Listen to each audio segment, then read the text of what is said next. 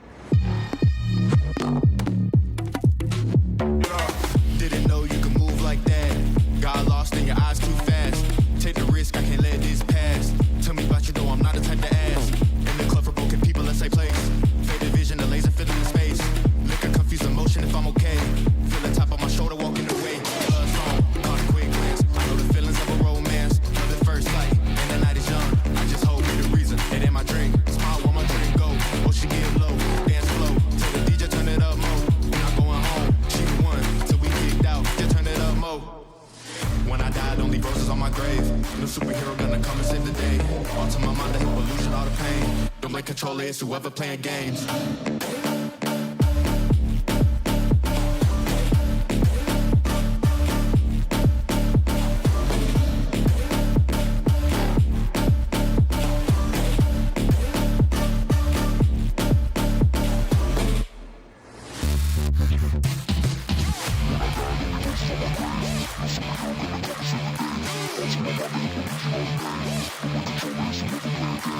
When I died, only verses on my grave.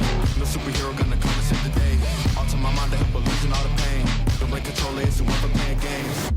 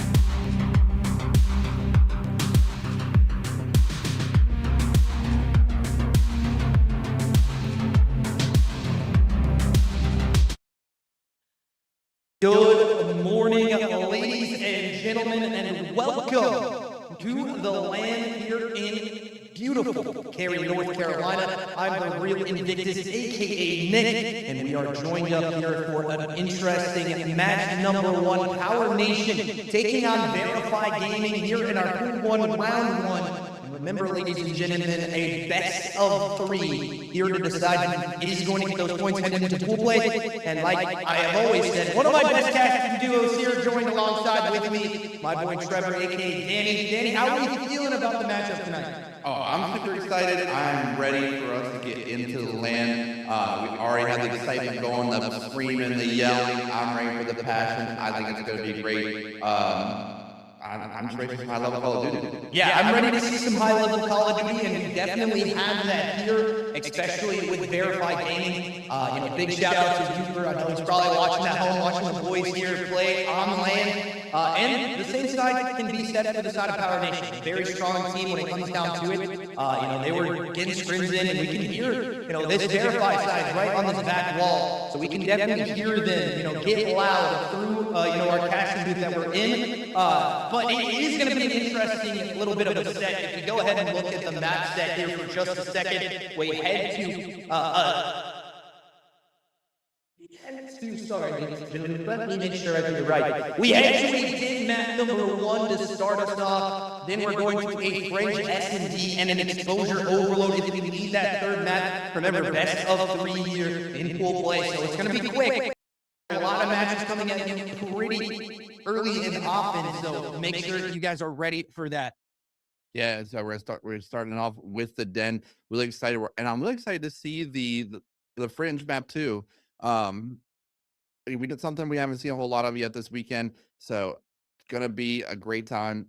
The best of 3. You got to make sure that you got your respawns on point so that you can get this done in 2 games. Yeah, definitely so. You got to have your mental ready too. If you do not, have that, extra map that you may drop a map. You did not have that extra map to kind of get in there and be ready for that next one. It does look like we are going to be getting into it here live and direct pretty quick. So make sure you guys are locked in.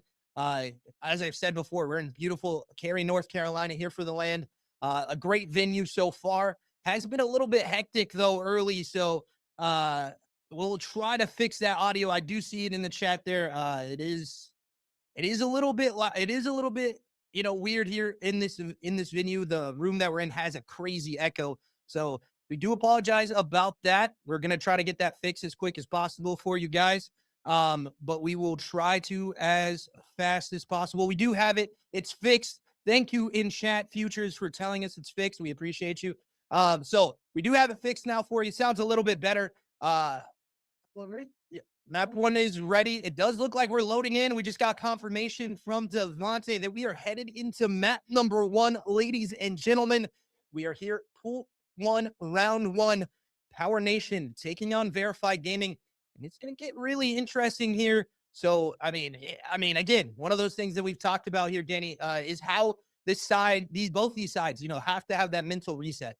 Yeah, and someone I'm really looking on for the Power Nation side is I'm looking at Powers. When I casted them, I believe it was Wednesday night. He was the one carrying the team on the shoulders. Looking at Joe's definitely got to make sure he's got to get in his groove here in LAN. It's a different ball game. Everyone's on an even playing field, even connection, even equipment. So definitely gonna be one of those things where you need Joe to step up and help Powers and Drone in the slaying department. Yeah, for sure. It is one of those things that we are going to get here directly. We head to a Den map number 1, ladies and gentlemen, and it gets interesting when we talk about this map. You have to look at like that P2, P3 rotation to be some of the money hills for both of these teams. This Verified side is no slouches at all when it comes to this map. This is their map pick, by the way, here for Den 1. For map number 1. We head on into it. We'll see what it looks like. It is going to be the side of Power Nation.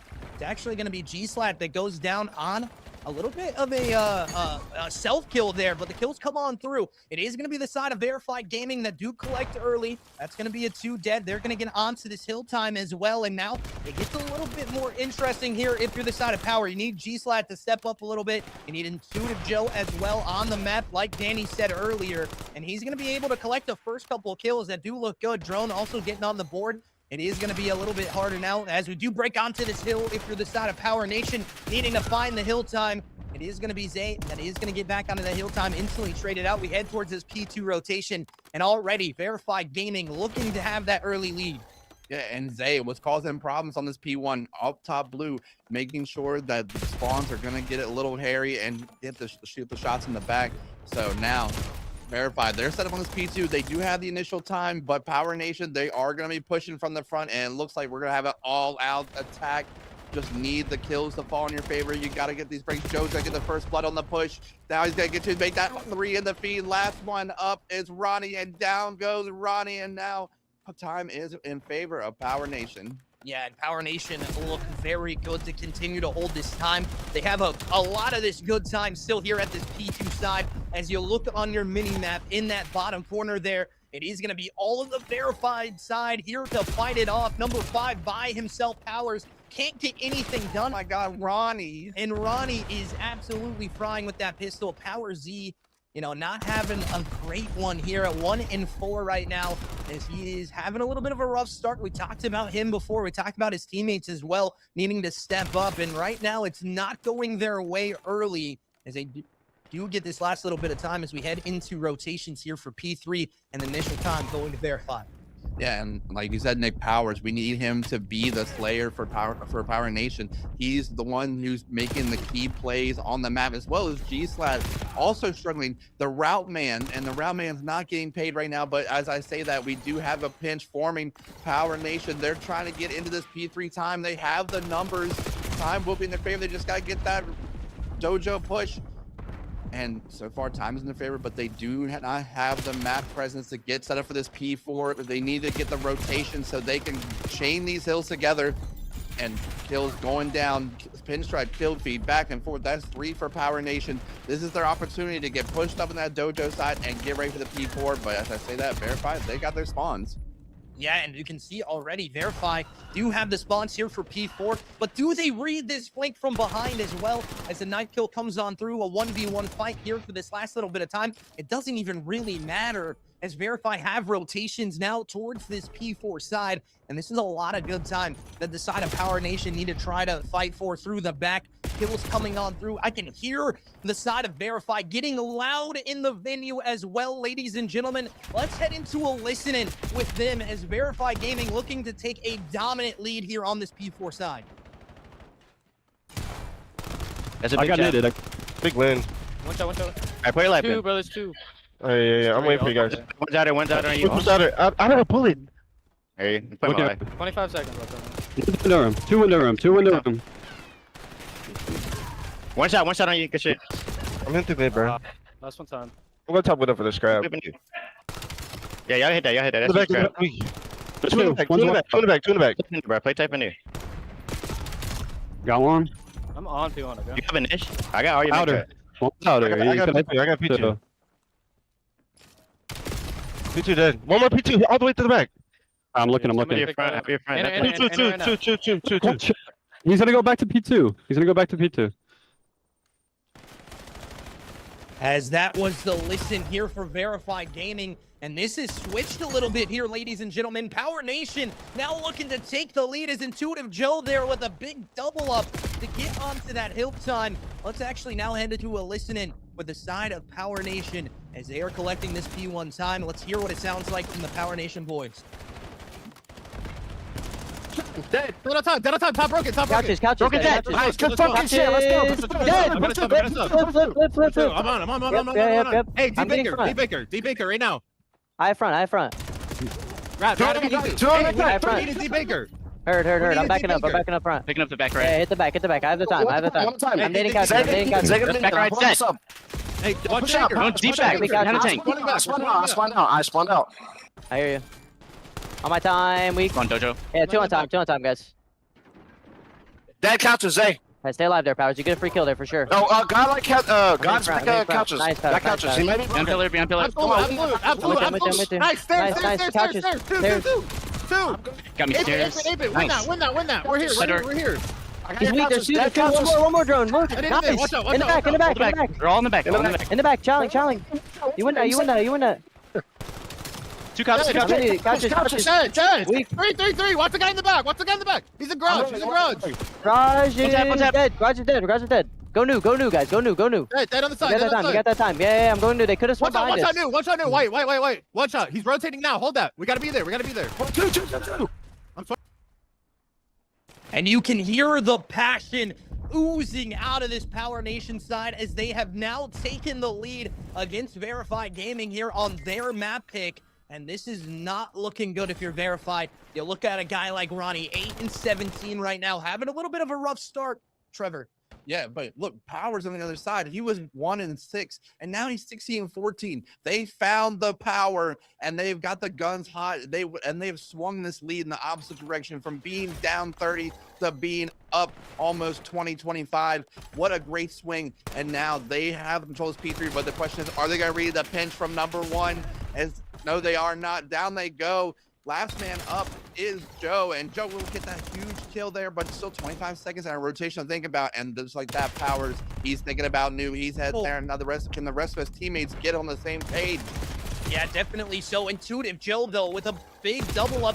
As I say that, though, they knock him down. Verify, get the 4 dead. They have the rotation here for new, and this lead is swinging back in favor for Verify, as it has been a pendulum. Both teams throwing punches like heavyweight boxers right now on LAN, and they are definitely getting their money's worth here, as it is an interesting fight for Drone. He does win it, but it does not matter as another 4 dead happens, and it is a pushback from the side of Verify on this P4 side. Yeah, look how far up they are on the side of the map. You got all the power. They're spawning P2 and Verify. They're pushed all the way up on roofs. You're not going to be able to get there and get any hill time. And now they got the backs. They had one random spawner in the back, but they read that split. And now that's going to allow Power to get close. But that lead is climbing ever so slowly. If you're Power Nation, you've got to make something happen. You've got to make it quick. And that might be the opening there. They definitely needed this opening here. Now down 30, as they need to find these kills early and often here just to make themselves get back into this hill time. Drone getting absolutely spit on there on the side door. And now this is not what you want to see here for the side of Power Nation. You've done all the hard work. You just need a little bit more as a side of Verified Gaming. Start getting the guns hot. God, it's easy. It's 23-18. Zay 29-19. You look at the other team members, it's really just those guys carrying the load here for the side of Verified Gaming. Yeah, but see, one thing I'll say about Verify is they acknowledge how important P1 is on the second and third rotations. That is a money hill if you get the setup. And they've always been beating Power Nation here on every roto. And now that is why they have the lead, because of that P1 time. But right now, Power Nation, they are there. Drone's going to get a huge kill on the Zay. This is about to be a straight-on head bash. You do have number 6, Joe, on the pinch. This is a huge pinch right here to set up for the P2 time. Oh, Drone with a double up onto the hilltop, gets the one up top, broken window. And now this looks exactly like how you want it to be here for the winning potential for the side of Power Nation. You just need to push it over the line as they get the last little bit of time here towards his P1 side. Intuitive Joe trying to take a battle out, but he cannot get it done. And now G-Slack gets one. Can he get any more? He cannot instantly trade it up, but the spawns, however, do favor the side of Power Nation, as it has been a little bit of an interesting one now. Verify have to hold this through the front. That's a 2 dead for Verify. And now it gets a little bit more easy to manage here. If you're this side, is Intuitive Joe with the pistol as well. Just looking to play the time. They reached that 200-point threshold if you're Verify. And now this is just a smooth sail to get to that 230 as well. But they still have people to deal with here from Power. Yeah, but you're right. They do have the spawns, but in a way that's not favored, because now Verified, they know they're spawning the back. They're just funneling them in all the choke points, because you have to go up every way to get to that hill time, and that's why they're able to collect basically a full 60 on that P2, and now they just have to get the P3 rotation. Power Nation does have numbers at P3, but they just get these last few kills, and they can put a stamp on this map number 1. Yeah, Verify looking to put a stamp on map number 1 here. This is where they close things out here. Put the nail in the coffin, and the cruise missile coming out as well, connecting onto 2 there. And now it's just going to be a walk into Hill. They get the free time, but G-Slack here to try to find one more, but he does get damage into the player. Nevertheless, the Hill time still not contested here. Trying to find this kill. He does so. Can't get the next man up, but his teammate does trade it out. Drone for 2 there, as Intuitive Joe gets that trade out again, and the time goes wide again, now favoring the side of Power Nation, looking to try to hold this hill time down, have a good rotation here to this P4 side, as Drone spots them up towards this Dojo side. This is exactly what you want to see from an AR as he gets the first one to go. The nade connects, however, and it's a pinstripe kill feed that favors neither side. It is going to be the side of Intuitive Joe that does get that last 2. It is a huge spawn out as well. As you can see in your bottom left-hand corner, the spawn out is not great for the side of Verified Gaming with only 2 seconds left. 246 is the scoreline to 200. And Drone with another double up towards this middle part of the map now leaves 1 player by himself for Verify. And Nick, this is huge right here. This is exactly what you need. That split spawn allowed you to be in the back, allowed you to get those cutoff kills. Unfortunate team, Nathan, but anyone's game still. They just have to get Hunter out of the bag, and that they do. Joe there with the cleanup. He gets down. 2 seconds to win for Verify, and that will be our map number 1. Crazy map number 1 here in round 1 of pool play. My lord, this was a back and forth, a slugfest here on LAN. You can already see the side of Power Nation is up for the challenge here against this Verified Gaming side. We head to their map pick next of Fringe. It's going to be an interesting one for sure. But, you know, nevertheless, you look at the scorecards here, 43 from Zay right now. And you look at the other side, pretty even across the board. Drone, really the big standout there, 4K damage, 49K damage for Zay as well. You know, a little bit of a huge one going out for them. It's just an interesting one that happens here, ladies and gentlemen. You know, we head to the Fringe. It's a little bit of a newer, you know, S&D map into the pool. So definitely, you know, this is the side of Power Nation's map pick. Maybe they feel comfortable on this. They want to make sure they have these kind of map picks that just, you know, throw a wrench into the plan of the other side. Yeah, and one thing I want to say about that map number 1, Zay, you know, he did huge, and so did oh my gosh, I've drawn a blank here. The 2 of the members went crazy, and they had the slaying differential, but they still were able to win. Just to show, goes to show they were playing great Call of Duty. They were on point with the rotations. They knew where people were going to be on the map, but Power Nation, valiant effort. I thought they had it there at the end, but I'm excited to see S&D after all that energy, that all the adrenaline's pumping. Now it's time to slow it down and play some good S&D. Yeah, the S&D will be an interesting one for sure here, ladies and gentlemen. I do not know if we're quickly loading into that one, but we head to a Fringe S&D, a newer map. We'll maybe see those boomsticks come out towards the grandma side, and we'll see what it looks like for them. You know, the sniper shot is definitely a hard thing to deal with, especially holding down that lane. You know, that lane towards the middle part of the map is a crucial one to hold down, you know, either if you're on the grandma side or barn side. So you definitely want to see the snipers come on through here and, you know, be able to control the pace of play here. Yeah, exactly. And at this level of play, the sniper can be the separating factor between which teams are great in S&D and which teams are just okay. And, you know, knowing when to put it away is also one of the higher level tactics. If you know, change the pace of play. If they know you're sniping, put it away. Put some pace on the map. Yeah, exactly. And that's going to keep everything off kilter and keep your team, the other team, guessing on the back foot. Yeah, definitely, you know, throwing wrenches into the playbook, especially here in the LAN venue, is definitely what you want to see here. You want to see these different looks that we may have seen here from this Power Nation or Verified Gaming side before, maybe have a little bit of an inkling of success. But also, you want to see these new plays that they've been working on in the lab at home. You know, we're out of mom's basement right now. We are in a LAN venue, so it's a different kind of a thing going on here. Yeah, and, you know, like you said, You're not at home anymore. You're not at the comforts of your bedroom. You're at LAN. You got people in your face screaming at you. Yeah. Can you be composed? Can you take a breath? And can you make sure that you are going to be on point for the next round? This is where the mental warriors come out on top. Yeah, definitely so. As we head into the first round here, ladies and gentlemen, it is going to be the side of Verified Gaming on offense. They're one map up right now. If they take this one, that will be the series done and dusted as well. So we just need to make sure that this side of Power Nation can play pretty well in the S&D. Again, this is their map pick. You can see it maybe go back and forth here. And so far, so good. Slow play coming out of the side of Verify right now. Still in the 4v4, not wanting to give any info over. And you can see God is easy. It's in a crazy position right now, just having this trade completely locked down. Yeah, and we're at a full stalemate. We're trying to play for picks both sides, but now we're gonna start to see easy kick into action. First blood goes to Powers, quickly trade out by Ronnie, and then Jerome gets that trade for Powers as well. 3v1. Last man up is Zay, and bomb is down, and he's all the way back at Granny's. He's stopping for some milk and cookies. Now, is he gonna get this bomb plant? Is he gonna clutch up 1v3? No, he cannot. First round goes to Power Nation. Definitely a good bounce back there for the side of Power Nation.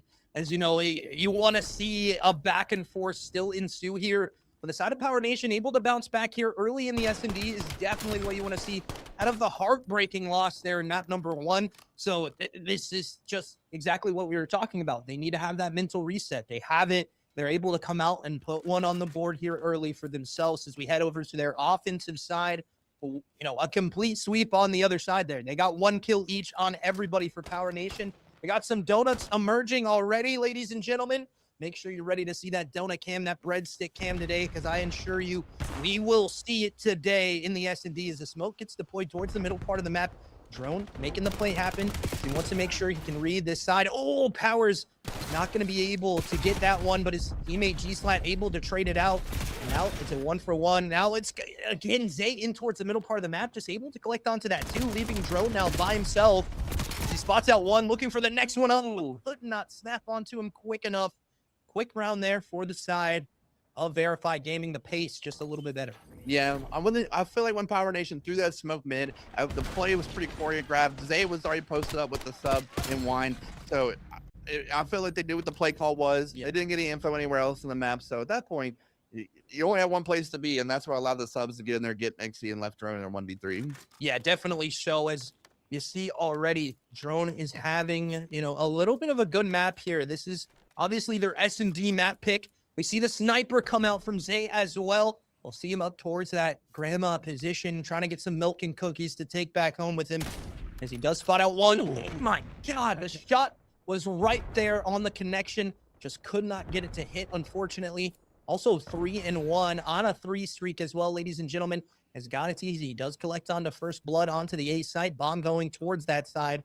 As they just playing it perfectly. Not reading this deep route, though, from number 5. It's going to be a little bit harder to find. Yeah, and Powers, is he going to check? Is he going to throw his shoulder? Oh, Zay, though. He's got the sixth sense. The spidey senses are tingling. You have the pinch sub of your Power Nation, but somebody's got to make something happen. You got to get the opener. This is the kind of plays you want to make when you're down a man, but they have full site control. And just like that, now it's a 2v4. If your Powers, you got to get in there. And yes, that he does. Joe gets 1v2, all up the Powers. Can he get this clutch? He's just in the back. He's got the sniper in hand now. He's trying to see if he can catch a scam, but we're at LAN now. The scamming, this is where the boys become men.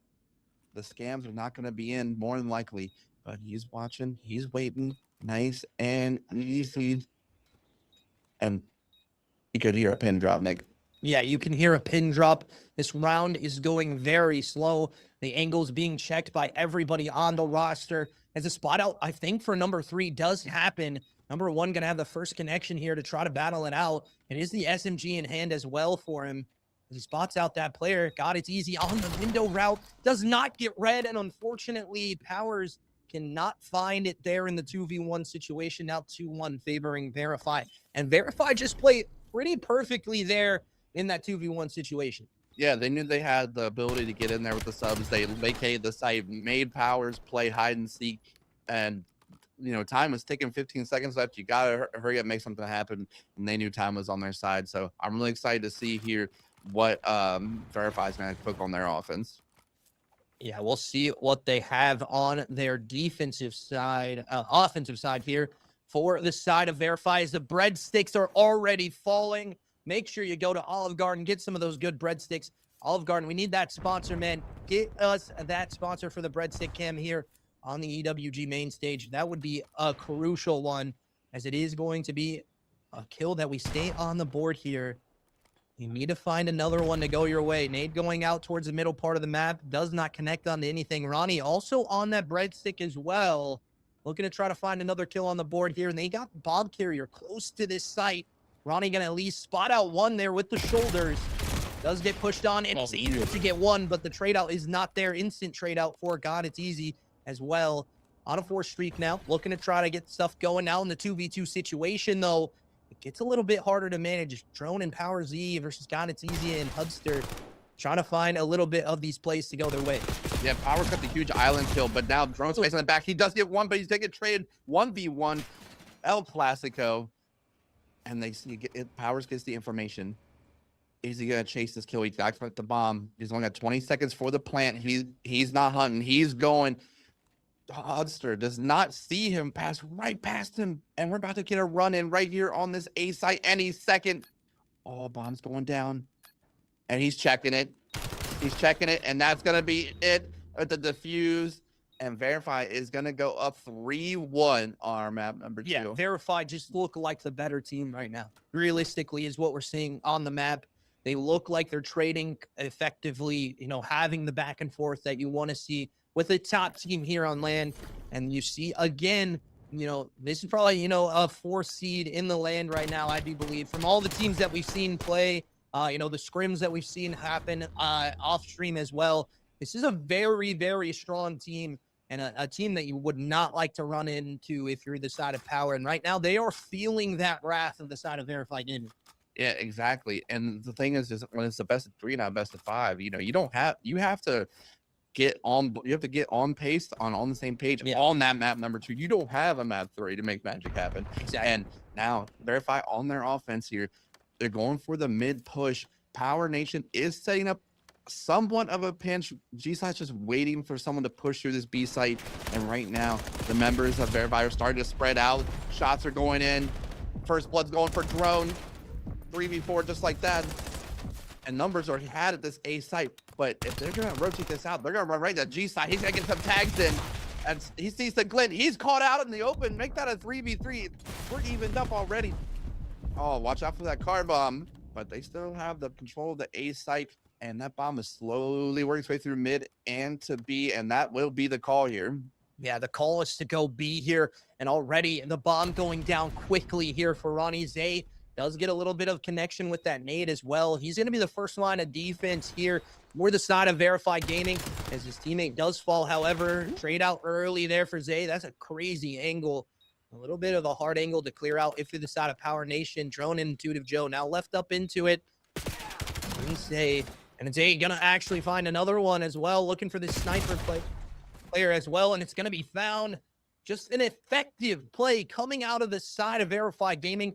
Good call to rotate that site back towards the B bomb and just get the plant for free. And then Hudster able to get this last one. Now 4-2. This man was 1-2 at one point, able to collect 3 kills in the last couple rounds. He is a very, very good, comeback for him. Yeah, and even though Verify was spread out, I love the way they played it, where they had the power positions on all the lanes. All the lanes were covered. And though Power Nation had numbers pushing out the bottom side of the mini-map, you had Verify sitting, waiting on that head glitch that started cleaning them up. And now Power Nation, you're down 4-1 in the map number 2. This is do or die for the round 1 series and your full play. You're going to spot out the sniper top barn, but you're all out in the open. The entire team is in the open. All it's going to take is one. Oh, he hits the toe. Oh, you got to get that looked at. And that's nothing worse than getting a hit marker as a sniper. But they're going to be in this site. Shots going in. Zay getting tagged up, backing him down. But, he number 7, Drone, he is pinned over there. And finally, Drone gets the kill all of Zay. Gets the sniper out of the play. and they have full control of the A site, and now Verify's gonna try to find a way to break in here any second. Yeah, and you can already see the bomb going in here for the side of Power Nation in the 3v4 situation. They get the sniper taken care of as well. And now this is going to be a little bit harder to manage if you're the side of Verify Gaming. But we've seen crazier things happen for the side of Verify in this one already. Looking to try to go up 5-1 as it looks like an instant hop onto the bomb as well. And no one here to trade this out. Oh, they got to get the kill. And oh my God, a team kill does not make it happen. It is the side of Power Nation that are able to collect finally. I really thought that. Yeah, I mean, that's what you needed if you're Power Nation. You needed that momentum shift in your favor. The fact that they got the sniper out of the play early, they got control of the site, and they just hunkered down, played their corners. That's what you need to get back to basics. If you're struggling in the kills department, if you're struggling in the play calls, make it simple. This game is about bang outs and playing together. Yeah, of course. Yeah, so I'm really excited to see Power Nation hopefully mount a comeback. But, you know, Verify is that we don't need this bomb. We're going for the kills. The A's going to be top grannies. Cannot get an angle on anyone on the cross. Now they're realizing, hey, we might need this bomb. You do have Ronnie. He's pushed all the way up. He's by his lonesome, trying to play his life and get the information. And that might be the call to wrap this towards A, and that's what it looks to be. Are they going to catch Powers on his lonesome in 10? Yeah, definitely, an interesting here. Powers pushed up towards his 10 position. He's in a one-and-done spot right now. Does not spot out the front play. He is just, going off of information right now. The smoke is out. Zay does fall into the kill feed, but it looks like Powers might as well as he does. Now in a 3v3 situation, it is getting a little bit more interesting. Kills come on through, and now an interesting one again. The trade-outs still being collected here. Intuitive Joe versus Drone. HUD Services got it's easy as the bomb does go down here with 20 left to play. And now the pressure onto the side of Power Nation, needing to find these kills, needing to get this defuse. You do not want to go 3 rounds down in this one. You'd like to stay on that, uptick of pressure as well, as Drone and Co have to clear out everything to try to get onto the site. It is a spot out, a little bit of a shoulder given up there as Butster does get killed first there. Now it's easy, looking to rotate towards this middle part of the map. Does not spot up the player. This is going to be a ninja defuse if he's not careful. Gonna get this last little check, and it is going to come in on the defuse. It will not be the kill there. It is the side of Power that's able to collect onto another round here. Now 4-3 in the S&D. Though that was huge. I mean, they had the right idea, checking the windows, but he decided he was just going to go all the way around. I thought he had the spot on there, but now this is the kind of stuff you need to build. Like, the momentum's going to start building like a wave. Power Nation, you got to win this offense. You got to tie this up. Take the series back in your favor, and looks like we're going to hit the all-out aggression through barn, through the train tracks. We are going, we're pushing, and they can, and he's going to get the first kill. Easy gets one as well. Slat does trade that out, so it's a 3v2 in favor of Verify. They have the numbers, but just like that, we're already in 1v2. Drone all on his lonesome, getting some tags in. Bomb is down. Oh, my God. That could be huge. That could be the momentum swing of this round. And now 1v1. Yeah, the situation slows on down here. Drone, knowing where this player was last spotted out, does pick up the bomb. Now the chow comes out, and that's just an SMG versus AR battle there. That doesn't favor you up close. Now 5-3. The curse is on the cards here, Danny. I think it could be an interesting one for sure, but you just got to find these kills if you're the side of Power. Really struggled with getting first blood openings, it's a hard one to go on, but it is a 5-3 curse on the cards right now for the side of Power Nation. Verify had the hard read. They did the hard counter on that. They threw the nade because they had numbers. They were pushing the train tracks heavy, but unfortunately, just wasn't enough. They got that first nade, and they decided, screw it, we're doing it down a man. he knifed his teammate. Now I just want to see they hit that snipe. If they win this here off of that, that's aura. That is aura right there for sure. They got mad aura if Zay's able to collect onto this round. He does drop a player. I don't think he actually meant to do that. He didn't know that his teammate was that close. God, it's easy. He's probably looking over him on in the venue like, what did you just do to me? As this round has started off slow and the pressure, already down a man, you got to deal with it for the side of Power Nation. You need to find another one here to put them in a 2-man advantage. But it's just slow pressure from the defensive side as Power does go down. That's a 3v3 situation now that swings in the pendulum for Verified Gaming as they do look to try to go to this A site. And Ronnie already pressured up on through. He knows his player's here. He just doesn't know what's on the other side of this door as a bomb is going to go down. The pressure coming on through towards the other side. It is going to be a little bit of an interesting play. Number 6 drone on this one. Number 7 drone, on this one. You see number 6, Intuitive Joe on the deep rat. G-Splat does get taken care of. Now towards the back, but the kills come on through. All dead here for the side of Power Nation as they collect onto the round. Intuitive Joe gonna get that defuse. And it is a huge one from drone right now. 10-5, ladies and gentlemen, leading the lobby in kills in S&D right now. Yeah, and we had once some of those kills started going down, I thought they were going to try to kick full control at site, catch drone on an island. But once they started getting the kills started falling, we had the 2v2. You had the 2 1v1s on both sides. Those ones were crucial, and Power Nation made it happen. So now Power Nation is going to be on the offense here, trying to force the round 11 and stay alive in the series. I want to see, even though it didn't work out last time, I want to see them play together as a unit. Catch these island players from Verified, punish them for playing spread, but they still up with the sniper. First blood, just like that, 4v3. And looks like they're going to make the call to go to A, more than likely. Then are they going to do it quick? Are they going to catch Ronnie lacking? Or I think we're going to head for a stalemate here and play for yet another pick. Yeah, if you're Power Nation, you do not feel comfortable in this 3v4 situation. And now it makes it harder, though. If you're the side of Verified Gaming, you have pressure towards this B site. Only player is left up on that other side is going to be, I do believe, Ronnie by himself, needing to find at least one potentially as he starts to rotate from that east side towards the back. And Zay able to connect onto the shot in top barn. And now it gets a little bit more interesting here in the 3v3. Zay does get taken care of. And now the bomb site 3 here in the 3v2 situation. Ronnie and Hudster going to be by themselves. Ronnie getting some damage in towards G-Slat. G-Slat going to get that plant down. We could be headed to a round 11, ladies and gentlemen, but G-Slat gets taken care of. And now Ronnie in the 1v1 and looking to win the series for his team. Can he do it, though, against Intuitive Joe? The time does not matter. That's going to be it, ladies and gentlemen. It is going to be the side of Verified Gaming. Oh, my God. You can't do that. My God. We head to a round 11, ladies and gentlemen. Intuitive Joe with the shots to connect.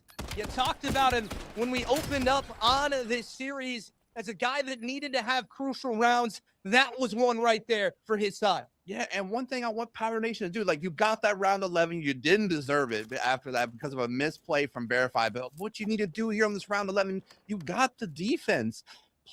Bully things out. If you have numbers, bully it out. And Drone hitting that emote, he's letting them know, I'm the man, I'm flexing. But now we got an all-out slam towards this A bomb site. This is do or die on the map number 2. And Power Nation is spread. They're going to overwhelm Powers and Drone here any second once they run to this site. But with all the nades coming through, the information is going to be in. They're going to start crowding. We're going to see our first blood here soon with a 4v4 retake. Yeah, I do believe so, as nobody really wanted to give over that first blood here in round 11. It's going to be a little bit harder to manage now if you're the side of Power Nation. You need to get onto this site quickly, get over the bomb, make sure you can get this defuse to go down. As a stretch defuse has came on through, the stun check coming on in, and both players die, now leaving in a 4v1 for G-Slat. It does not matter. Verify.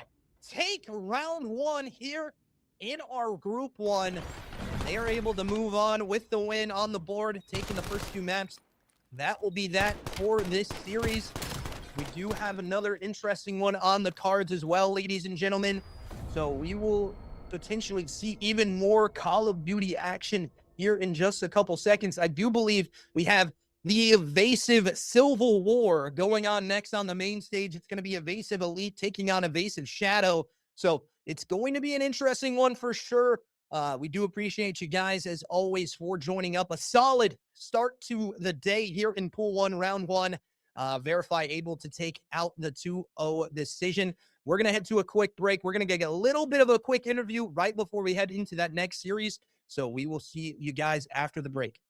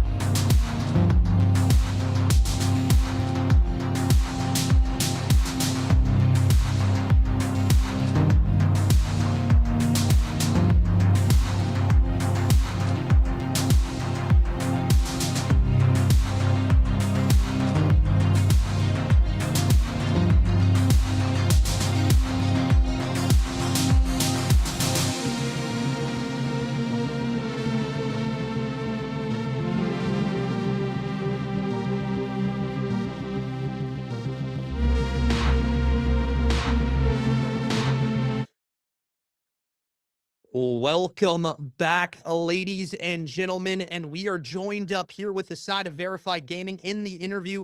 We have Zay with us, and man, that map one, an interesting one here, a bang out nevertheless. You got to talk to me about that map one. How do you feel taking that one against this? Map one, first match of the day, first LAN match for two of my teammates. So, a couple of things, in the comms we weren't listening to. But, we close it at the end. We got some hills, some important kills where we need to, and, we close it out. Yeah, definitely so. Then we head to their map pick on Fringe, and, you guys start chaining these rounds together. You get it to go your way, and then it goes to that round 11, which gets a little bit hairy at the end, but you're able to clutch it out in that situation. And talk to me what it means for you to be on land here with these guys. To be on land with these guys is fun. They're S&D stars. So, we're having a little bit of fun figuring out how we want to play S&D. Yeah. You see me with the snipes, sometimes not with the snipes, figure how we want to play it. So, yeah, definitely a good time with these guys. Definitely so. We have another match coming up. So we're going to do a quick little send off here, but just tell me, what you want to see from the rest of the day here for your guys. Rest of the day from the guys, improving a hard point for one, get the comms under control, make sure certain plays we're making to get that under wraps, and just have more fun at S&D. Yeah, definitely. So thank you for joining up into the interview. We appreciate you as always, man. And we'll see more of Zay here today from Pool 1. And we will see you guys in just a second with our second round matchup. It's going to be Evasive Elite taking on Evasive Shadow. The Evasive Civil War is on the cards. We'll be back after the break.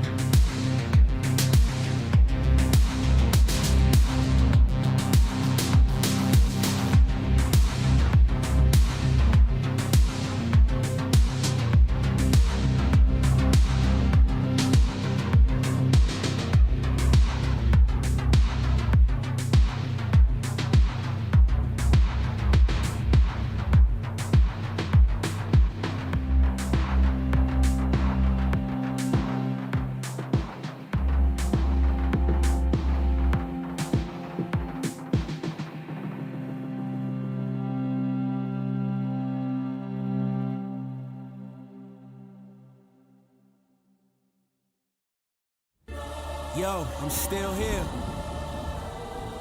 This ain't over yet. You know what I'm saying?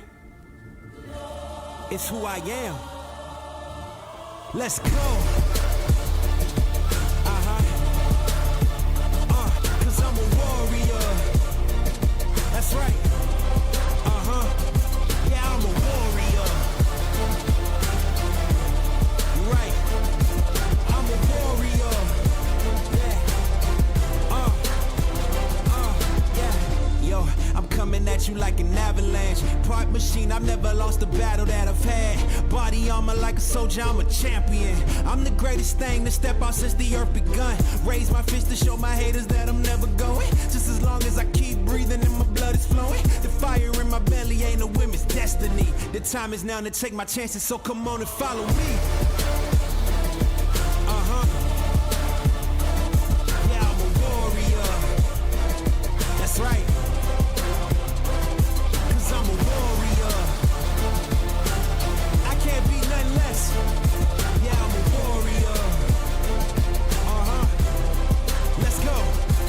Look, keep me steady on my feet cause I will never drop.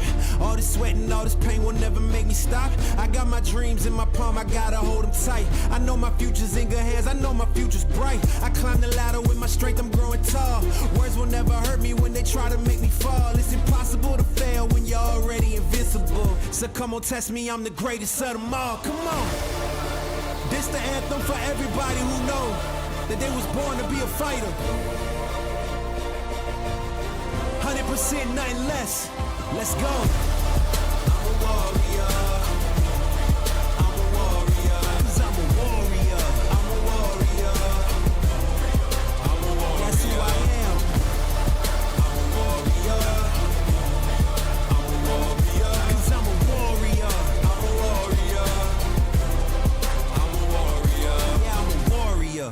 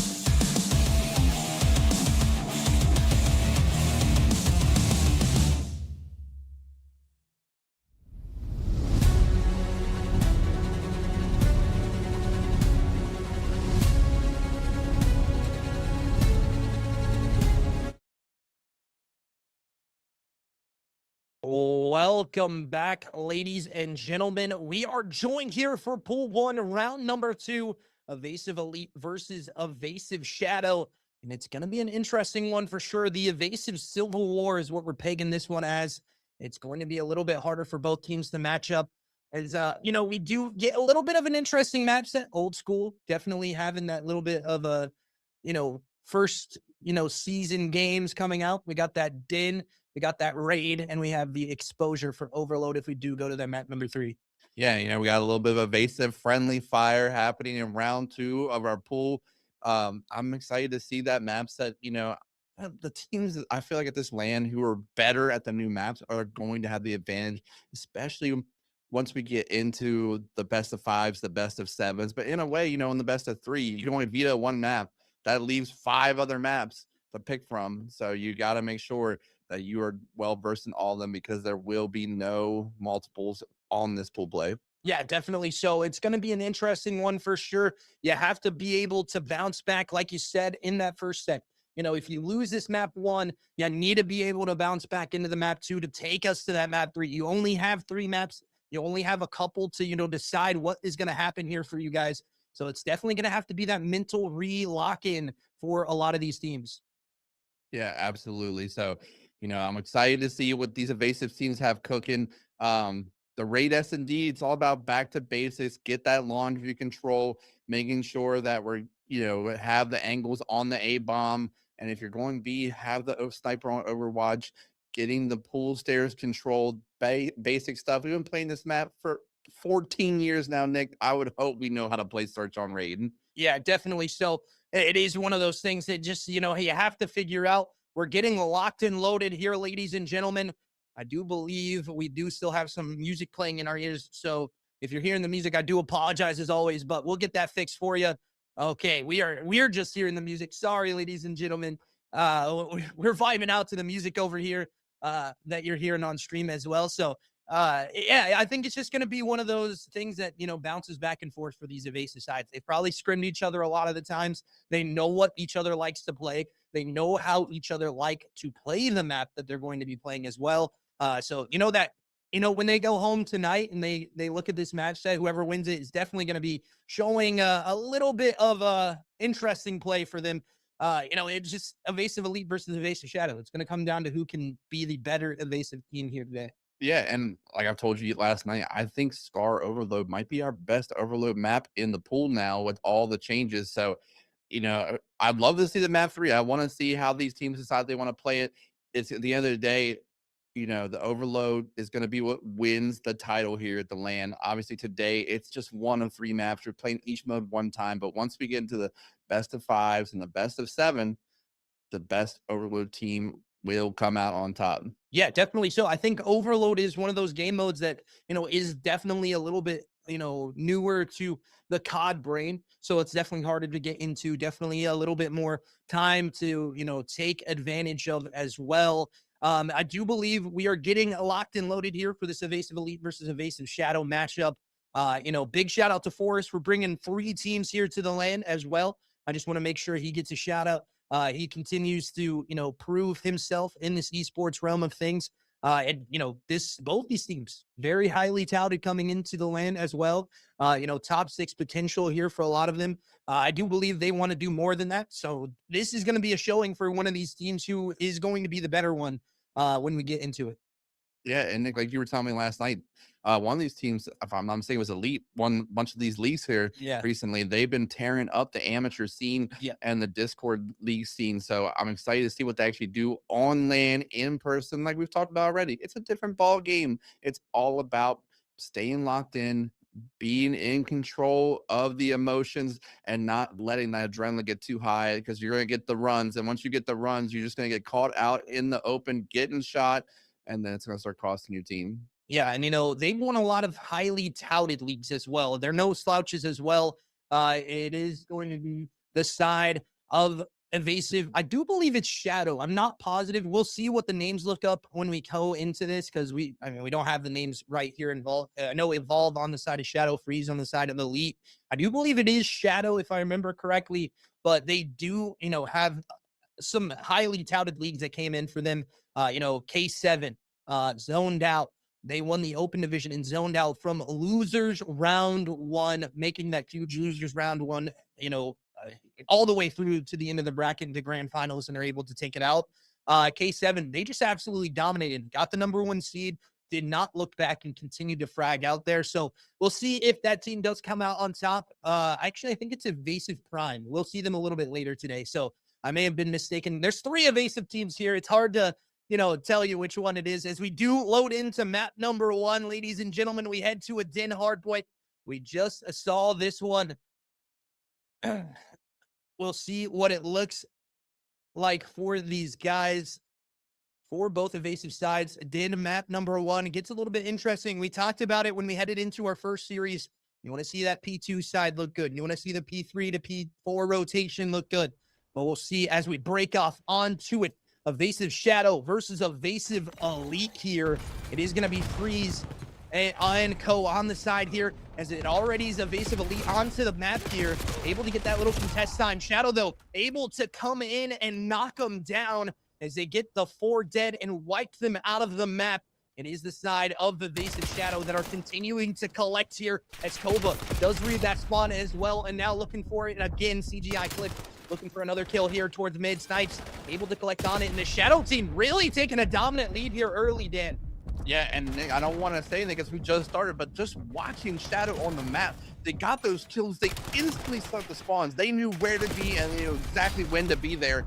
And right now, they are running Elite on this P1, but it looks like Elite will collect the last 10 seconds, but you do have a couple fights in view happening. Trying to get the broken control is Naps.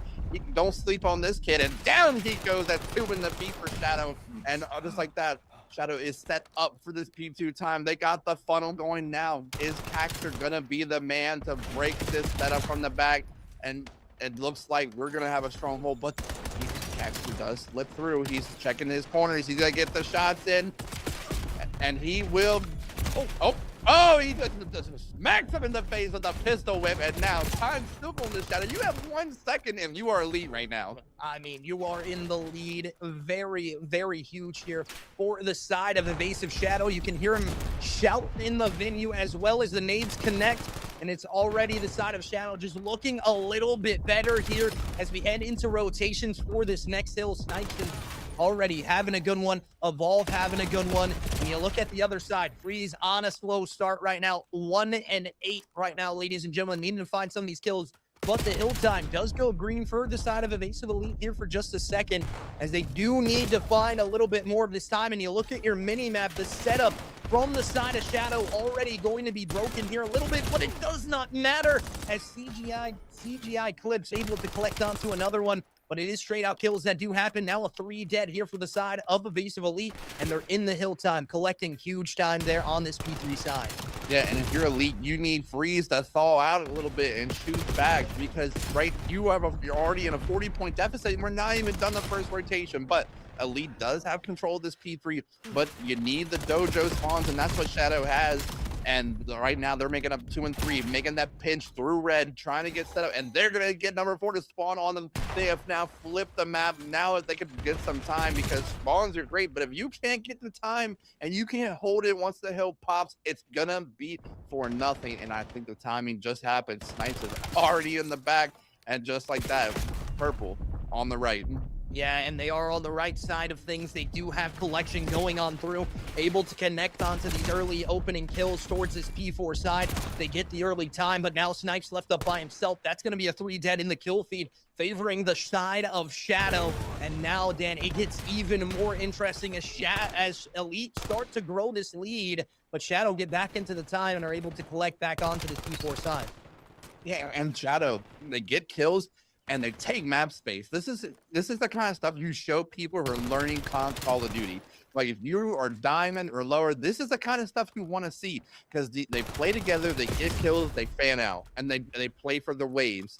And that is why we already have a 60-point lead heading into the next rotation. Now it's going to be, with the last 15 seconds, who's setting up P1, who's going to be ready for this. And it looks like Shadow, they're set up in the power spots already. Can Naps make huge kills here, or Freeze? Is he going to warm up a little bit? And there's 2 in the feed right there, and another 2 for Elite. and now it's anyone's P1. Yeah, it is a mix-up onto P1. The side of Shadow do not have the better side of things here, and a team kill comes on through for Evolve onto CGI Clips. This is going to be a hard opener here. Caxter, the only one really super positive for his side as you look at the scoreboard there. 16 and 11 right now from him on a 2 streak, looking to find more kills into this kill feed, but it is a back and forth that still ensues. The shot's going to not connect. A team kill on the missile as well, as it is going to get a double up as well. Evolve just really does not like CGI Clips right now. Yeah, and Nick, just to add a little context to this matchup, you know, just a little insight for the viewers. I was watching Elite scrim a Group B EWGL team, and they lost an HP against them. So that, you know, thinking about that now and watching this map unfold, I can't say I'm really surprised that Elite is struggling so hard against Shadow. Yeah, and Shadow just looked like the better team right now. In this Elite, you know, Civil War, as we talked about it, it is just the side of Shadow that looks like the better team as the kills come on through, able to connect, but it is a 3 dead now here for the side of Elite, looking to try to find a little bit more of this time. Caxter towards the middle part of the map, looking to further these cutoff kills, able to collect onto a big 2-piece with the SMG in hand. Can't get the third to go, but it is going to be the SMGs of Shadow that now pressure on up towards the broken side. Let's actually head into a listen-in with the side of Evasive Shadow as they need to try to find these kills on the P2 side. Arc that, he pushed out. What an idiot. Middle. Push on mid, push on mid. Cac, absolute P1 right now. P1 right now. I'm playing for him. Nap one time. Alright, we gotta get this up. We gotta go new. They already mid cut on me, guys. 2 mid cut. 2 jumping on mid cut right now. Good job. Win that. Cax spawn server. You're about to see him below vine. I'm gonna kill Cut, Cax. dead. Good. Cax, Wait, take it. Cax, Another one. Outer. Dead. Let me know Nice. Cax last guy. Low vine. I'm a bullet. I cannot shout. Nice. Hold. Push that out. Do not push it out. One in 10. One in dojo. I'm holding I it. got shot. I'm wrapping ladder right now. Yeah, I heard you. Outer, dead. Ox ladder, dead. Nice. All dojo. Freeze low. Good Nice. shit. I'm still gonna spawn I'm here. lost. I spawn cut. Caxter 10. I'm lost. And 10. Good kill. Nice. Hey, stay safe. Hide. That's my mid. That's my P1. Outer. Mid. Outer Mid absolute. Nice. As that was the listen-in here for the side of Evasive Shadow. Let's hop in directly to the other side for the side of Evasive Elite and see what their comms are sounding like. That's fine. Nice. Good shit, Joey. I'm playing now. That's how you do it. They're gonna push through it. Cova's weak lockers. Cova's weak lockers. Cova's weak lockers. Two on me. I have front. I got one. Another one on me. Snipe. One shot on me. We Snipe. spawned out. Snipes is one shot at old. Snipes is going mid. Snipes is going mid cut. One in the back. Siggy. Siggy on hill. I spawned dojo. Play it to the back. He went mid. That guy went mid from old. Nothing dojo. Let's hit this. He's on the head. Tree. One in the back. Two at the pitch. Two pitch in the back. They're on the dragon. They're playing it slow. Last two in the back. Nice. I spawned really far. One's rooftop. Nice. Good Bro, shit. they're spawning in the back on you. Right room. It's okay. Two hill. I'm nading them. Farm room. As we headed into those listen-ins, ladies and gentlemen, it was this side of Evasive Shadow that had a monumental lead. But now the side of Evasive Elite, as they go 4 dead, had brought it back a little bit, but they still are getting outslain by a lot here, Dan, and it is not going their way. Yeah, and Caxter, he's going huge for the squad. He's trying to put them on the back. He's got almost a minute hill time. He's slaying now. He's got the most kills in the lobby right now. And they are set up for P1 time. But the question is, can they hold the setup? And Clips will get the opener on that dojo side. Now there's a pinch forming all alone. He's getting isolated out. 7, last man up, had 5 from help, and there they have the control P1. Now they just gotta start collecting the time, and they are flooding the Elite through this red side as we speak. Yeah, definitely a crucial one. The Elite side having a little bit of a hard time here in the respawn game mode. It is going to be a 2-for-3 trade. I'll make it all 4 dead here for the side of Evasive Elite as they get back into the hill time. Bouncing that nade off your teammate's head is definitely not prime there. As Caxter gets pushed on, does get traded out. Pinstripe kill feed still favoring the side of Evasive Elite. Cruise missile going to come on out. It's going to connect. And now it is going to be the side of Evasive Shadow that have a little bit of this prowess, this spawn knowledge towards this P2 side. Yeah, oh, that God timing is so unfortunate. But Ox is finally going to sniff out Clips, get that kill, help set up a lead for this P2. This is a huge hill. You need this.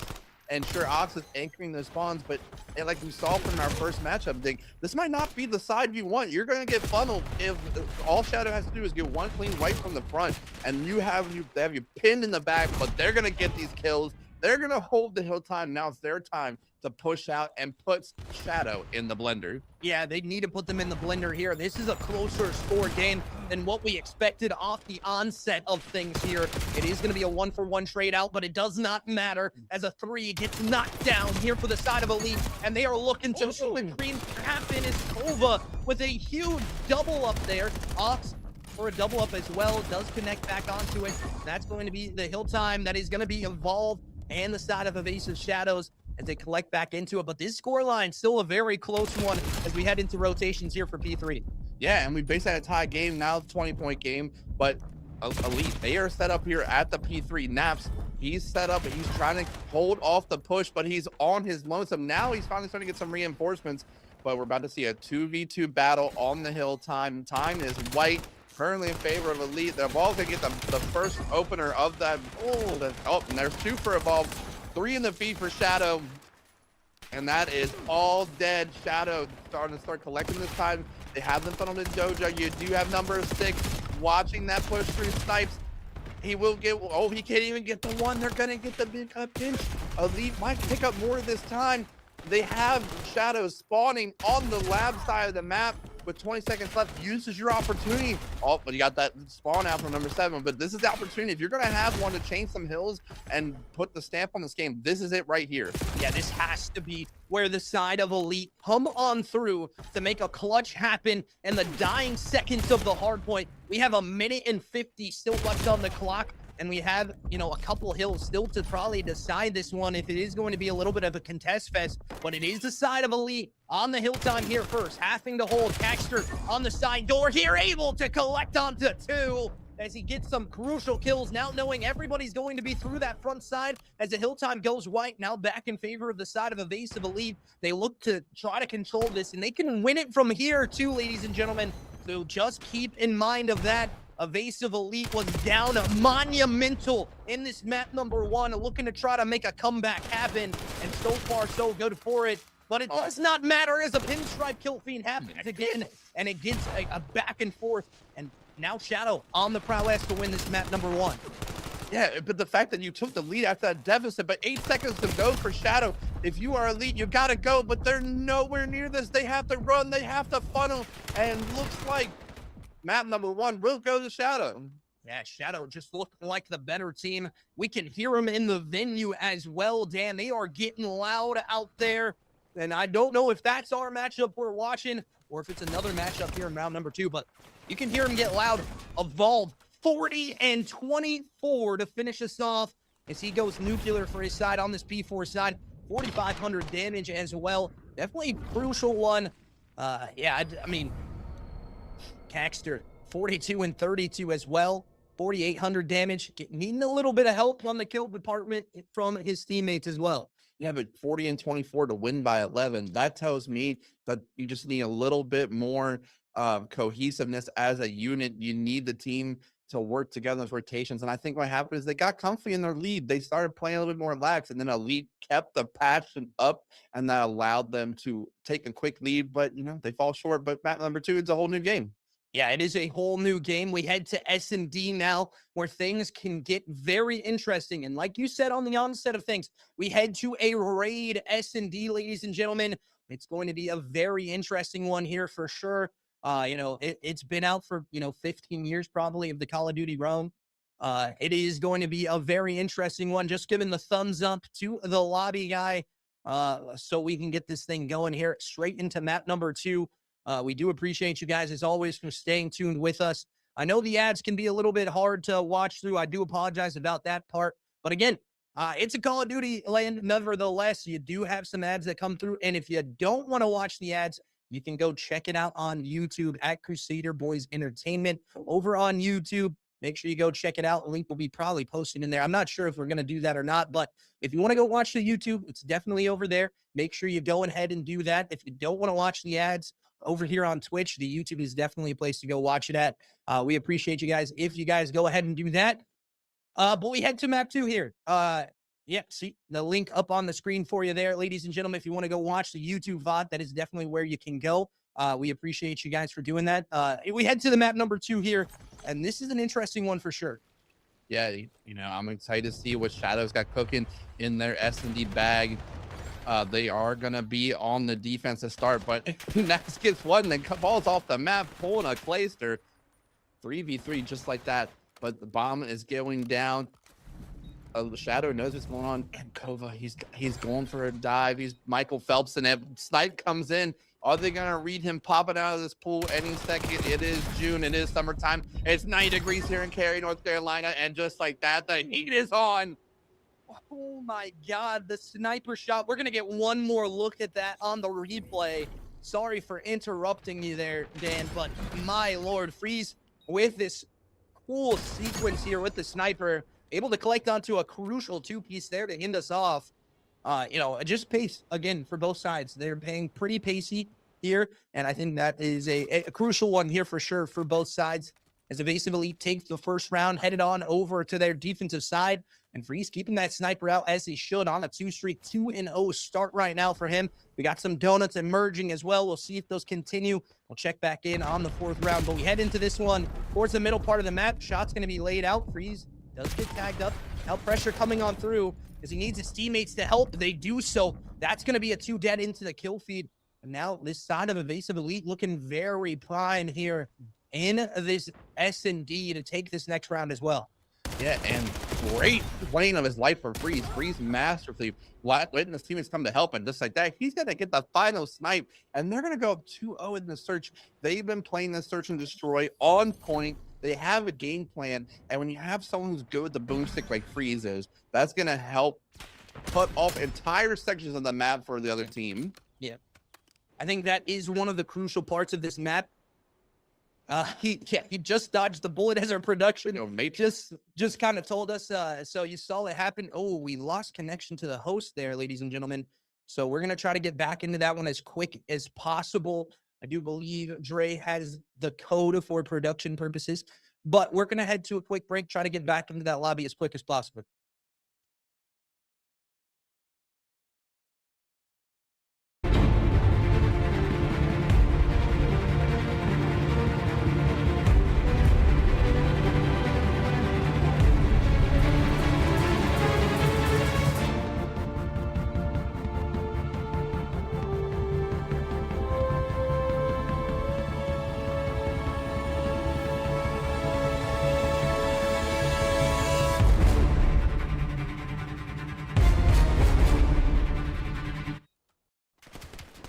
Welcome back, ladies and gentlemen, as we get that quick load in back on the screen for you. It is look like the side of the Evasive Elite just looking a little bit better here in the S&D.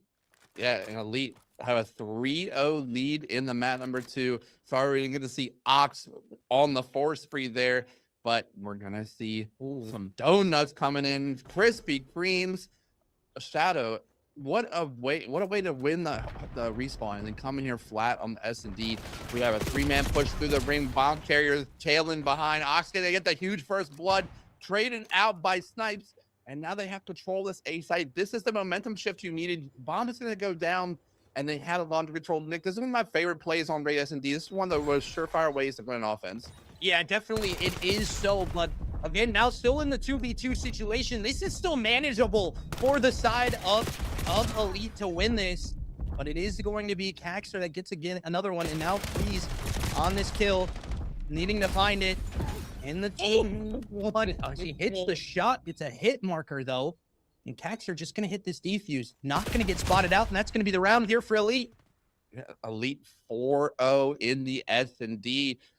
What a turnaround from the map 1. This is the kind of fortitude you need if you lose that respawn. But there's lots of things to be positive about. They had the comeback, and now they're 4-0 in the search, and I think we're going to see an overload finally. Yeah, we are potentially on the cards here for the overload bar. Some absolute heroics. Yeah, Shaw evolve in map number 1, but now that man's on a donut. Krispy Kreme sponsor that man because he is not having a great start here in the S&D. as the car bomb does connect. And now we look towards this next site to find something happening, as it is going to be an A bang out, 1-for-1 trade out already connected onto. Bomb in no man's land as well here for the side of Evasive Elite. A little bit harder to get it, and Freeze connects with another sniper shot as he opens up on a crucial one. It is going to be Freeze that gets another kill and then does get traded out. And it's going to be the chase down now for Evolve, but it does not matter. 5-0 here, ladies and gentlemen, favoring the side of Evasive Elite. And the fact that Evolve, he got shot at, he got spotted, and he was still able to run up top art and shoot him in the back.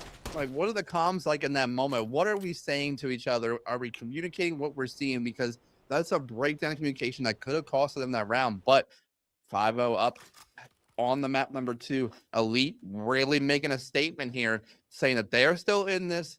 They can compete with everyone else in the Oregon. Now, Clips on his own donut cam. You know, we need this to go 2 more rounds so we can see James Bond. But let's see, Clips, are you going to make it happen here? Aggression through mid. Oxley get the first blood. Already down a man just like that. He does. Clips finally does get a trade, but he's so twisted. He's got to shoot his teammate. They are surrounded in kitchen. They need to start icing these kills. But it looks like we're going to get number 3 down, make that a 3v2 Shadow. Finally with some man advantage and B-side control. Yeah, but sometimes it just does not matter when you have a guy like Freeze hitting shots like that. Now in a 2v1 situation, it divulges fully here. Make it the round win and a 6-0 here in the S&D. And Freeze is letting his org know here on the other side. He's letting that Evasive Shadow team know, shooting the bodies a little bit extra there as they take our map number 2, and we are tied at 1s, headed into the decider on Overload. Yeah, I gotta say, like, a 6-0 on the map 2 after you lose the respawn is almost a bigger statement than the map number 1. Yeah. Sure, like, they were flying and they were frying, but when you 6-0 a team in Search, that shows a prep diff. Like, that means you just knew the map better, you knew your opponent's tendencies better. Yeah. And I'm telling you, I kind of think Elite might take this series now. Yeah, well, you know, when it comes down to the Overload game mode, we talk about team play a lot when it does go into that. And you just saw the team play be a little bit better from the side of Elite on the S&D. And, you know, they had to have the mental fortitude to bring that comeback even into fruition for themselves. So again, that team-based Call of Duty that we talked so highly about in this game of BO7 is just one of the things that this game mode really plays heavy into, and teams are going to have to figure out a way to find it. Yeah, you know, in the HPs, you can play for the shit-ons. You can have the sprints. You can run teams down. But when you're playing S&D and Overload, it's a team game. It's teamwork required. And Elite had the superior teamwork on that map number 2.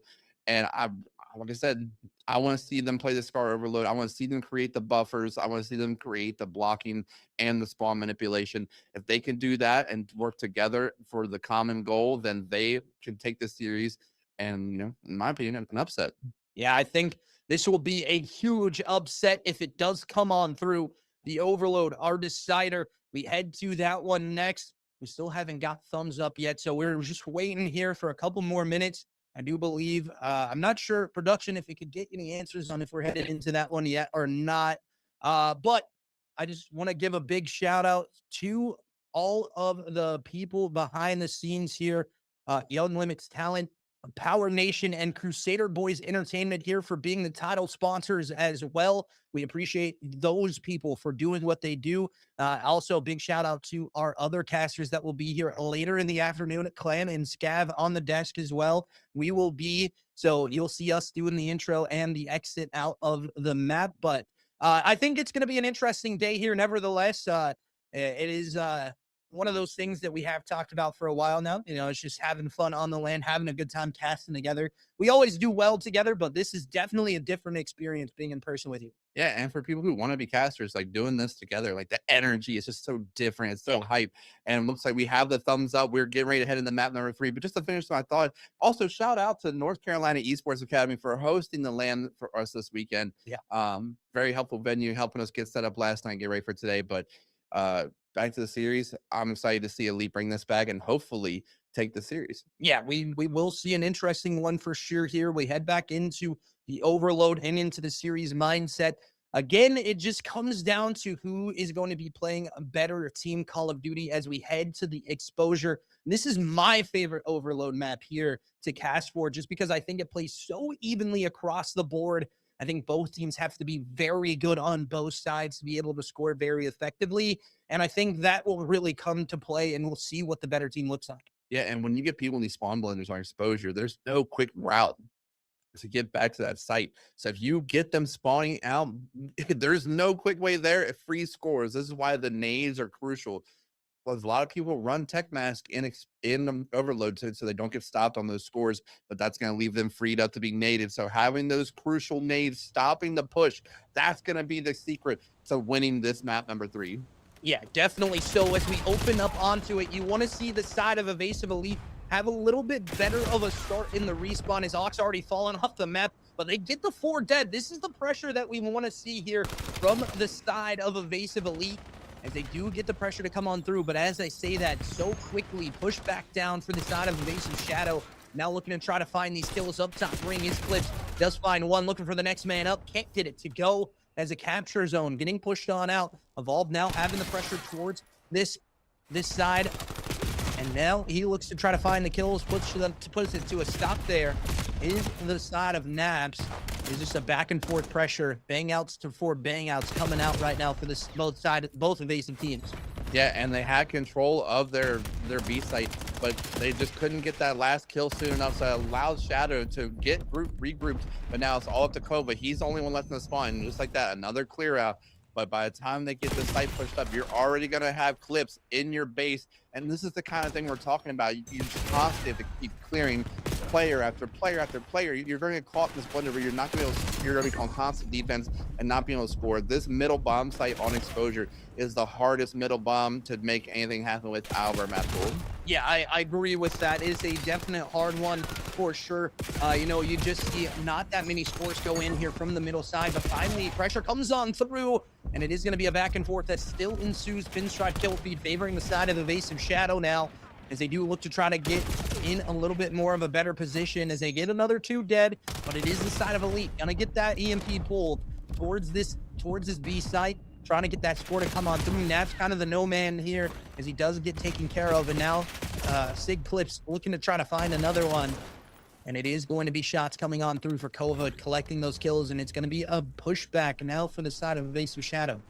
Yeah, and you know, Elite, they had the pressure on that side, but now they have to hurry up, get set up on defense. But they're running at the site. The score is going to go in, and just like that, Shadow is going to take a quick 1-0 lead here.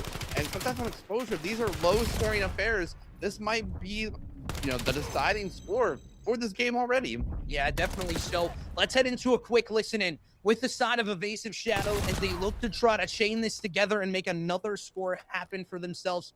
Let's see what it sounds like from Evasive Shadow. Nading right side. Clear mid from. He shit on me. One stop. I can't even Ox see. dead. Two dead. Top. They're dead. Make cut. Heard him. I'm grabbing mid. Bottom. He's close. Oh my god, I just got shit on. He's close on BS&D. Naps on take. Oh no, I trolled. Naps on take right now. He's pushing up. Close. They got it. They're all three there. Pushing our spawn. Heard him. As we are back, ladies and gentlemen, let's head over to the other side as we are tied up now at 1s. Let's hear what it sounds like from the side of Evasive Elite. Good. All right. Hey, me and him are gonna go mid. We're gonna pinch him. Me and him are mid. He naded me hard. Two of them. They're hitting it. Pinch dead. Another one. He's grabbing. He's gonna wrap it. You know he's gonna wrap it. I'm chasing. Go straight. That's fine. You gotta show you. Okay, I'm punching that. One long. Two bottom long. Nice, leave him. He's one connector. Oh, one shot mid. Two of them mid. I'm leaving him.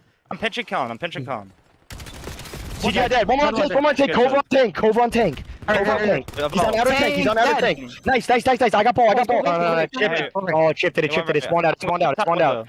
What? I'm rewrapping our back spawn again. I'm rewrapping our back spawn again. He could be here. I'm not letting them go top. Alright, One stay back. top ring. Shit on. Got it. I got ball. Keep staying out. I got ball. Stay out. Another one close head. He's literally sitting close on our dirt. I'm just playing my life. One shot. He's As we hear the listenings for both teams come on through, we can hear the passion coming out of this evasive elite side, and they continue to try to make things happen. But the score, and it could come on in here for this other side.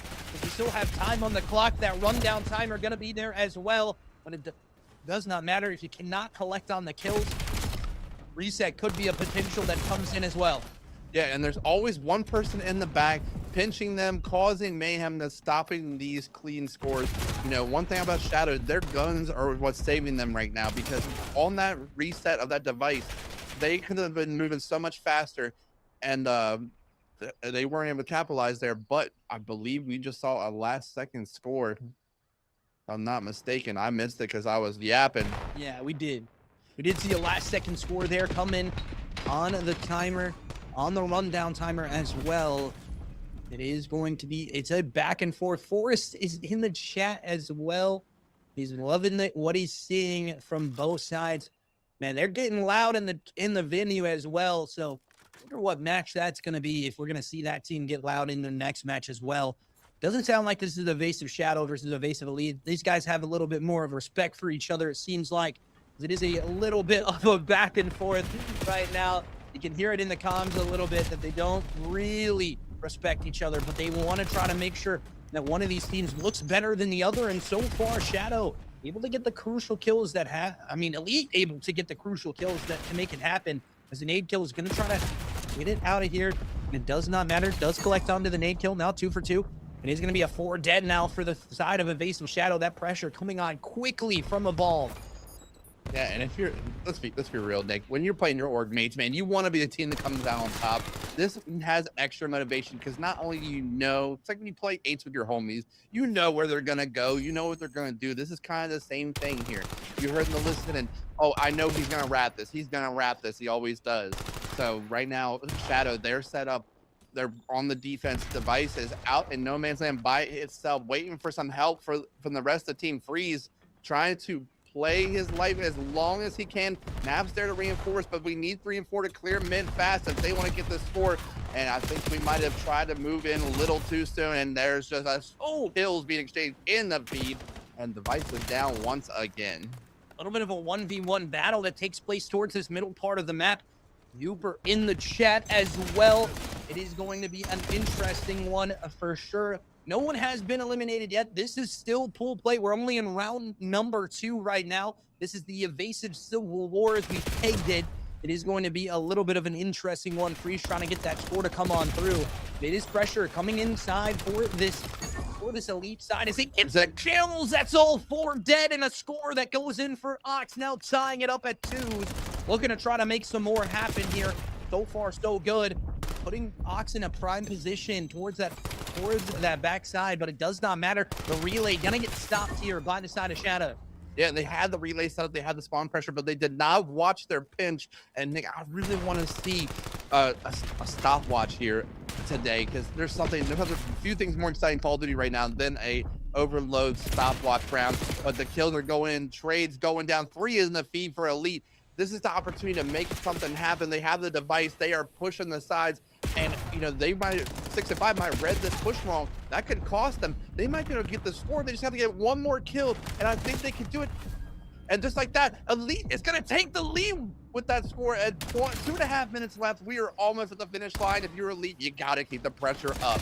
Yeah, let's head into another listen in with the side of Elite as they need to continue to hold this pressure down. So far, so good for them. Let's hear what it sounds like from the Evasive Elite boys. It's mid. Play through mid. You don't want to touch the ball. Get out mid. Get out mid. 3 are back one. Cadio's dead. I'm wrapping them. I'm wrapping. I'm gonna kill ball. Absolutely, swinging. He's swinging the window. I know. I'm gonna kill. I'm behind him. I'm behind him. Absolutely. He's abs. I know. I'll kill people. He's Ball dead. I'm pushing up ring. They're spawning back right. I'm spawning them back right. One behind you. Ring. I got him. That's fine. Here. Go left. Nice. Good One shot. He's in the corner. He's waiting in the corner. When you come around the corner, he's to the left. He just slid back. That's not him. That's not him. I spawned out. One's pitching. One's pitching. One's pitching. Nice. That's two. That's two. I'm grabbing. Close right. Nice. Three. Last one. That's fine. Absolute. I'm Dead. I have mid. Get mid control. Yeah, one mid. Two bottom mid already. Hey, Two bottom mid already. One left. Don't out. One pinch. Cobra's behind us. Behind us. I got needed. Cobra's behind us mid. Cobra might just take the ball and go. There's two on B. There's two on A. There's two on A. Yeah, I'm shifting left. I hear you. They're gonna be. And you saw it there, Nick. I think Freeze might be in Chicago. They might have let this window open because he seems to be mayor and CEO of the Windy City in that gunfight. We saw all the wipes go down. Shadow is pushing this device. It looks like he's going to get the score. They're going to take the last second lead. And what a map 3 we're seeing. Yeah, a map 3 that's just been a bang out back and forth. You see the pressure towards this P2 side favoring this side of Evasive Elite, and they have the run-through as well. This is going to be another potential score on in, as it does not matter. It does not matter at all whatsoever. We are tied up. We have the potential to head to overtime here, but right now you need to find the kills. If you're elite, you need to wipe them down off the CMP and maybe potentially get that score to go your way. We could see something happen here in the dying seconds, ladies and gentlemen. Hold on to your horses, because Evolve has an opening. Does he have the run to go on in? He does not. It's shut down. The EMP is going to get picked up here by the side of Evasive Elite. They have a 2 dead, and now this pressure comes on towards this other side, and Nap's already running this down. It looks like to be a little bit for free here, as the switch out does happen, and that will be the switch in for Evasive Elite. They take the series. They knock down Shadow in a 5-4 decider map number 3. Evasive Elite take it out, and they're able to win it. My lord, what a map for our second series of the day. A huge one coming out for the side of Evasive Elite. And, I apologize. I've had this series written off based on that first little bit of time for that HP. But Evasive Elite pull off the best of 3 reverse sweep, and the 2 game modes that require the most teamwork and game planning. They come out and they make it happen. They had the best routes on that overload. They worked together as a team. They cleared out their angles. I mean, what a series. Yeah, definitely a great series here coming out from the side of Evasive Elite. We're going to get into a little bit of an interview, get right into that next series, as I do believe we have another Power X Nation match on the cards. Not sure who they're going to be taking on, but we'll get it to you in just a couple of seconds, ladies and gentlemen. We're going to head into that interview. We'll head to a quick break. We'll see you in that interview.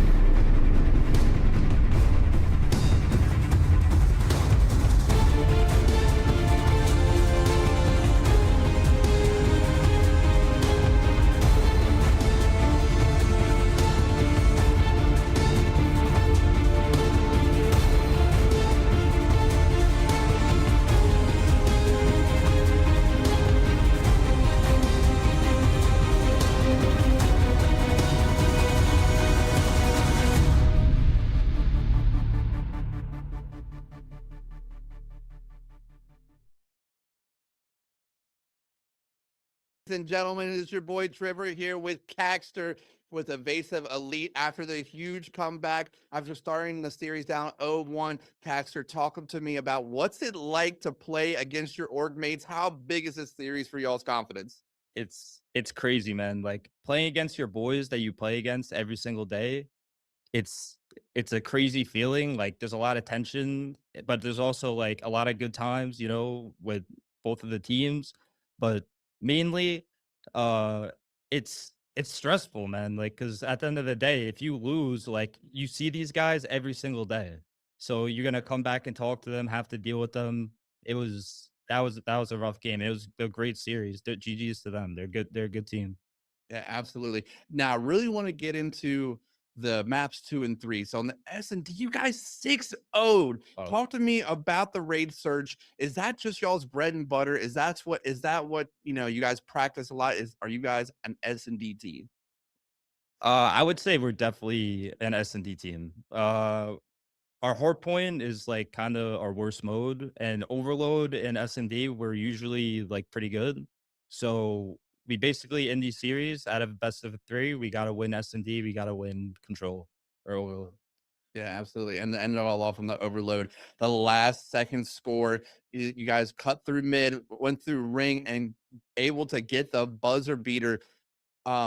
You know, in the map 1 respawn, it was looking a little shaky, but you guys really turned it up there. What's the key to success on the overloads for you guys?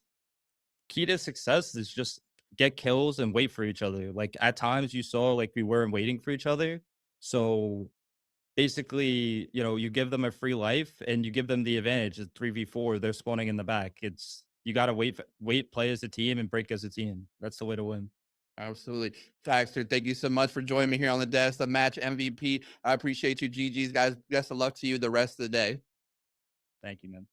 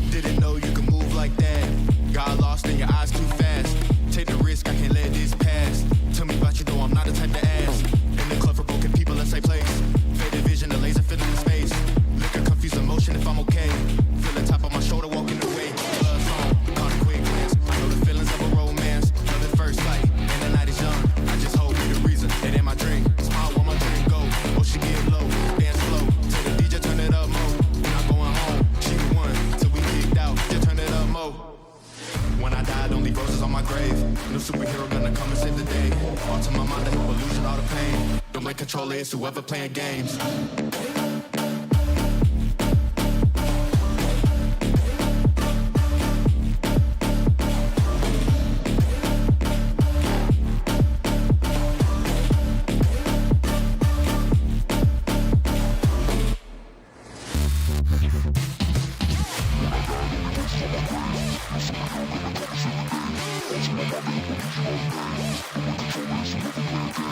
When I die, don't leave voices on my grave. No superhero gonna come and save the day. Alter my mind to help illusion all the pain. The main controller is whoever playing games.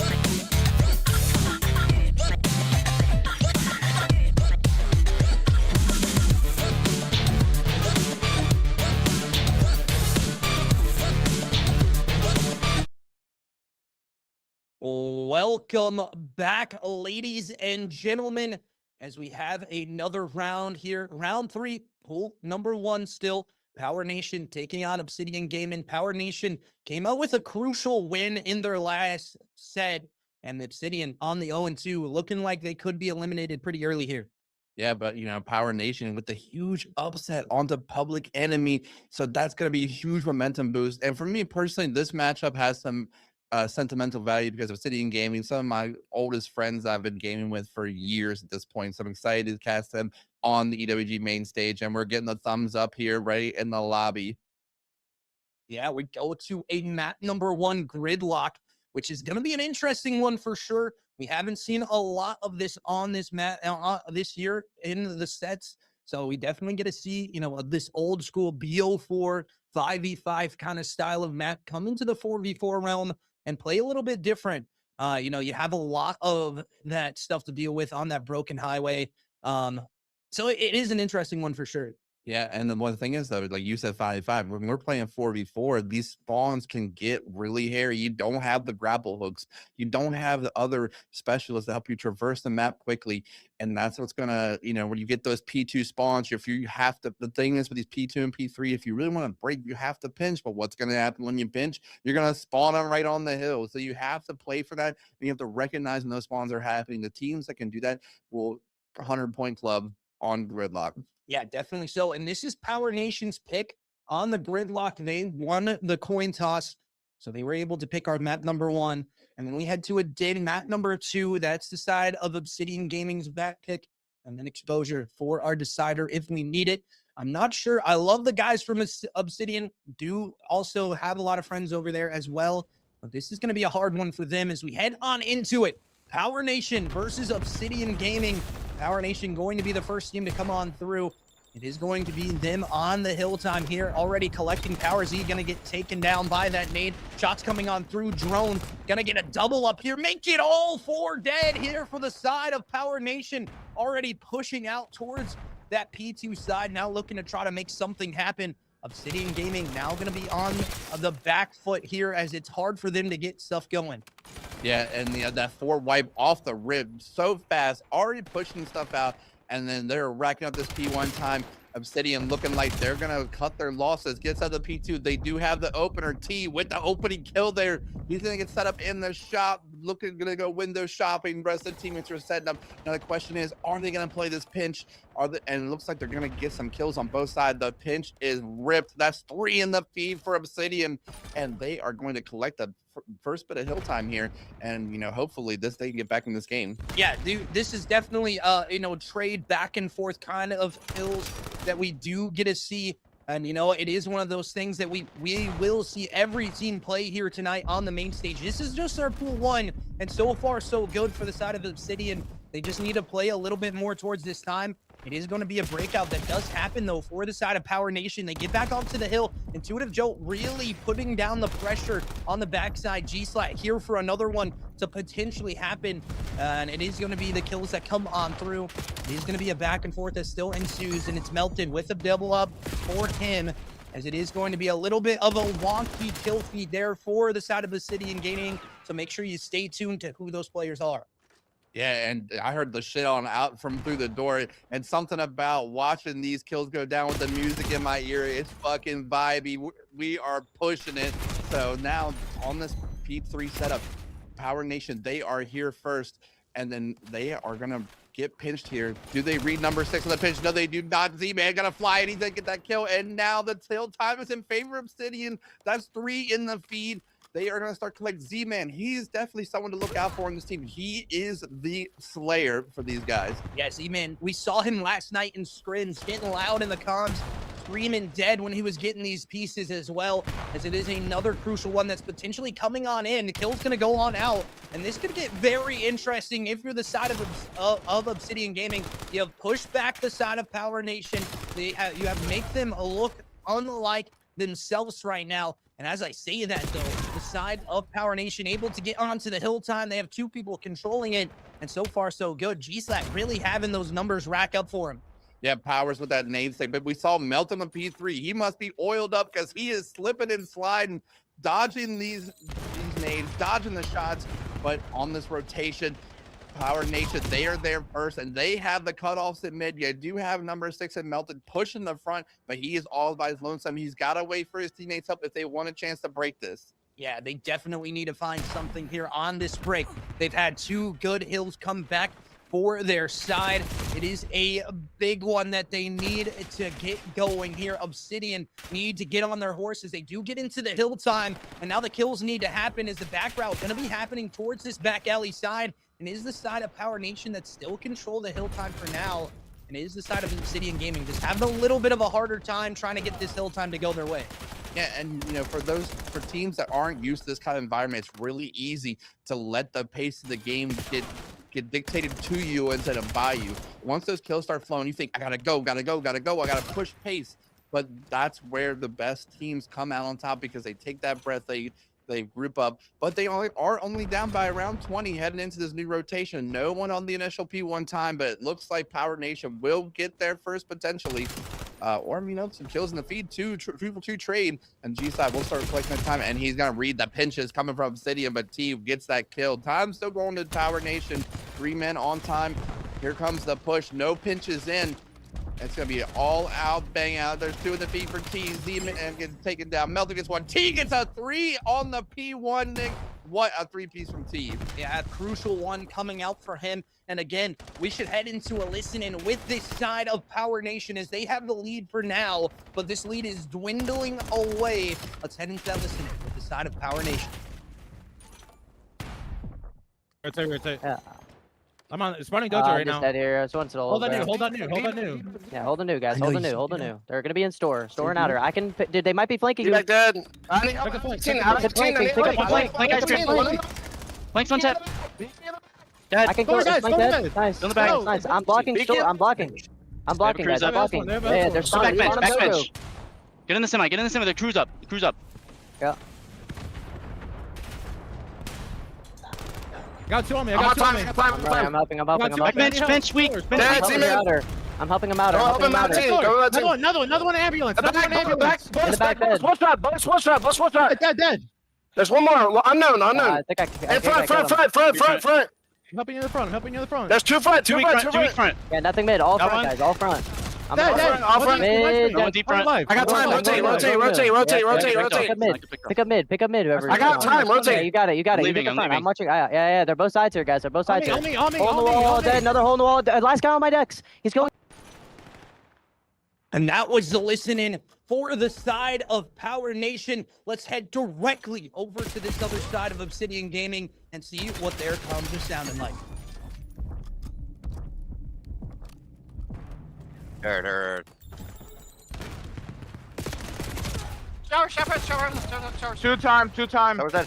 One shower. One tree. Slow down. Come on, guys. I'm with you here, Austin. One. Nice. I'm weak.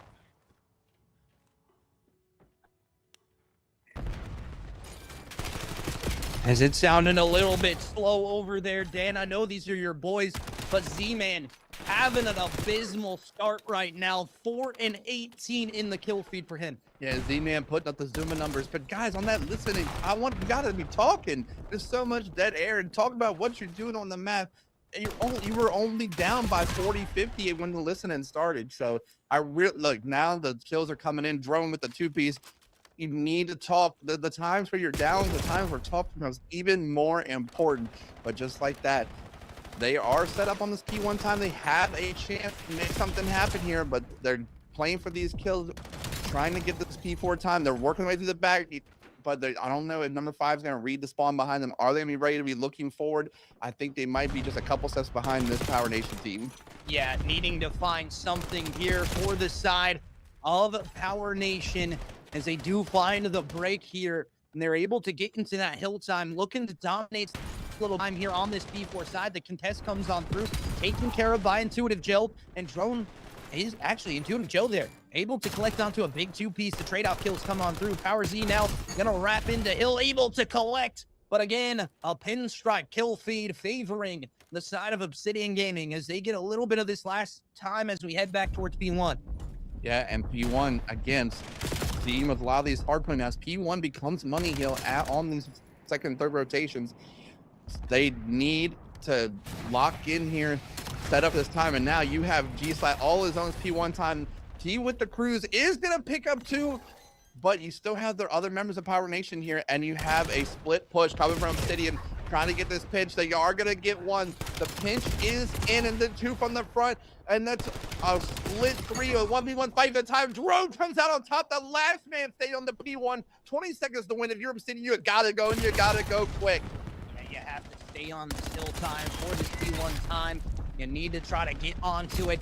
It does not matter. It looks to be the side of Power Nation that is controlling the pace of play and continues to do so. And really, you talked about this man being the slayer for their team. He is kind of went to the wayside right now. Z-Man not having a great one, and it continues to happen for him as the kills are going to get traded out. A back and forth still ensues as the last little bit of time. Going to go the way of Obsidian Gaming. But they need to get on their horse here towards this P2 side if they want to get involved into it. Yeah, 4 seconds to win, head into P2, and it looks like Power Nation's going to end the map right here. Nick, I really want to see some more energy from these Obsidian guys coming up on the map too. Yeah, it's like Cooper said, you got to get these guys some monsters right now, Dan. They are not looking great on the map. The energy being a little bit low, and you got to think it's also, they definitely, aren't probably the best team here. You know what I mean? They're not the most skilled. This is a B group team coming to a LAN event, and they're, doing really well against some of these top, challengers guys, top A group guys as well. So it's definitely hard for them to compete. Yeah, but Nick, I want to push back on that a little bit because we watched them in scrims prior to the start of the day. We saw them take an HP off of Evasive Elite who just reverse swept their org mates. These guys, we look at the kill feed here and look at the scoreboard. They were not that far behind with the exception of Z-Man. They could keep up the slating department. What's going to separate them from wins and losses is communication and just motor mouthing. Like, we looking at Beaky, he needs to be the leader on this team to get them to talk and create fill that dead air with what's going on the map so they can game plan for the next round. Yeah, and definitely so in this next map as well as we head to a Den S&D, ladies and gentlemen. It's going to be an interesting one for sure. We'll get into there as quick as possible. People showing love to Evasive Shadow, even though they just lost to their org mates as well. Still having some people come in quickly for those guys. But it's a back and forth that still is going to ensue here. Obsidian Gaming not out of it quite yet, but they got to do something better here as we head into our map number 2, a Den S&D. And this is where things start to get a little bit more hairy, where things can get very interesting for sure. As we do get the thumbs up, we are ready to go into our map number 2, ladies and gentlemen. Make sure you're locked and loaded. You got a snack, you got something to drink. We're headed to that Den S&D. And this is Obsidian Gaming's map pick as well. So looking to try to bounce back here in the S&D. And one thing about Obsidian Gaming, they love running CMGs. That's their bread and butter. That's what they're doing to pass the time. So I want to see some good strats out of these guys. Looking at T. T is the S&D man on this team. I want him making the play calls. I want him out there making the plays. If he's on point for this map number 2, they can take this map 2 here and send us to an overload. Yeah, definitely. So we'll head into the next one here in just a couple seconds, ladies and gentlemen, as we are headed into it for sure now. We have some more matches on the card. Our next one up is going to be Public Enemy versus that side of Verified Gaming. That's a match that I have circled here, especially with this Power Nation side, knocking them down if you're the side of Public Enemy. Yeah, but we're heading into the S&D. We got Power Nation with, oh my goodness, Melted with a snipe off the rib. Give him a haircut. I like your cut, G. But Powers is going to trade him out with the nade. 3v3. Beaky on mid here, trying to get the shots in. And you do have, he's deciding on a pinch, but Z-Man picking up the sniper and getting the shot in himself. They're just taking turns. T with the hit. 3v1, all with the Powers just like that. And he's got a knife. He's going to shake him, and down he goes. What a great start to Obsidian. That's the pace that we need to see. Yeah, it definitely is the pace that we need to see from this side of Obsidian Gaming. They bounce back very quickly here in the S&D. Beaky also getting one on the board for himself. It is an interesting one for sure. S&D, I hope S&D is going to be a little bit better here for Z-Man. As you hear the comms coming in as well, you can hear them getting loud on the venue as well. Some of these other teams playing each other. We have that Verified Gaming side right next to this back wall that we're on, so we can hear them very directly. Heading into the offense for Obsidian. Let's see what they're going to have playing. Melted with the sniper in mid here. They're just going to push right through and go to A. Well, this is an interesting game plan. Team playing bait over by B here. All members of Power Nation are defending this B side. In the meantime, he's out and the bomb is down at A. This is the kind of stuff you want to see. This is the teamwork and prep. But now you have a 4-man hit from from Power Nation. They're coming through the back dragon. The members of C's are playing really far back on this bomb site. The only thing you've got to be concerned about is can the trades come in, and Melton's going to get that first blood. And that is the start you needed for this round. Yeah, definitely crucial. Melted with a big 2-piece there as he pops in as well. We can see this defuse coming on through, but the check needs to come on quickly here. Does get the defuser, gets the second one as well, collecting onto that round again, and now Obsidian up 2-0. Yeah, and I was really thinking there for a second that they were going to let that defuse come in, but Z-Man being a sneaky little snake laying in front there, gets the diffuser and the final kill. And this is going to be, this is the kind of stuff that I was just telling you that I want to see from these guys, the SMD prowess I know this team can have. So 2-0 up, back on the off defense. I'm sorry, for Obsidian. Let's see, can Power Nation stop the bleeding here? Yeah, that's really the question as we head on into the round now. It is the side of Power Nation that's going to need to find something to go their way. We'll see what it looks like. It is going to be a smoke that comes on through towards the middle of the map. The pressure towards the middle of the map as well from this side. Obsidian do go down. Beaky going to be the first blood here. It is going to be Z-Man and Melted that still have that high kill tally, looking to try to combine together. Evasive Joe already through your server connection, as it is going to be a little bit harder here. So it is going to be one kill that needs to be found here if you're the side of Obsidian, just to get you guys back even. Melted with that sniper, looking to try to connect on more of these crispy shots, these godlike shots that we've seen from him. But this is a rotate. He might be able to read this play through the dojo side as he spots out one, and the pistol shot's going to come on in, and the kill on the pressure is going to be there as well. It is going to be another kill that moves on through, but Drone with that sniper of his own able to connect. Oh, the sniper shot there, able to connect, giving the side their first win if you're the side of Power. Yeah, and Drone with the boomstick, trying to slide across, gets the crispy shot, crispier than that McDonald's Sprite, and now they finally get around on the board. Great bounce back, great answer to the pressure that Obsidian to put on the map the first 2 rounds. They have been pushing the pace. Yeah, definitely so. And remember, ladies and gentlemen, if you are getting ads over on Twitch, we also have a YouTube stream going on, Satyr Boys Entertainment. You can go and check that out there if you want to. It's definitely a crucial place. If you don't want to watch the 3-minute ads like Youper, definitely head over to the YouTube and check that out as well. Make sure you go hit that follow button. But we head into the next round, ladies and gentlemen. Obsidian Gaming looking to try to find it. That's going to be already a 2 dead here. D almost flying off the map. He does get one back. With the slide chow coming on out, and that's going to be the double up for him. Now the 2v2 situation. But it is going to be a lineup as they almost line up for G-Slat again. Pistol shots coming on through, and the rotate now for Beaky. Potentially going to go to this B bomb side. Yeah, but it's looking like he's going to make them think that's what he did, and he's going to re-push this. Not sure what gun he has in his hand right now. It looks like he has the N15, so he can get the long angle. I like the sneakiness. He's trying to catch somebody on a scam, but I don't think you're going to get one here. He's opting to head towards the B site, and it looks like Power Nation will be content with playing the retake here. Yeah, definitely content to playing the retake here. If the bomb's going to get laid here by the side of Obsidian Gaming, and it is going to be a plant that comes on through. It is going to be a 2v1 situation. G-Slat and Intuitive Joe do get the spot out on the Beaky, and now he's just got to preserve his life. That is not what you want to see at all as the shots come on through towards this tin wall. G-Slat just running at this man right now. Has no ammo at all, and finally, the bomb going to get defused. We are tied up at 2s now, Dan. Dude, I mean, B was slippery there. He was dodging. Felt like we were in the Matrix. And if you're G-Slide, you're losing full trying to get that kill as he's running away. But they were able to clean it up. They are able to tie up the map number 2. Great response from them. You're adjusting. The mid-round adjustments are happening. And now can Obsidian readjust so they can get some more rounds on the board? Yeah, definitely so. Readjusting is the thing that you need to find here. It is the side of Power X that have chained these 2 rounds together, looking to try to come back alive again. We'll see if they can do so.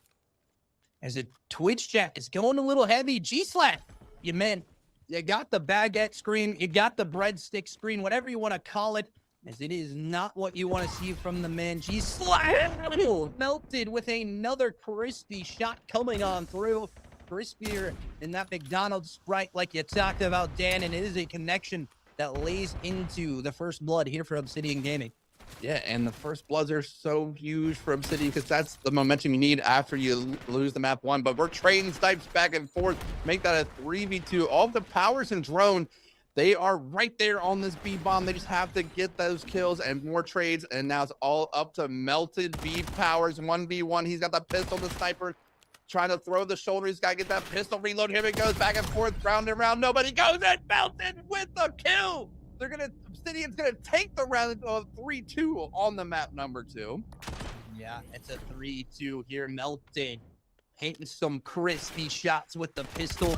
Also, I don't know if you saw that there, Trev, but that man hit an absolute beamer through the smoke, through the wall to connect on a kill as well. It is an interesting one as well.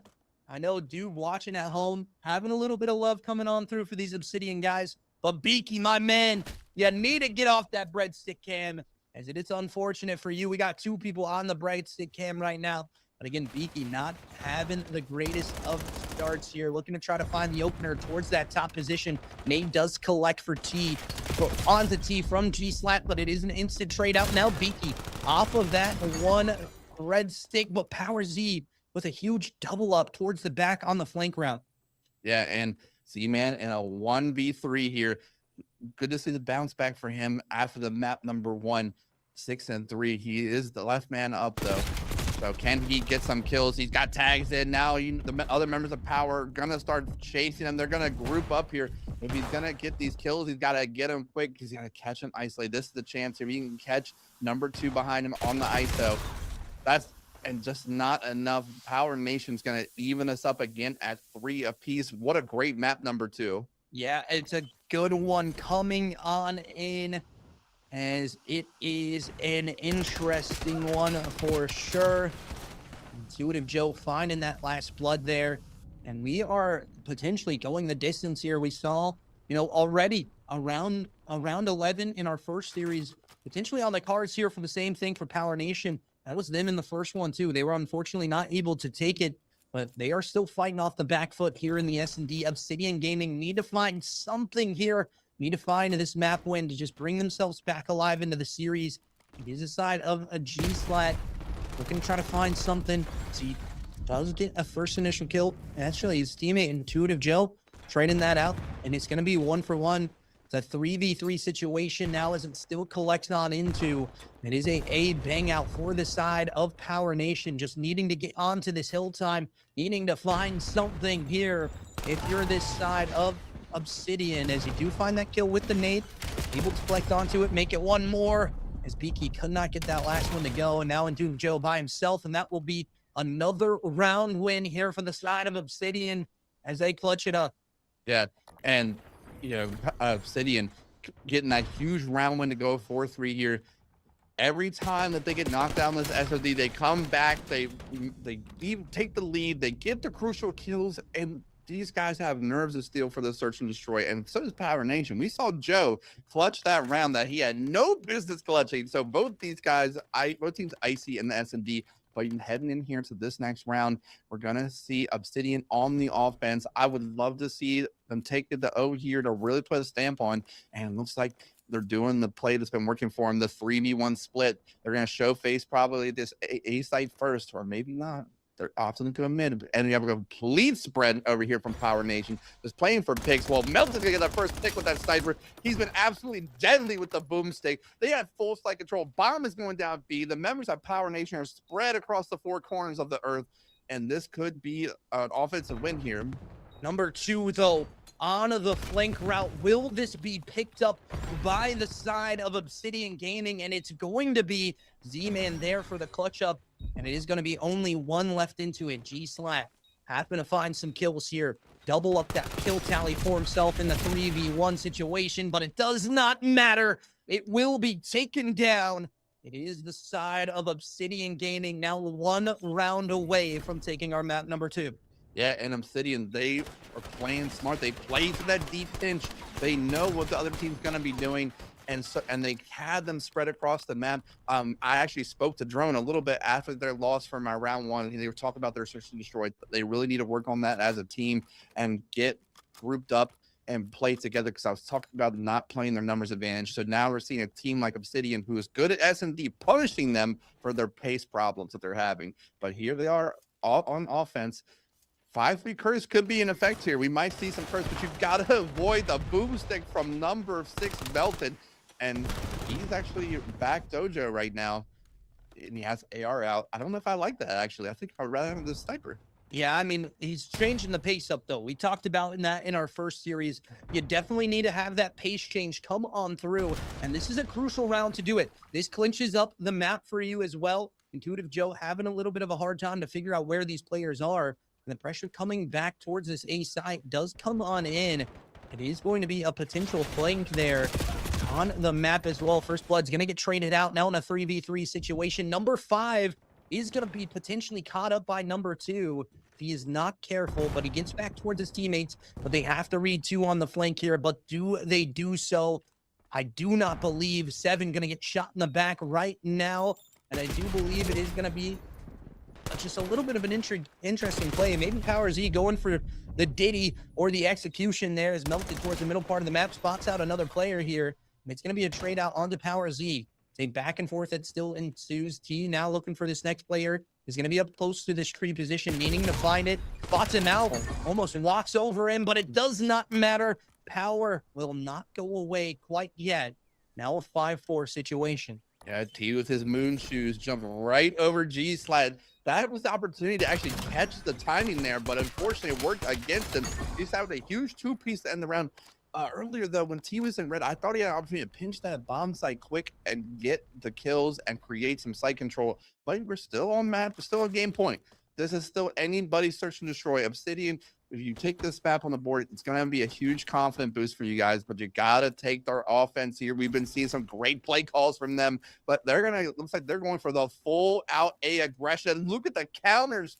They completely countered the defense from Power Nation because they all went B. Are they going to know that this site is free and clear? Oh, and I love this. They are not wasting any time. They are getting there, throwing that smoke and planting that bomb. And here we have Beaky on the rat spot, but he leaves his corner too early, really. And that's going to be the first blood in the round.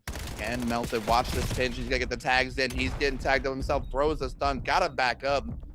And there's a 2-2 pinch working right now through both sides of this bomb site. Another member of Obsidian goes down, 4 all up to Melted. He gets taken down, and just like that, we're gonna see another round 11 for Power Nation. Yeah, and I mean that 4v4 retake just works out perfectly for these guys in this one. Yeah. I mean, you have the retake going, you get blind countered, and it's just exactly what you want to see from Obsidian. You know, they've been going to that B side pretty heavy. They head to A, no one home, just could not win the gunfights, and unfortunately, Drone with some crispy pistol shots to end off, helps his team out to take it.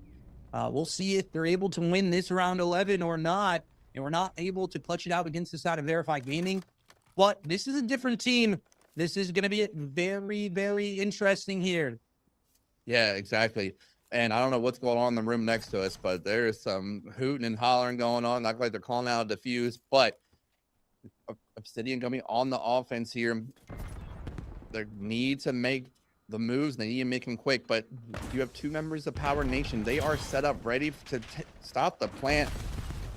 Number 2 mid, he's going to be the crucial player of Powers. Is he going to catch out someone on the pinch, or is he going to get caught here by Couches? He is playing the credit.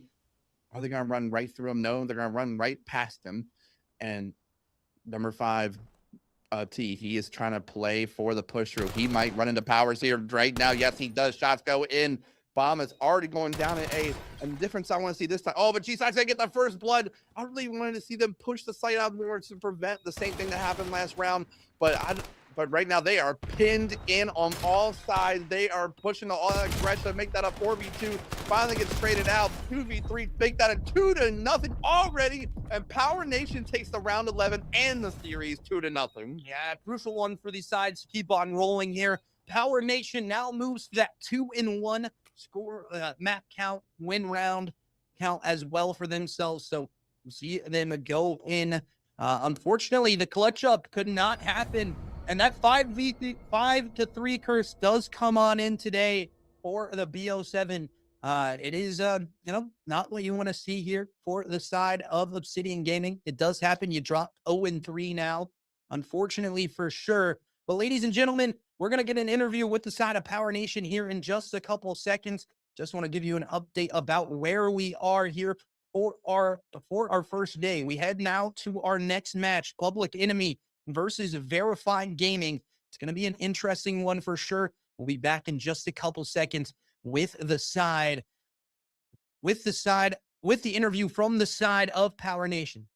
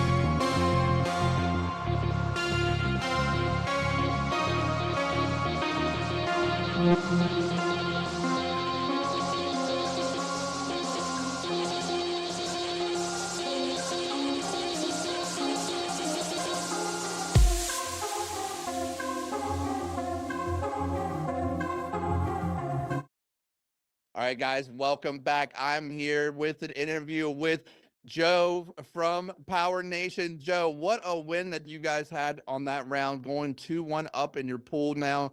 Talk to me. How's the team feeling after that victory? Oh man, we're feeling great. We're 2-1 now. We beat a team that we were getting slammed down in scrims. Team's playing great. I couldn't ask for a better team right now. Having a lot of fun. Absolutely. And just to talk to you a little bit about the map number 2, the Search and Destroy, you guys were down 5-3. And I didn't speak to Drone prior to your first match that we casted. And he talked about he really wanted you guys to work on your pacing on the SND. Now, granted, you guys have been playing back-to-back matches, but what are some little things you guys have been doing to try to improve the pacing in your Search and Destroy? Well, we're more trying to stay together and do more of a 2-2 split instead of being staggered all around the map. We had a coach last week that told us biggest thing you guys need to work on is pacing, and we all knew that, but it was better to come from someone else, and that's what we mainly tried to work on is our pacing. And down 5-3, Drone says, I really don't want to go to overload. I agreed, and we did not want to go to the overload, and we pulled it off. Yeah, absolutely. You guys did a hell of a job on that. And like you said, sometimes it's better just to have that fifth voice in the room to give the outside perspective. But one final question, talking about the HP, you guys won that handedly, but it was close to start. What are some things, what'd you do in that moment to get locked back in to that map number 1? Honestly, I couldn't believe it. I looked at the scoreboard and I saw it was a tight game after the P1. I thought we were ahead by a lot more. I don't want to be cocky or anything, but it felt kind of easy in the hard point. I thought there was just no worries in the hard point. It was really great team play. We got the information, help, and just shooting together.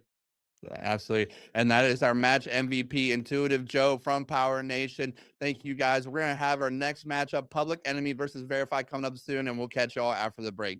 Thank you.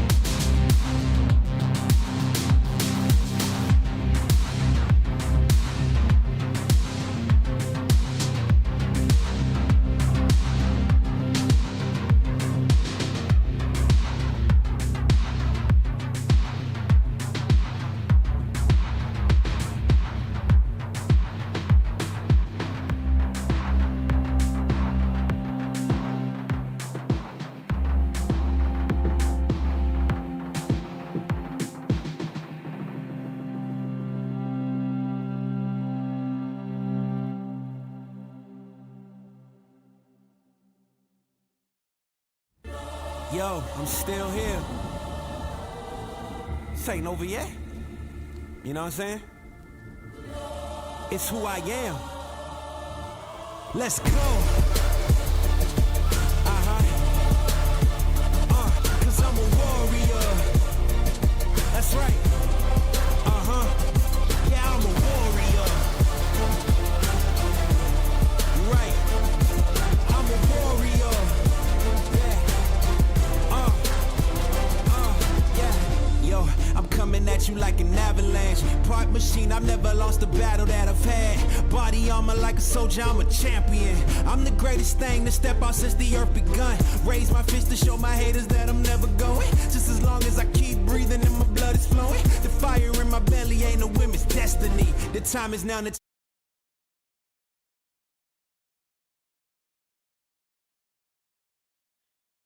Welcome back, ladies and gentlemen, and we are here straight into map number 1. It's going to be an interesting one. Verified, it is actually going to be Public Enemy versus Verified Gaming. It is going to be already a 3 dead, make it 4 dead here for Public Enemy. As you can see, camps on this roster, Nick to Fly, and he's going to be an interesting roster for sure. They have a lot to deal with Zay and God, it's easy on the other roster for Verify. Big shout out to you for bringing this roster to this land as they do clutch up in this one. Fortunately, it is a back and forth that still ensues, kind of favoring the side of Verify Gaming for now.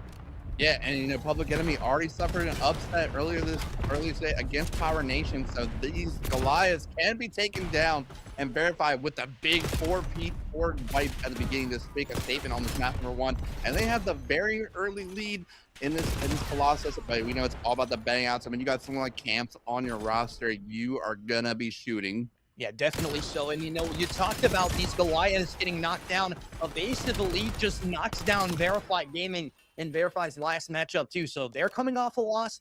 And the side of Public Enemy also, you know, have a loss on the record as well in the pool play as of now. But right now, Public Enemy looking a little bit better on the rotate here for P2. Holding it through the front, just not allowing this side of Verified Gaming to get an inch of breath here. But the nade comes on through, collecting on 3 here for this side of Verified Gaming. And it's going back and forth still onto the hill time, favoring the side of Verified Gaming as it gets back into it. It is going to be Zay on the hill time, looking to try to find a little bit more of these kills. Can't get one to go as 3 dead in the kill feed, favoring the side of Public Enemy. And it's going to be their hill to control as we head into rotations here for P3. It is going to be a little bit of hectic timing that needs to be taken place of, and it does not work out. Another 3 dead happening for the side of Public Enemy. Yeah, Public Enemy, they have a quick 3 in the feed to get this P3 started, and now it's their chance to hold some time here. They are going to have a 2-pronged attack coming from Blue and the tunnel. Are they going to get these kills? Camps with the first blood engagement. Camps with 2. Team kill with the nade, and then 2 more from Verify. They are now on this hill time. Methodic though, is he gonna be methodic with his kill? He's gonna get the 2. He does have Krex behind him with the 3rd, and now right back on it. We are just passing this hill time back and forth, hot potato. Now with less than 30 seconds to go, it's time for Verify to think about the rotation to get set up this B4 and put a 60 on the board. Yeah, they need to get time here. They are down about 30 right now as we head into rotation here for P4. It favoring the side of Public Enemy, though, as it does look to be their side so far. And it is going to be kills that go the way of Verify early. But again, it's just a 1-for-3 trade out that happens, favoring the side of Public Enemy. As we head into that P4 side, they look good to collect a lot of this time, pushing out the side of Verify deep into it, needing to find these kills. And, you know, we saw this Public Enemy team scrim last night on this exact map, and they were absolutely dominating on it. So it's definitely a hard map for this Verified Gaming side to get themselves going against Public Enemy. Yeah, Nick to Fly, he's got his wings on. He is flying at this point. They are getting the kills, but as I say that, just back and forth, Verify. They have their time stamped. They have the spawns. They have all guns forward. Can Public Enemy fly in here and get some kills? Trades down in the feed. Easy goes down. Camps was the last one up. Down goes Camps and Krex. And again, Verify on top of the trade battle. Now it's time to get ready for this P1. Yeah, you can already see this P1 fight taking place towards the middle part of the map. Rotation's trying to come on through, giving them the favorable spawns here through the side of Verify, but that's another 3-for-2 trade out that does not look good. All 4 dead now for the side of Verify Gaming, and it is the side of Public Enemy just looking a little bit better right now as Camps gets another one to go her way. We'll see what it looks like towards this middle part of the map. Yeah, but time is purple. Verify, they are getting the crucial kills here. They just need to play for the statue control. 2 members of Public Enemy on statue. Down they go. That's 2 in the feed. Zay roaring on the other side of the wall. As they're about to make this a tie game on the P1. They have the blue spawn. This is what you need to get the momentum going and get set up for the future. Yeah, for the future is what you want to see as they take the lead here. Let's head into an early listen in with the side of Verified Gaming. They're getting loud in the other room. Let's take a listen to what it sounds like from Verify. Nice. Get out with you. I spawned out. Cary, somebody in the back then, somebody in the back. Yeah, one's sun close right. One's P1. In the back dead, in the back dead, in the back dead. Watch your lobby. P1 dead. Two. Dead. Go in. I'm blocking, get out. I'm blocking, get out. All right. Get him up. Dead. I got all P1. All gonna be front, probably. What the Yeah. fuck? P1. I give up all right. 2 in on me, Front, me. front. Both weak, both weak. All front on us. Weak as fuck. Yeah, they're all front. 2 one backside time, 1 front. One more. A big win. Big win. One shot. They naded. We're good. As that was the listen in there for the side of Verified Gaming. Let's head into the other side and see what it sounds like for Public Enemy. Let's head into that listen in within. What? I got time. I'm pushing up P1. You guys can go. You can go, son. Bump. Alright, cool. You guys can all go. P1 the boys. Hey, they're all flying to your front. Nothing blue. Oh, yeah. They're rotating. One's green. Bump. I got streaks, by the way. Green dead. One more green. One more on both sides. I'm deep yellow right now. Time one shot. Behind me, bro. One's behind me, blue I side. could kill blue. Play alive. Got that kill. You look for Zane. Reflect yellow. There's 2 on time. One's close. They're gonna be coming close, Eddie. One shot green. I'm nading sub. No, bro. One's on the heady. One's sub heady weak. I'm pinching. Sub heady's weak. And the back on me in the back. One's close up right. He's definitely. As we head out of that listening with both teams, both sounding very good. The score line, it could be cut with the edge of a knife right now. So close to being into this tie. And a Cruise coming on through. A Hellstorm missile is going to collect Bird Camps. And she gets another one to go. Looking to try to find more of these kills to go their way. But so far, so good. If you're the side of Verify, you have held the pressure down. You have brought the lead back in your favor. And you have the rotations here headed towards this next hill. And Hubster couldn't win that crucial 1v2 over on the new hill time, but somehow Verified still going to be in control of the hill time. But you do have members of Public Enemy hitting the pinches, hitting the front with force, and then the #1 Camps hitting the route. Route man gets paid, and just like that, they have the spawn. All guns forward. Just got to clear this last man out of yellow, and that they do. And it looks like it's Verified bullies from the front. In the meantime, they again are going to see if they can replicate exactly what Public Enemy just did to them. But two in the feed for Verified, 2 more in the feed there for Public Enemy. Make that 3, and then 2 for 2. We have an absolute bang out in this P4. Yeah, we have a bang out in P4. We have a bang out in the map as well, as it continues to be the lead that is grown for the side of Verified, but it's getting cut into. Now, if you're the side of Public Enemy, you just need to play the pressure. You had the early lead. You had it bounce back onto you from the side of Verify. It is going to be controlled a little bit more by Verify as we head into rotations back towards P1. You see Camps, she's already making a route to this P2 side. Like I said, Dan, route man gets paid, or route woman gets paid in this sense. As Camps comes on through, that's going to be a 3 dead, and that's going to be Public Enemy in the hill here first. 32-20 from Camps right now. Yeah, Camps taking the big route through yellow to clear that out. And it does, however, it does make Verified is on the blue side of the map, but there's still 30 seconds left. They have plenty of time to get these spawns split back in their favor. Camps going to go down on the top of the statue. Members of Verified flooding in this P1 time, but Nick to fly, he's got the stops in. He was getting those kills, and now Craig's there to try to pick up the trade. 2 in the feed for Ronnie. This is what you need Ronnie to pick it up after the last series we passed him from Verified. 20-point lead, slowly shrinking.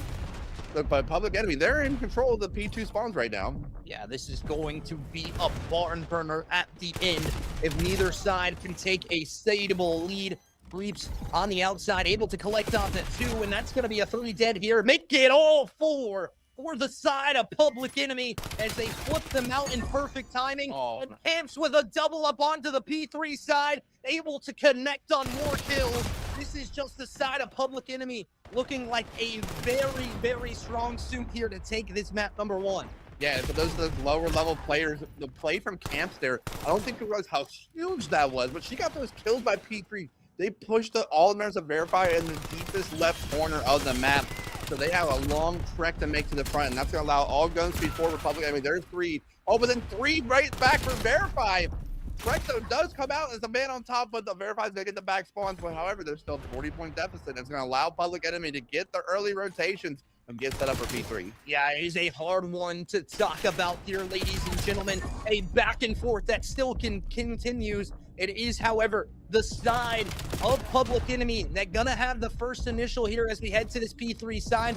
Literally not that far away from taking our map 1, and you see it again. Route Woman gets paid, and she is 40 and 24 on a 2 streak right now, just making it look easy against the side of Verify, but they go down, and it is going to be a 3-for-2 trade out. Now Creeps by himself, can't get anything to go as it comes back again for Camps, but challenging by yourself, not really the play you want to see as a 2-for-2 trade out does happen. 3 dead now in the kill feed here for Verified Gaming. They get control of this hill time, and like I said, Dan, this is going to be a barn burner P4. A bang out of all bang outs is going to ensue here on this P4 hill.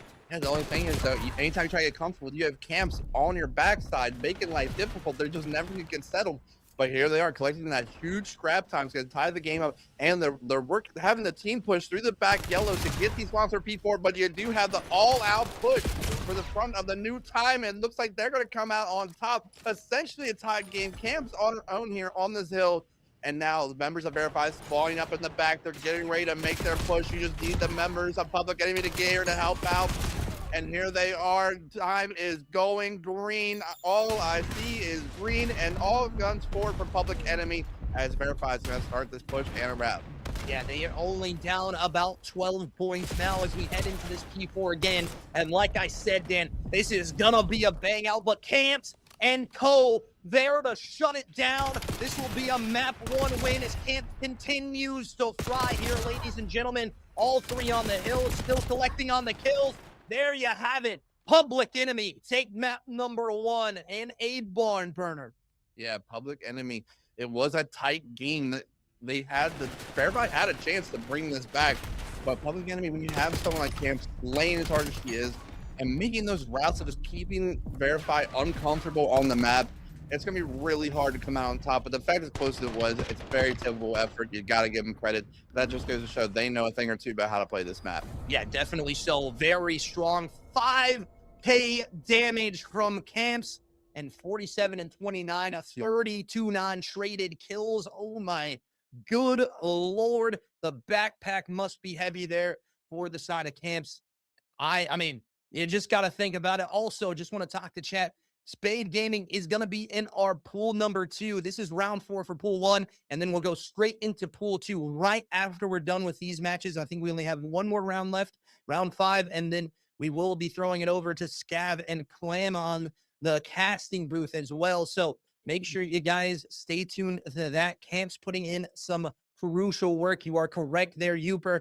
But, I mean, we head into our next map. It's going to be a raid S&D. I'm assuming Public Enemy taking that Colossus pick. So raid going to be the side of Verify, as it is going to be another map pick that comes on through. We'll see what their S&D looks like. You saw them in the last one that we casted for them, that map number 1 against Power Nation. They, took the early lead, and then it kind of went away from them.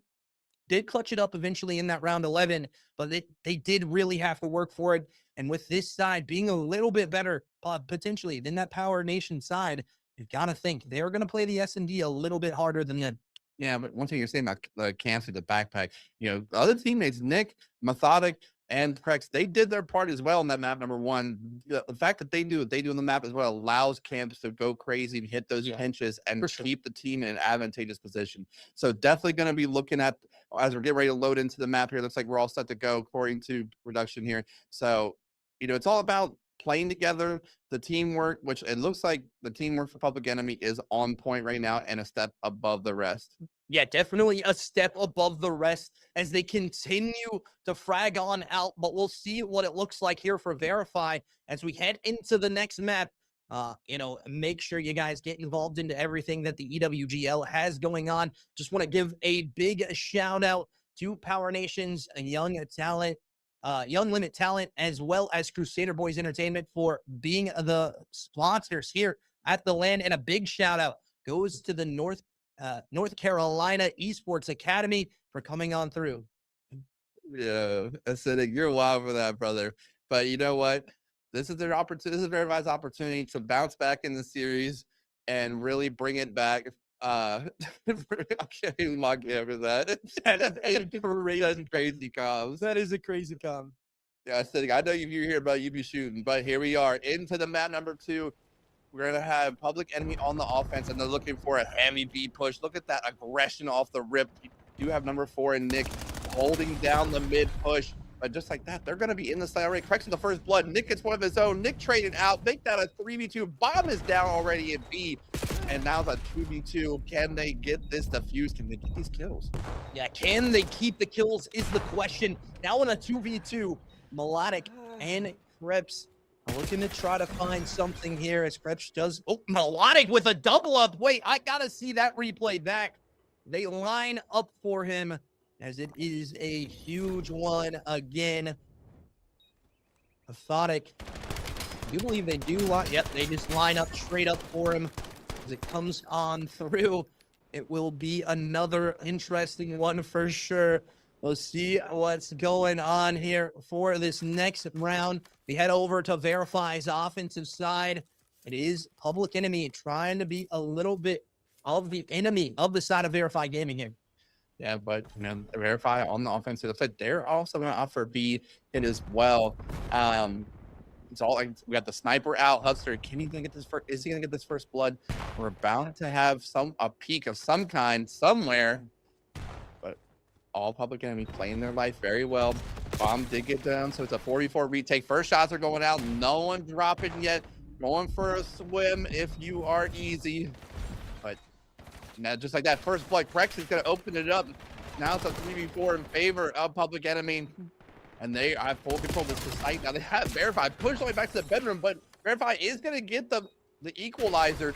But now, and then Easy gets one. Camps takes down one as well. They got a 2v2 thing, and we're getting, Camps gets 2. 1v2. 1v1. Can Camps get this and the defuse? 12 seconds. She's got to make this kill and get this defuse here. Oh, not quite enough. Great try, though, and we're going to be evened up at 1 apiece. Yes, Verify bringing the thunder there in the round, as it is another huge one that comes out for them, tying our game up 1-1 right now. But we head back into their defensive side, and they looked a little bit weak on the defensive side in this one, needing to have a bounce back here in the next round.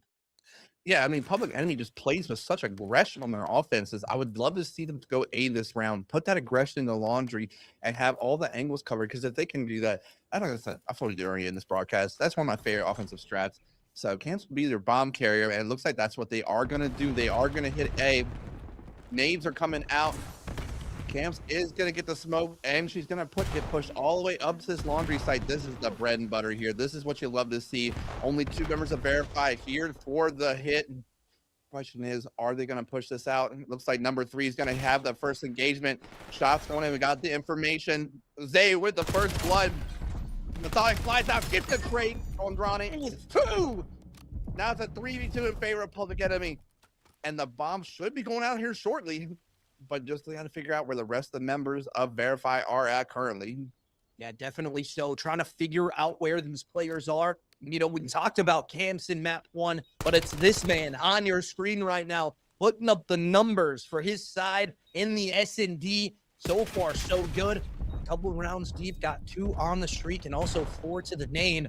So a crucial one for him Just trying to find a little bit more of these plays towards this backside. Laundry does get the spot out towards the shoulders. Gonna hop up towards the window. Reaggress, he does get traded out, however, but his teammate in preps looking to try to find another one. Now in the 1v2 situation, it is just gonna be near impossible with the timer on the clock, and it will be.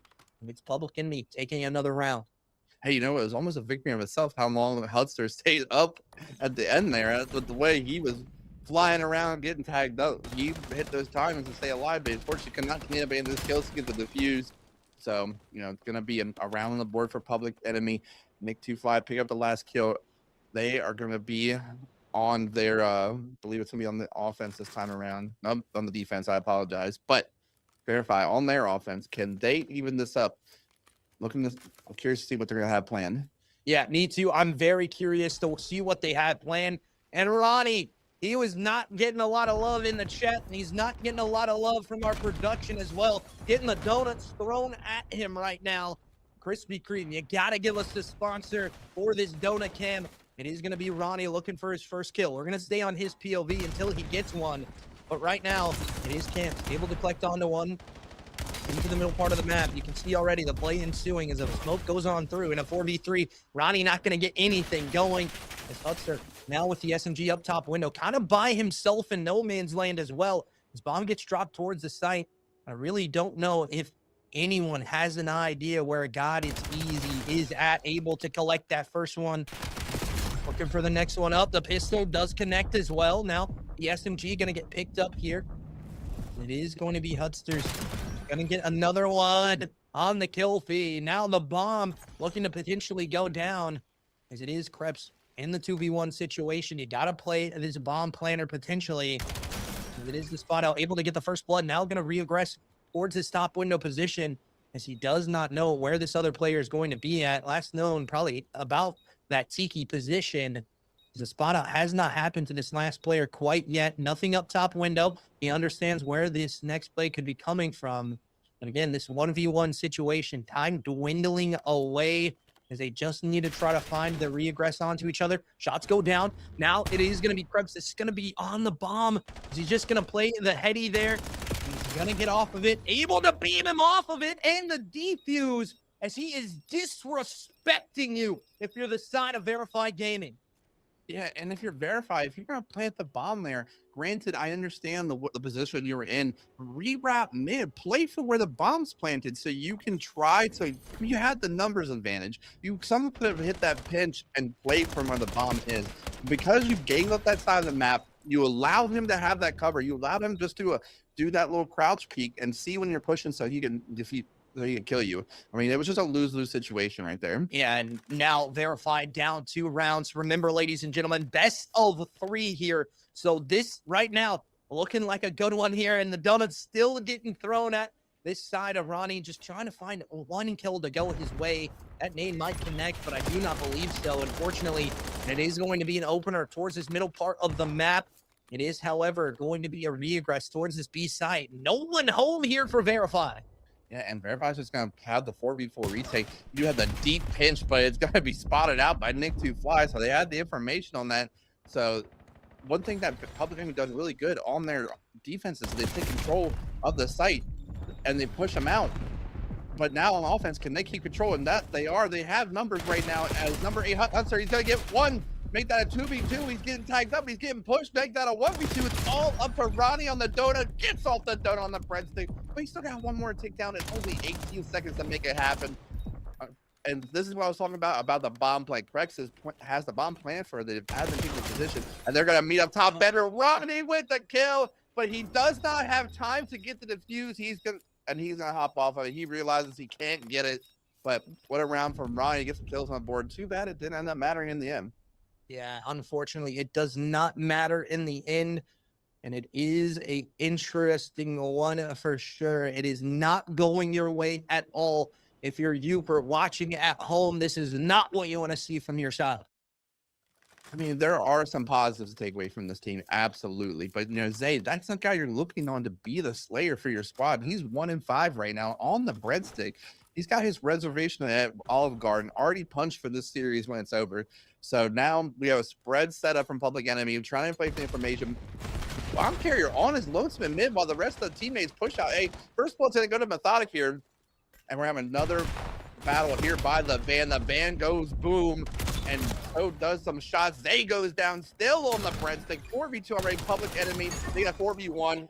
KF's gets the last one. And that's a quick round. And now on match point for Public Enemy. Yeah, match point, set point as well. Just looking like a huge one here. I know. What kind of S&D are we watching right now? This is, you know, what we thought in this pool would be probably the top two teams. They both take a loss to teams that we really didn't think would be able to compete with them. And unfortunately, this is one of the decider matches potentially to get into the bracket. And right now, the side of Public Enemy just look a little bit better. Zay is getting lost right now. Unfortunately, he is not, you know, woken up on the map yet. Yeah, but you know, like you were saying, Verify with that loss to Elite, like that's a team that you should be able to beat, and now you're gonna lose against one of the favorites of our pool here. I might put you in contention to not make it to bracket, but Cancer, it's another 3v2 just like that. Zay on his own in the pool steps does have Hutzer a little bit behind him. The question is though, are they gonna stop this plant? No, they are not. The bomb is out. Hutzer does get the pick off the bomb player. Nose bomb is down. Zay picks up one of his own. Now it's a 1v2. All up to Nick to fly. Can he end this map here? Can he get the bomb planted? Can he get the kills? It's anyone's game here. I would love to see this go to round 11 somehow, some way. Yeah, I would love to see some kind of thing go this way for Nick to fly. We saw him getting loud in the comms. In scrims as well, you know he would get loud for this one. So a definitely crucial one that's coming in, but just not able to find it. Unfortunately, a lot of donuts and breadsticks. Yeah, you're not wrong there, Uper. Unfortunately, we're getting really fed over here with the breadsticks and the donuts coming on through. Again, just, you know, something that we really did not expect from, you know, this team, from the side of Public Enemy and from the side of Verify, to be honest with you. Verify, you know, like I said before, being one of what we thought was going to be our top two teams out of this pool, and it just does not look like that's going to be the case here. This is potentially an elimination round here for the side of Verify. They need a bounce back. They need to take us through that map number 3, but will they do so? That is the question. They have a long road ahead of them to do so, and we open up already here to try to find some kills through the middle part of the map. It is going to be a 1 dead already. It is going to be there for the side of Public Enemy. And now looking for a little bit more towards this middle part of the map. Yeah, down goes Ronnie already in the first blood. Already at a disadvantage here, but Hutzer does push through back Laundry, getting that clearance, but not before Methodic can pick up one of his own. Does get traded. Oh, but the pistol was not good enough. And a 1v3, it's all up to Easy to keep this series alive. He's going to get 1, gets 2. Okay, turn around and get Nick. No, he cannot. Nick closes out the series. And Public Enemy will take the series 2-0. And Nick, just want to talk about the series a whole real quick. I have my thoughts still. You know, Public Enemy, that first map was so close. I mean, yeah, granted, you know, Public Enemy came out on top, but if you're Verify, you kept it close in the respawn. This should be the map where you even this up and show some life. But Public Enemy was even better on the map 2 compared to the map 1. Yeah, I agree with that. You know, Public Enemy just looks a lot better when it comes down to it. And if we talk about them for just a second, that Public Enemy side is not a team to mess with. They do, however, unfortunately lose to the Power Nation squad in that round number 2 off stream. So they also have a loss on the board. So this pool is really, really mixed up right now. But that duo comes on through. It is the decider here potentially for Verify Gaming not making it into the bracket. Again, top 8 make it into the bracket, so they still have a potential. We do have another pool that needs to get played as well. Unfortunately for Uper, I'm not sure if these guys are going to make it into that pool play. We do appreciate you as always. We're going to head into an interview with the side of Public Enemies after the break. We'll be back in just a couple seconds.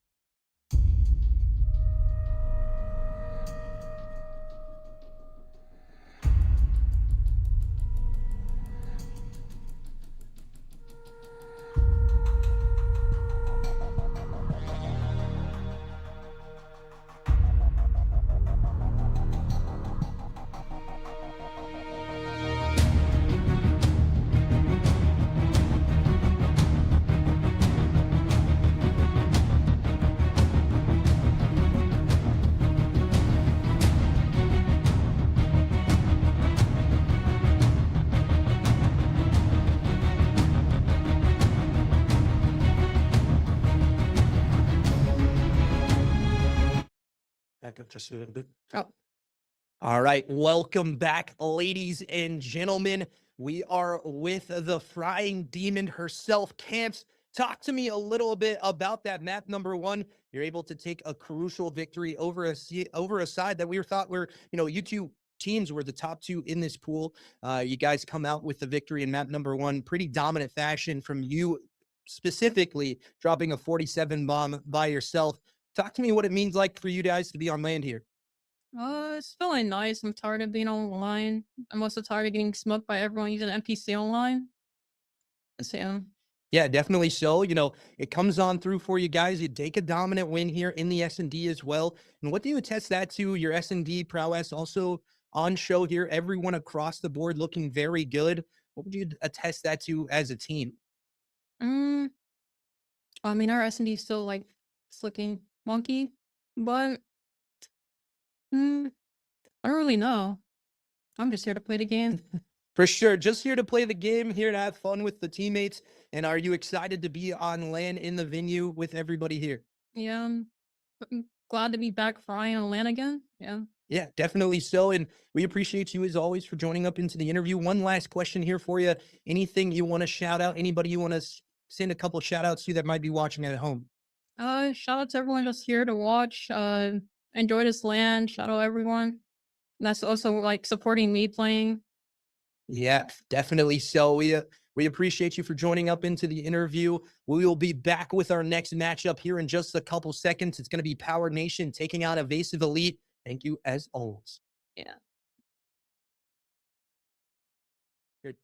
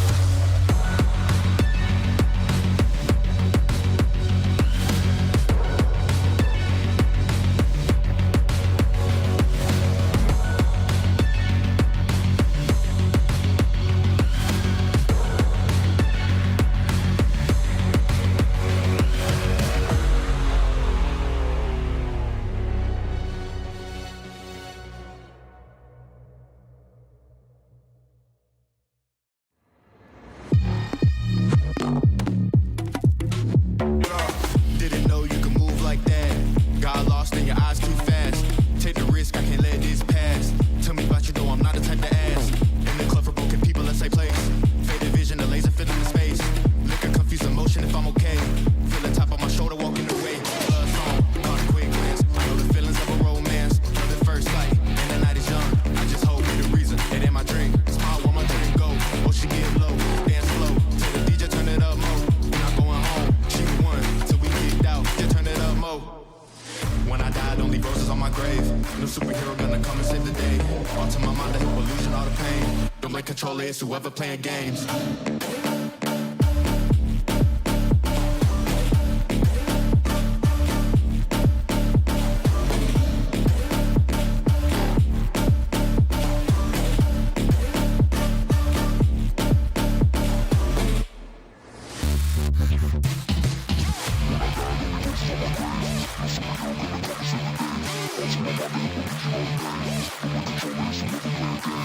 When I die, don't leave roses on my grave. No superhero gonna come and save the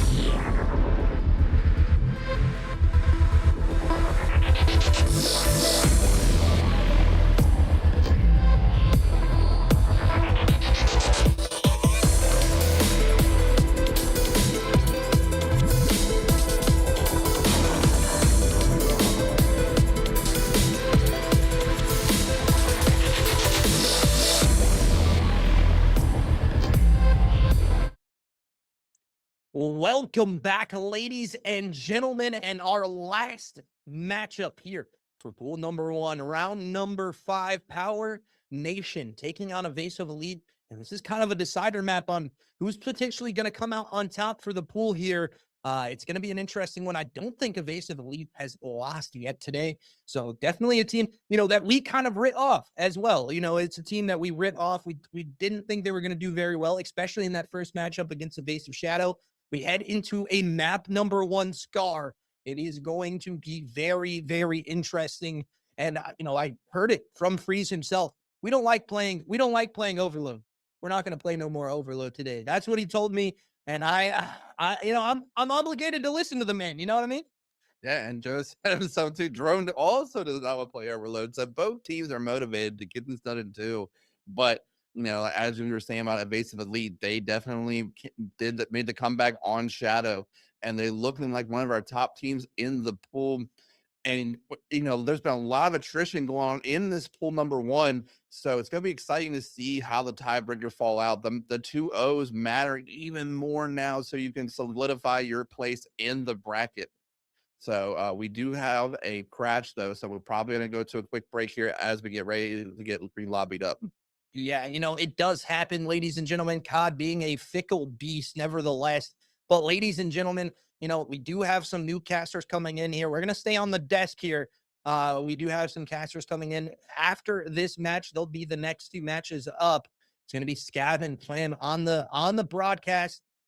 You know, we also going to shout out Limitless Talent, Crusader Boys Entertainment, and as always, those boys from Power Nation as well coming on through for the sponsors here today for the LAN. Also, big shout out goes to the North Carolina Esports Academy for hosting in the venue here today. A huge one coming on through for them as we are loading back on into the map and series. Chat, I hope you guys are ready for a banger map set. This is going to be an interesting one for sure.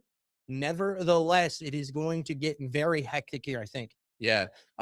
You know, we have not seen a Scar HP yet today, so I'm excited to see what these teams. We've seen Power Nation 2 times now already. This is the 3rd time we're going to see them. So it's going to be cool to see the different maps they pick, the different play styles we're going to do.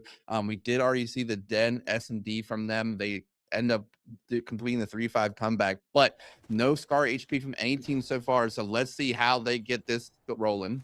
Yeah, we head on into it as quick as possible, ladies and gentlemen.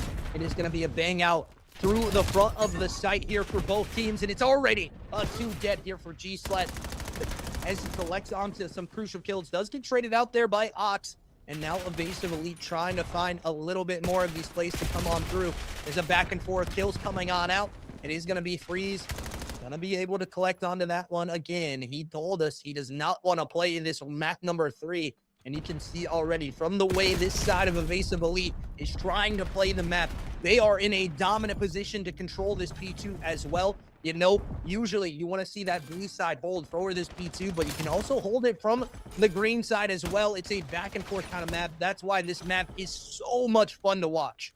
And Power Nation keeps getting the blue spawns, keep it in the pinch, but now Elite has the opportunity to get those blue spawns. As I say, the number 3 Joe, he spawns out. He was our match MVP for round number 3, and they're going to hit this from the front, all out aggression. Now you have the members of Elite pushing in from the green side of the map. First aid lands, Trade's going down, Drone gets one of his own, Freeze gets taken down.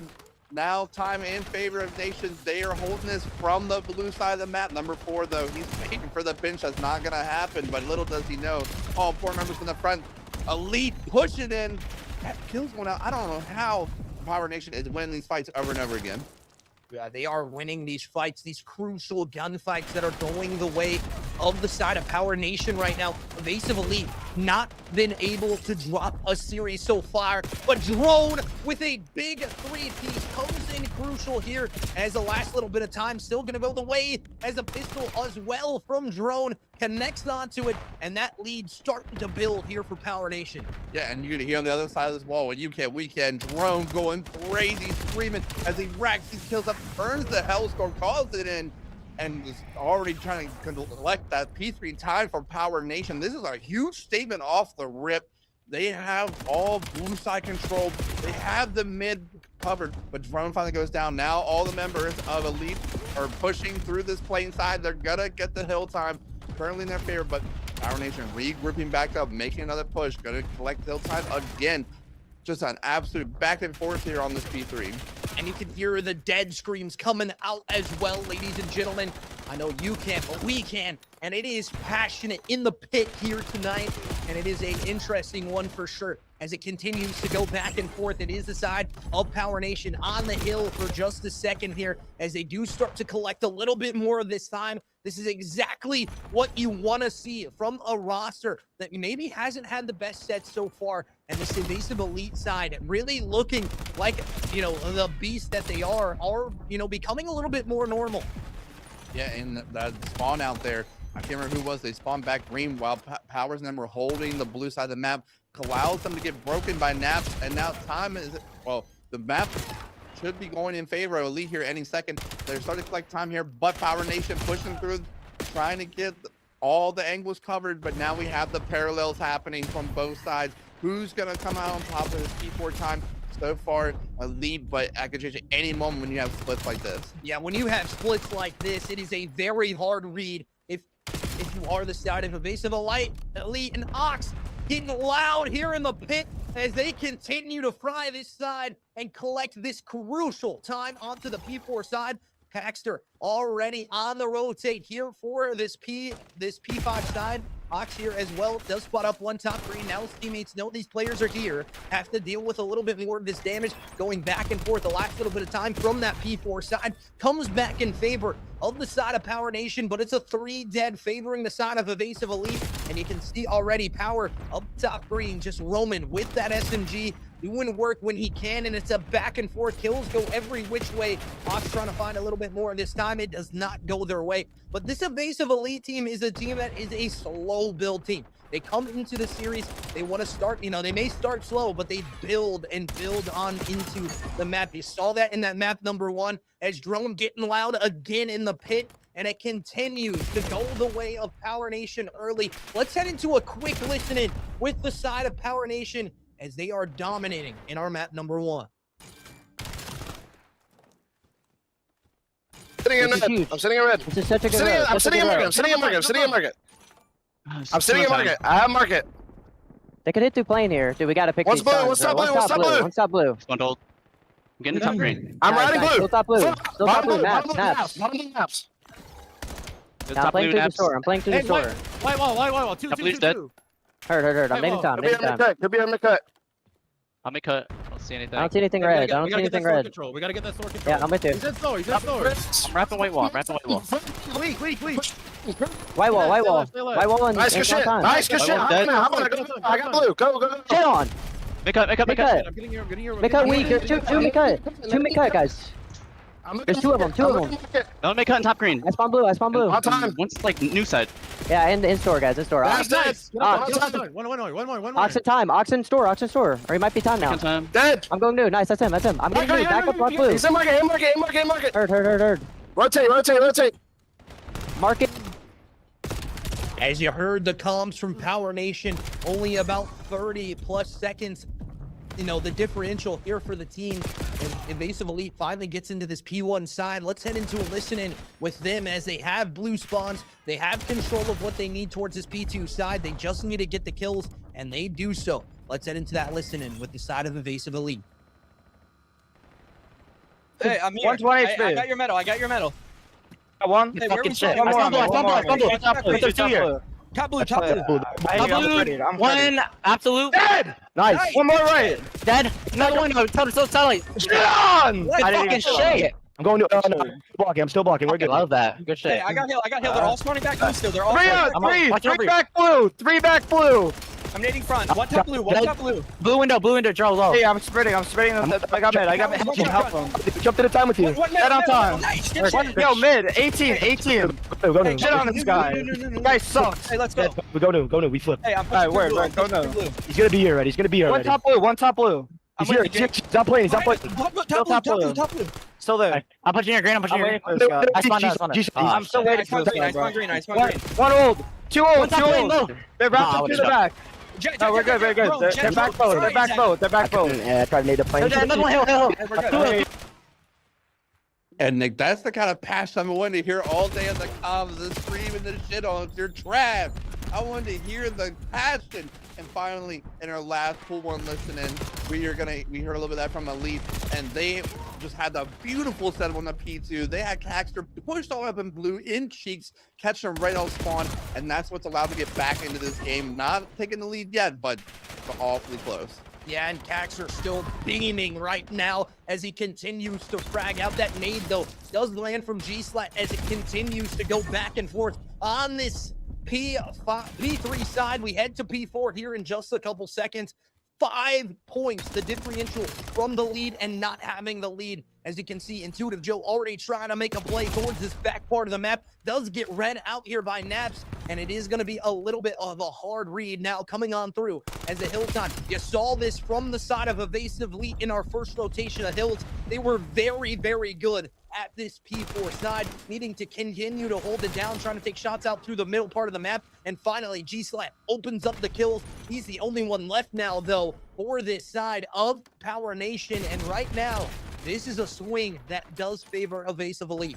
Yeah, but you do have G-Side trying to make the route, but he's going to get sniffed out. Now Mep 1 and 3 are pushing from the front, trying to make something happen. Number 3, Joe, trying to get lost, but time currently favor Elite, 10-point lead. Probably going to get the last 20 seconds.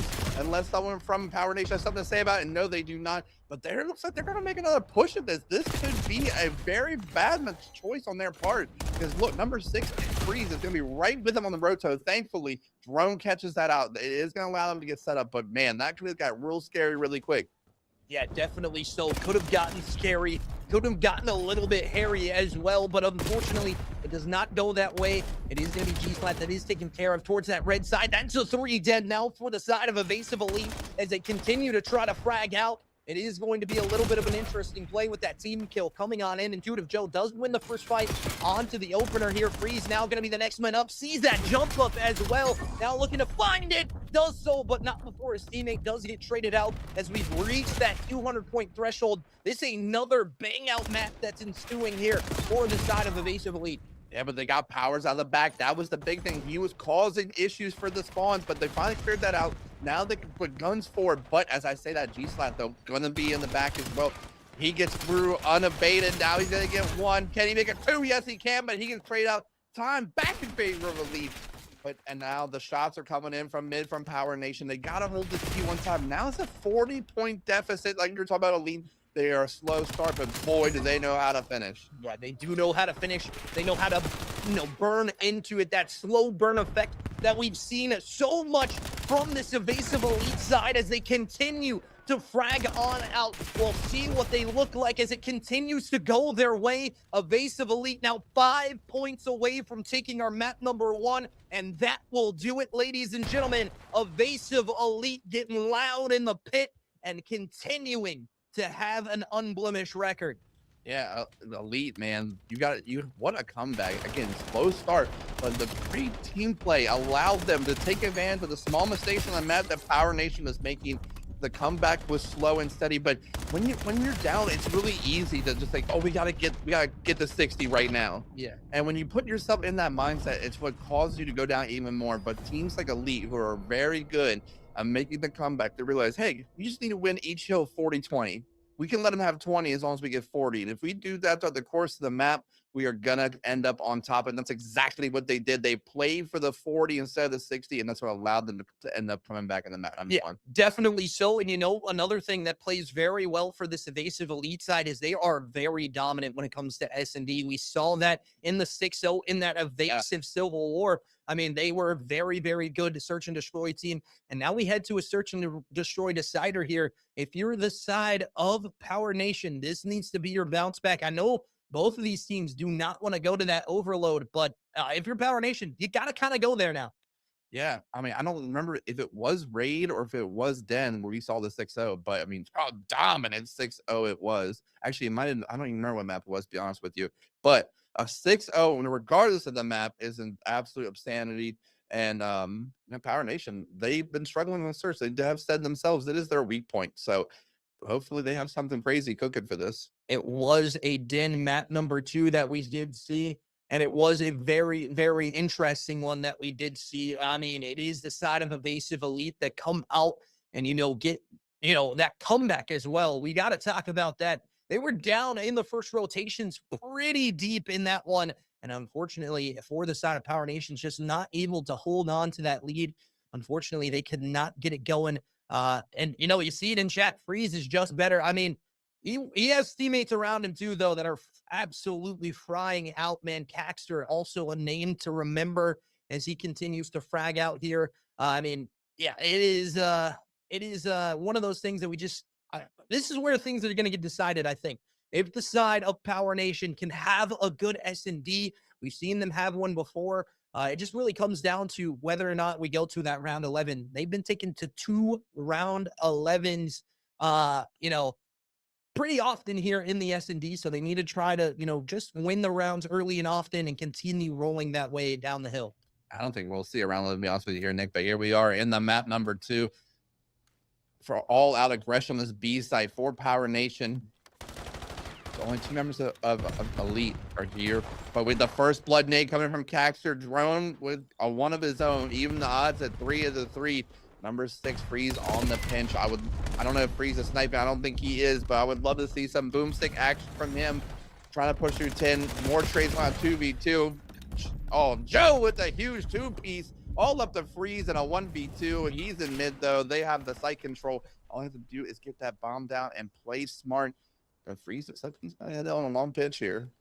Yeah, a long pinch for Freeze. Going to try to find something to go his way. But I do believe the side of Power Nation kind of have a read onto it. They've been watching as well. It is going to be the first kill that goes the way of Freeze. Now it leaves it up into Drone's hand. It is an interesting one here, needing to find this kill. He's up towards that tree position. You can already see him on the mini-map, just looking towards 10 building spots, and now able to collect. And that will be the first round going in the favor of Power Nation. Yeah, and good plays from Power Nation there. I mean, Joe was reading the pinch. Obviously, he knew the pinch was coming. It was just unfortunate he wasn't checking on the right spot. But, you know, just sometimes that's what happens. But luckily, Drone able to get the trade, allow them to take the first round on the board. That's what you need. You need momentum in your favor. You need that first round because we already know this is a very SMD dominant team. Yeah, definitely so. We've seen Evasive Elite be very dominant in S&D. You need to get that round on the board, like you said, and they do so. But we'll be heading into our next round, offensive side now by the side of Evasive Elite. And we saw this boomstick come out of Freeze in their first main stage broadcast. And he was very dominant with it. As the shots for Naps not going to collect there. Power Z able to get the kill, does get traded out pretty quickly there. Ox on the trade out kill, does get pushed down with the nade. Looking to try to find a little bit more is Freeze. Information coming on through towards his teammates as this rotate coming on through. No one really hitting that flank route, giving them pressure towards that B site. So they have an idea of what they're going to try to do. And it's going to be, you know, going against that one-man odds there towards the middle part of the map. And again, so far, so good. Yeah, shots are coming in, though. Caxter is going to take down G-Slat in mid. Huge opening kill. Bomb is pushing through Dojo here. I don't know if they were aiming to go. I think they're going to play all the way through to Planet A here. I love this play call out of them. It's not just stop at B and hit the plane, because right now all the members of Power Nation are rotated over, and that's going to allow the free plant, and they're going to be stuck on the back foot trying to break into the site. Ox putting the bomb down. These members of Power Nation are lost on what's happening, and now they're going to try to retake the site from the unfavorable side, and Caxter going to get the first blood on that engagement. So it's going to be a 3v1 all to Drone with the boomstick. He is 2-0. But and he put more on the board here. More than likely not going to clutch with the sniper. Oh, but he spots the day one corner. Great read from him. Oh, I thought he had the shot, but it was just a hit marker. That's just unfortunate. And he would have got that. This could have been a whole nother round, but they're going to start collapsing on him shortly. And down he's going. And Elite takes that round. That's a crazy hit marker. I'm just going to put that out there, Chet. That is one of the craziest hit markers I've ever seen. I mean, you know, he's punching his monitor out right now. I know he's hitting the Nico after that, just hitting the desk, slamming the desk, breaking the desk. That's an unfortunate one there for the side of Power Nation. You definitely felt like you just got outplayed in the round, you know. But we head into this next round here for the side of Power Nation on the offensive side. We'll see what Evasive Elite can do on defense. They look a little bit lackluster so far on the defensive side, and they're just playing a little bit maybe too aggressive. We saw them have to play on that back foot in their first series here on main stage. As we head back into it, and he's going to be this play towards the B side. G-Slat going to be the first man to engage. He also has bomb on the back as nades connect from Intuitive Joe. A crucial one coming on through. And back and forth that still ensues onto the side. Tree on it. Now Ox does get traded out though. G-Slack still has that bomb on back, just trying to figure out where he wants to go with it. Intuitive Joe kind of left up by himself now in the 3v2 situation here. Freeze and Naps gonna have to figure this out as the bomb is going down towards the safe side. Yeah, and this is kind of stuff we were talking about our last broadcast, Nick, with them. I don't know what the plan is here. Right now you have G-Slat with the bomb and A by himself. They had numbers, like back when they played Verified. They had numbers, but they're just afraid to use them and bully stuff out. It's okay to die. It's okay to get as long as your teammates are getting your trades. And that's just in a way, that's almost saying you don't trust your teammate to pick up the trade there. Yeah, definitely so. And the kills come on through, and now Freeze and Naps in the 2v1 situation. G-Slat just gets absolutely spit on. You hear it in here through the pit. And it is a absolute spit on that does happen. Freeze able to get that defuse in time as well. Clan in the chat as well. Welcome in, Clan.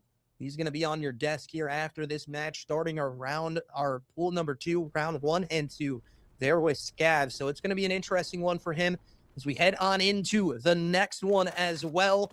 We get into this round. It's going to be an interesting one as we open up onto it. Evasive Elite up 1 round, trying to continue their prowess and move on forward.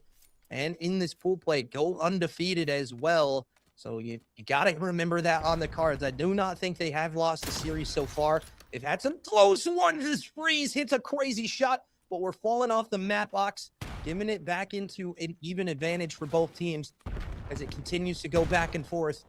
It is going to be Freeze that does try to go pick up that bomb because Ox was your bomb carrier. He falls off the map. It goes back to your spawn. So now you just have to disengage a little bit here if you're the side of Evasive Elite. Yeah, and Freeze did the big first blood, but the team self-trades with the jump off the map, and now you're gonna go back and collect it. And now you're gonna put yourself at a disadvantage. You're gonna be all the way in their spawn, and but another snipe from Freeze on Powers. But this is the kind of thing I'm talking about. The teams are not playing with their numbers advantage, and now it's all up to Drone. In a 1v3 here, he's got to stop this push, and he's probably got the boomstick out. Oh, he does not, but he's 2. And all up in a 1v1 Naps v Drone, and he gets out with his life. Bomb is down. Naps has to pick this bomb up and plant. 20 seconds left. And I love what Drone's doing here. He's going to take the, looked like he was going to take the long wrap. That he does. And he's going to catch him right on the plant here. Oh, is he going to be standing up when he's doing it? Just Drone with the 1v3. Gets the 2-piece and then closes it up. Why are you planting that bomb standing up? Yeah, you just heard it here. I know you guys didn't, but as the casters, we just heard it from the venue. What are you doing? So, that's Drone talking to him a little bit, asking him what they're doing, why they're standing up on the bomb plant. It is, he may have not been able to clutch the first 1v3, but has that one on the cards for himself in this one. Definitely a crucial one for him. Power Z on the breadstick cam, unfortunately, ladies and gentlemen. He told us not to put him up too much if he was not doing well, but we have to, my boy. I'm sorry. You're getting the breadstick. You got a reservation booked for Olive Garden in this next one, so make sure you're locked in as Freeze connects onto the sniper as well. Again, now in a 3v4 situation, this is where you want to see Evasive Elite take action into the round. You're up 1. Both teams have been very passive as of late, which isn't a bad play per se, but again, you are up 1 man. You just want to control this site. You know they're going to be here as the smoke comes on through, and it is going to be Drone that connects back onto a crucial kill. Yeah, and on the defense, I don't mind that so much when you have the numbers, but I feel bad for Drone, man. Drone is going crazy both maps so far, and just feels like one of his teammates have been taking turns, struggling on the map. I don't think they know Caxter's on this pinch. They just have to make sure they're ready for the 2-pronged attack, and trades go through 1v2 all up to Caxter. They have the intel from the red dot, and the question is, are they going to sniff that out, or are they just going to decide they're going to play sneaky? And I don't know about you, Nick, but I feel like this, even though it's only 2-2, I feel like this map's already been going on forever. Yeah. It's just the slow engagements off the first ones as the Chow comes back on in. Now Caxter in the 1v1, looking to try to clutch this up for his team, as it is now a 2v1 situation. Is he going to make the read happen? 12 seconds still on the clock. It's ticking away, and G-Slat plays it perfectly. That will be the round here for the side of Power Nation as they get it to come on through. It does not matter about that kill. G-Slat clutches it back out, and now it takes the lead for Power Nation. Yeah, great clutch from G-Slat there. I thought there was an opportunity for, once Caxter got that first kill and got with his life, I thought there was an opportunity there for him to clutch the 1v2 and see back-to-back clutches, but thankfully Power Nation grouped up, clutched up, and secured the round win. Yeah, definitely so. As we head back into it, it is going to be the offensive side here for the side of Evasive Elite. Still on the breadstick. My boy Powers is not having a great S&D right now. Just needs to step it up a little bit for his homie Drone, as Drone is fragging out. Just needs to continue to do what he's doing, but he needs his teammates to be there with him as the trophies come on through.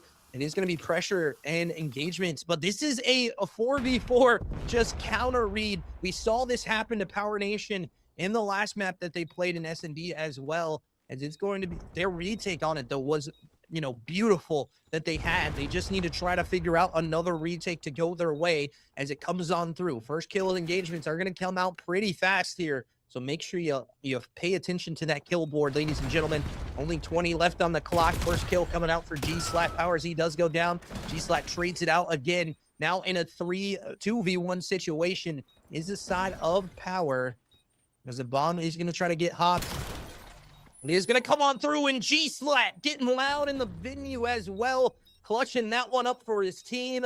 And that will be a 2-round advantage now for the side of Power Nation.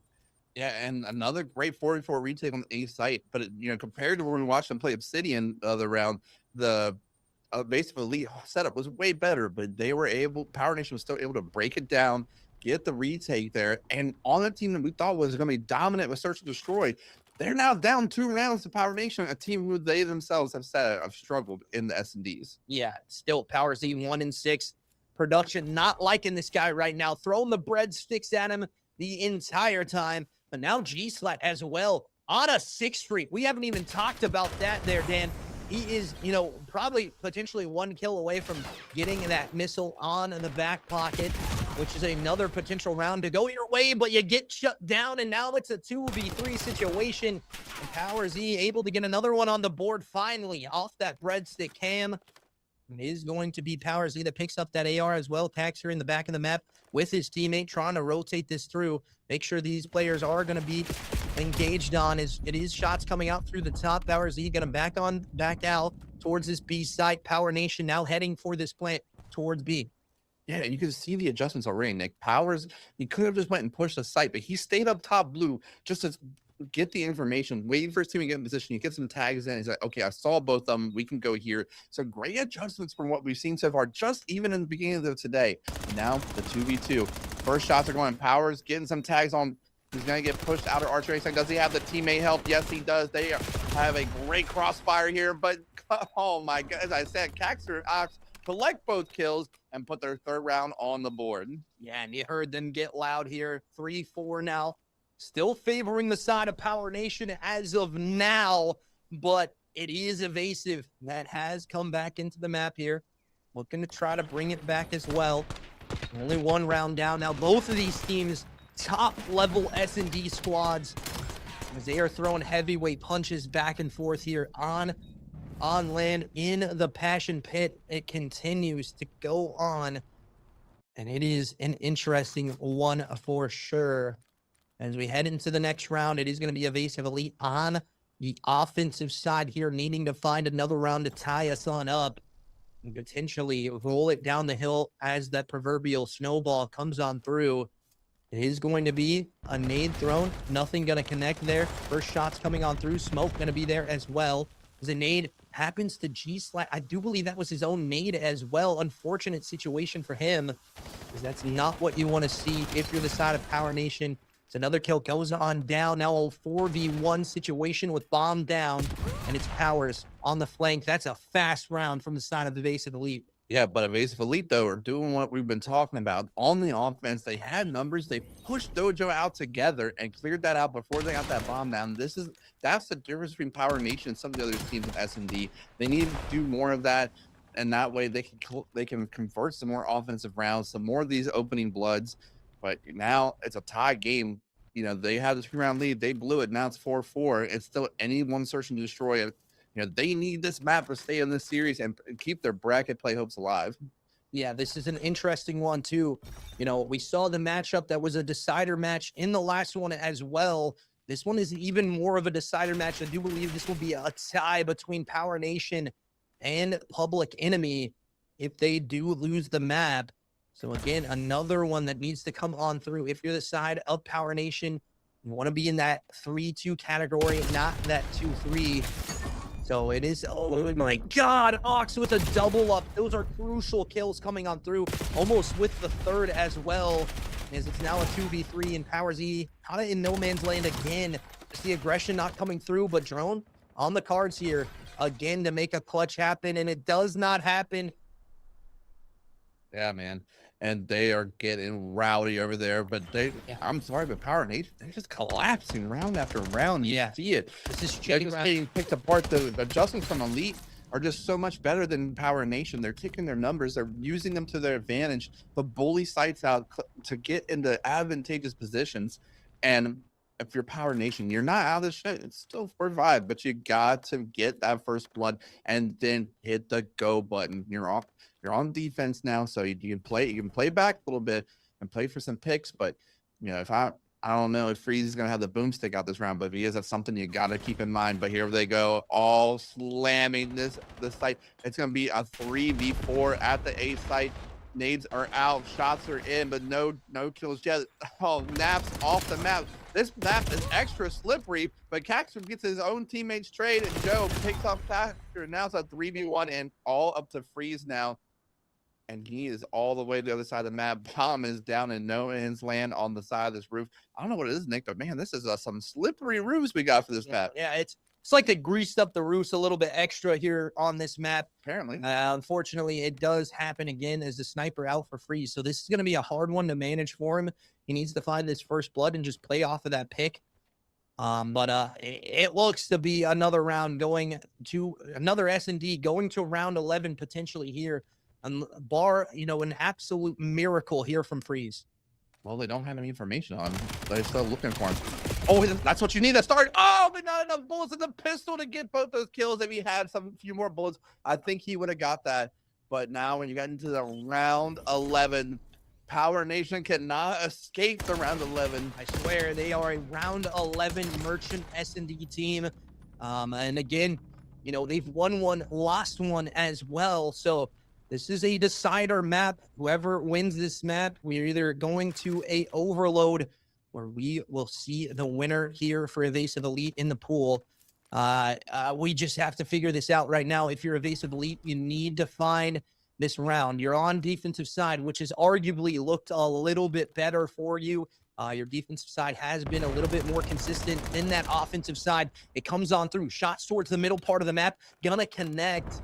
I do believe is that nade does not hit anything. Drone now 11-8 on the cards for him.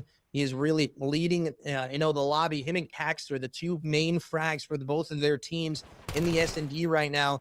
And it is going to be shots towards the middle part of the map that come on through. And we'll see another first blood going the way of Power Nation. Yeah, and it looked like we were doing the do nothing strat for a second because you're all spread out. But trades are going through. Ox picks up another 3v2 just like that. They're losing their man advantage off the G-Slat and Drone. Can they keep this map alive? The times you hear the screaming and yelling, you gotta stay locked in. You gotta maintain the composure. Naps take advantage of the fact that they have the man advantage, holding that pinch. They have information on one member. Bomb is just gonna go down at B. Now it's all up to how Elite want to approach this retake. And G-Slat, I like the way he's playing this pinch. He's playing a little differently. He's playing a cornball right now in that angle. But again, this is going to work at least for one here as he does get checked. No. Oh my God. Ox on the check there makes a crucial kill happen. And now he knows where Drone likes to play. And that will be that. The side of Evasive Elite take it in too old fashion in round 11 here in the S&D. And they got loud there in the pit. And it is another one for Evasive Elite. We don't get to see that one happen in the overload. Exactly what they foretold. It is a huge one coming out for this side. 13-8 from Caxter. Ox as well, I do believe, on either 11 or 12 on that as well. It was 11 there for him. A crucial one coming on through. We're going to go and get that interview, but let's talk about that series a little bit. Just, the S&D lulls for the side of Power Nation. Yeah, I mean, Power Nation, the adjustments just were not there. They Evasive Elite, they made adjustments way faster, had the mid rounds covered. They knew what they wanted to do. Power Nation, they sometimes just feel like they were disjointed and lost on the map. So unfortunately, another round 11 loss for them and a 2-0 loss as well. And I feel for Drone, man. Drone was going huge. He was doing everything he could, both maps 1 and 2. But unfortunately, there's not enough when Powers is dropping a 2-11 on the map too. Yeah, not enough on the cards there for you. Ladies and gentlemen, we'll be right back with the interview here from the side of Evasive Elite. I'm not sure who we're going to get quite yet, but we will figure out for you. You'll find out with us. We'll be back in just a couple seconds.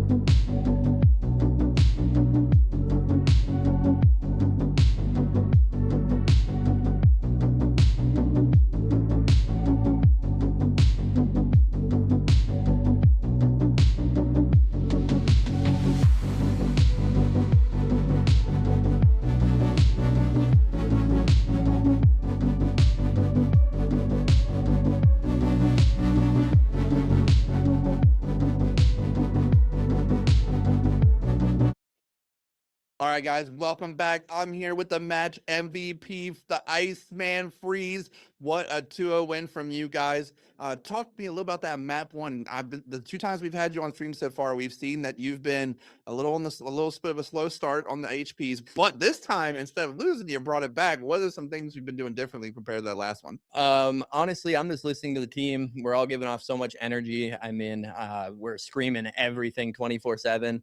And we're just letting that energy ride, and it's kind of what carried us this far in the tournament. So I have to give all respect to my teammates in that aspect. Yeah, and I love the fact that this is the first listening to. We went in today where we heard the screaming, the shit-ons, and the garbage, like all that. Like, I want to hear the passion. I really want to talk about S&D. You guys are so dominant at S&D. Now, granted, did go to around 11, but the mid-round adjustments were on point. And we saw that 6-0 from you guys earlier. So what are the keys to the S&D for you guys? It has to be you on the boomstick, right? I mean, I'm okay with the sniper, don't get me wrong, but I would say it's just relying on our teammates, trusting that they're covering the angles that they're saying they're doing, like working together in every way possible. I mean, there's so many times we're in a 2v3 situation and, you know, one of the teammates just says, hey, we need to do this, and we work together and get that done. So just communicating and, you know, using our comms to the best of our ability. Absolutely. So thankfully, like Nick said, you did not want to go to that overload, did not have to finish it in 2, but, you know, the overload map pool, I assume you guys are still feeling good. What are some things that the team working on for overload to make sure you're ready for those best of 5s tomorrow? Honestly, I would say our biggest thing is just, you know, communicating where we want to get the overload to, you know, A or B, make sure we're picking up on the right cuts, and counting our kills, make sure we're not losing players. You know, if you have a 4 dead, you should probably score the thing. So that's what we're focusing on right now. Absolutely, Freeze. I appreciate your time, man. Thanks so much. Match MVP Freeze here. Thank you guys so much. We will go to a quick break, and then we'll be back with Clam and Scav for the beginning matches of pool number 2.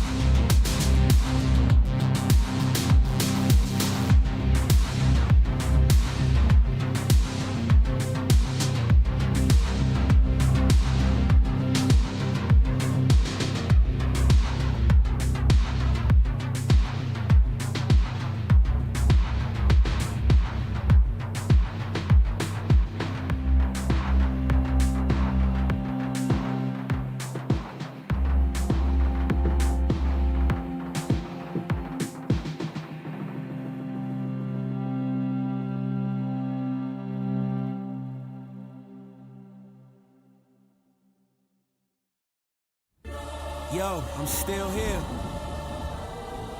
This ain't over yet. You know what I'm saying? It's who I am. Let's go. Cause I'm a warrior.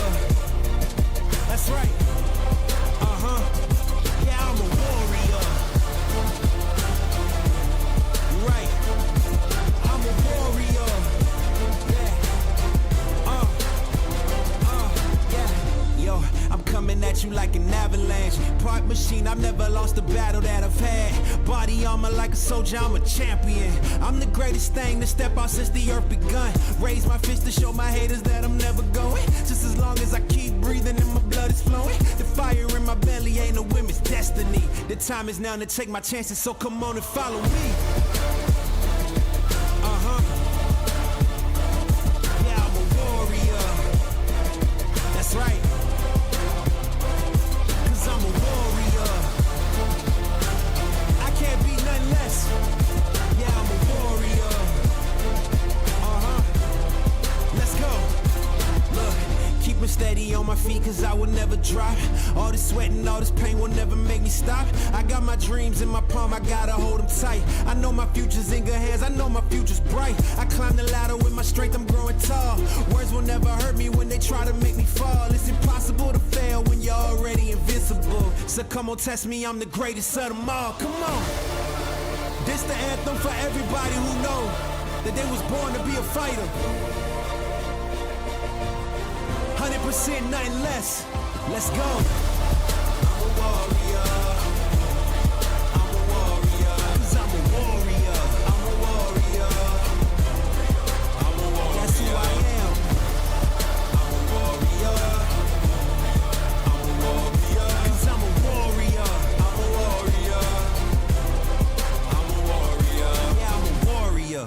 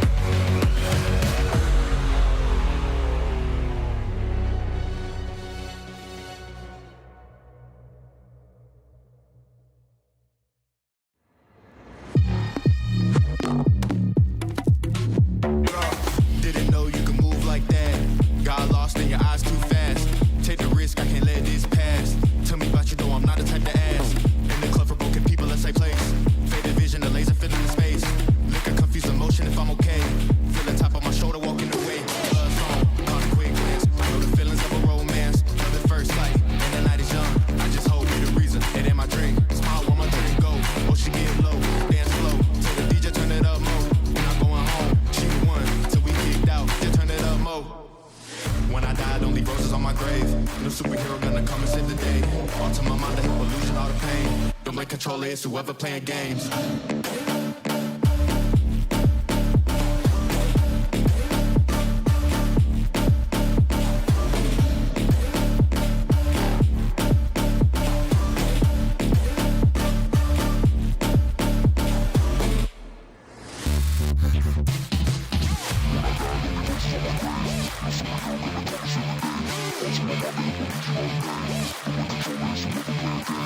When I die, only bruises on my grave.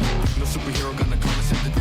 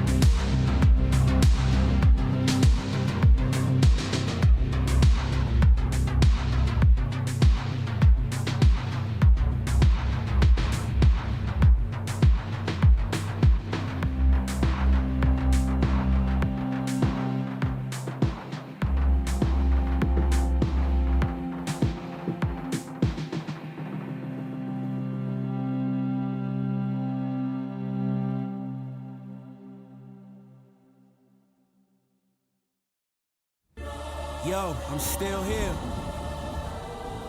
This ain't over yet. You know what I'm saying? It's who I am. Let's go. Cause I'm a warrior. That's right.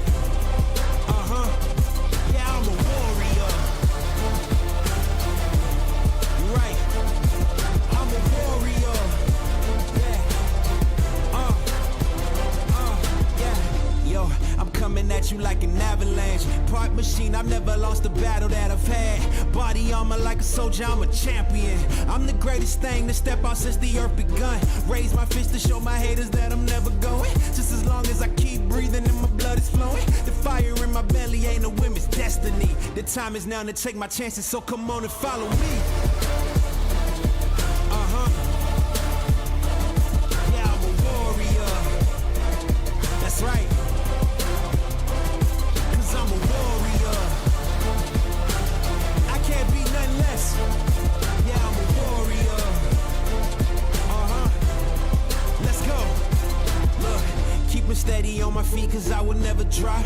All this sweat and all this pain will never make me stop. I got my dreams in my palm, I gotta hold them tight. I know my future's in good hands, I know my future's bright. I climb the ladder with my strength, I'm growing tall. Words will never hurt me when they try to make me fall. It's impossible to fail when you're already invincible. So come on, test me, I'm the greatest of them all. Come on. This the anthem for everybody who know that they was born to be a fighter. 100% nothing less. Let's go. I'm a warrior. I'm a warrior. Cause I'm a warrior. I'm a warrior. I'm a warrior. That's who I am. I'm a warrior. I'm a warrior. Cause I'm a warrior. I'm a warrior. I'm a warrior. Yeah, I'm a warrior.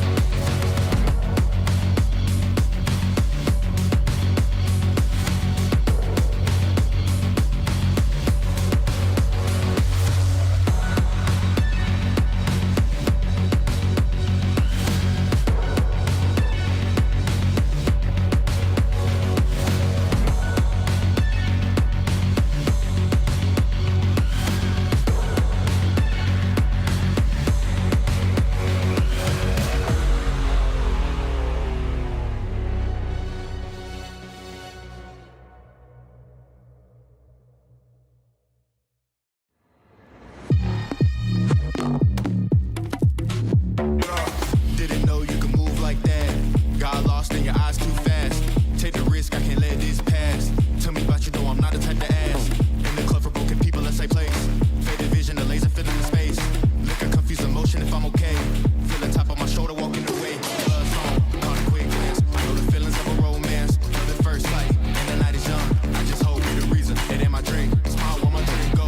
Oh, she get low, dance slow. Tell the DJ turn it up more. When I'm going home, she the one. Till we kicked out, just turn it up more. When I die, don't leave roses on my grave. No superhero gonna come and save the day. All to my mind, I help illusion all the pain. Don't blame controller, it's whoever playing games.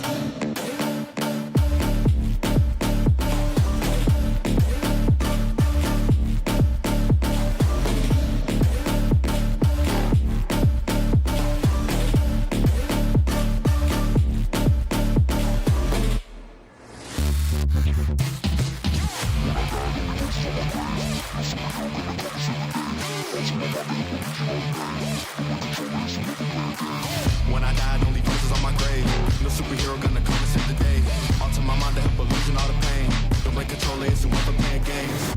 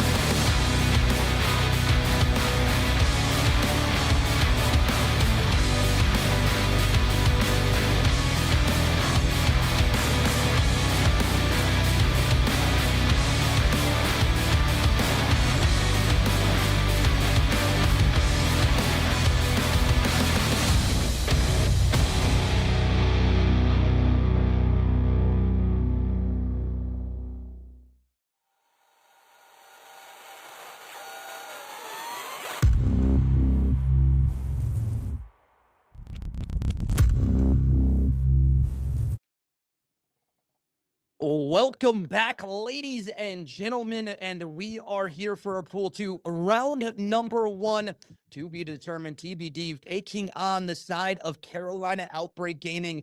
It's going to be an interesting one for sure here. And if we talk about the set, I mean, a Din, Raid, Din as our set this evening. It's going to be an interesting one.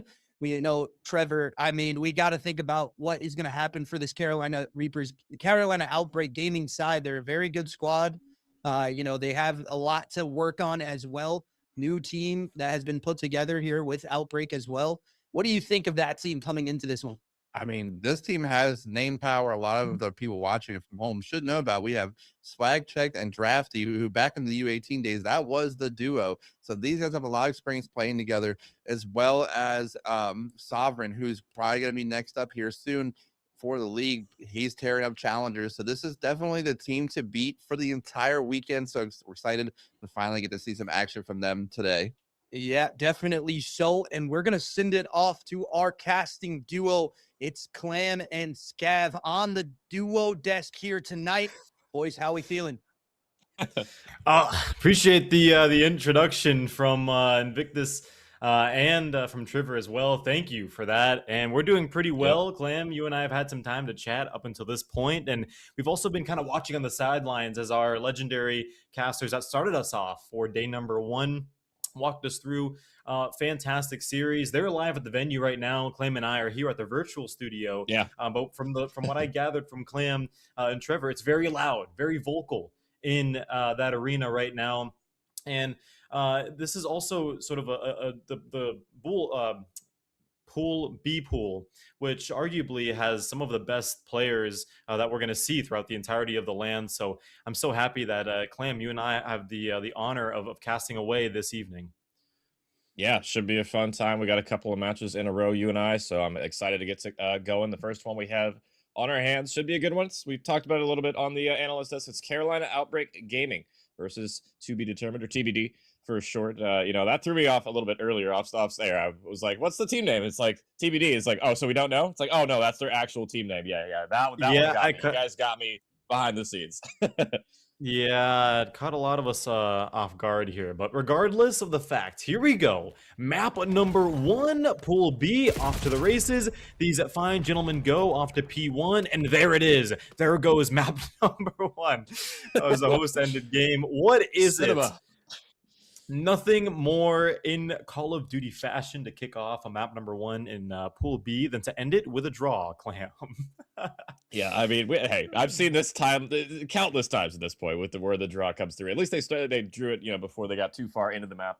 And it gives us a little bit of time to talk about the map set in this series. We're going to be having a kind of an interesting one. It's Den and then Raid, and then if we do need a map 3, it'll be Den again. So kind of some similar, I feel like Den and Raid have a lot of overlap in the way they play, just the layouts of the maps in particular too. So it's almost like we're playing the same map 3 times in a row for this one. So, I mean, it's really who's going to step up in the slaying department first. I mean, I know this Carolina Outbreak Gaming roster, we talked about it a little bit. They're very good. So it's going to be up to TBD. I mean, to show up early and just not go down early in the first hard point here.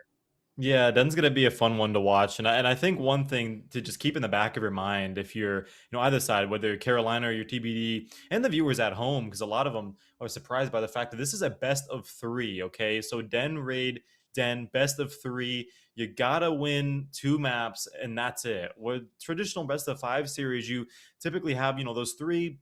And you might start off weak on a hard point, and, that you can be forgiving, right? You have those opportunities to prove yourself and come back, but no. The loser of this hard point here only have 1 more to prove themselves worthy of staying alive, and that's about it. So every kill, every time, every call out matters just the more. Yeah, and I feel like we, talked about it a little bit off air with Nick and Trevor. I mean, the last series, or Pool A, I should say, Power Nation, they ended up going, 2 and 3, but they lost by 1 map in the map count, I believe, to get knocked out of the tournament too. So, I mean, it's how it can go sometimes. Every map matters as you go deeper and deeper in to the pool play. So you want to not drop really any of them if you can, but I mean, you try and keep your losses to a minimum here as we are underway with the first map, Den HP, Carolina Outbreak on the hill here first. Have a decent setup as well. Sparks trying to watch the overextension. Gonna met with a couple of players, and it will be TBD trying to break from the side, but so far so good. Carolina getting a decent chunk of change on P1 here. Yeah, and they also don't have any control over. Well, I say that now they do. So mid-cut control was there temporarily for the side of TBD and Carolina Outbreak trying to fight for it, because for that P1 mid-cut control is sort of the name of the game. But even more so, even more notably, which could cause from some early growing pains later on in this series, is if that spawn for P2, the dominance needs to be established early. And as of right now, we start to see an early rotation is going to go through. That's going to be Sparks waiting on the other side for Carolina Outbreak and hopefully getting the spawn to their favor. But now their backsides are exposed. Carolina Outbreak are going to have to fight to hold this hill, but also regain those spawns in the process.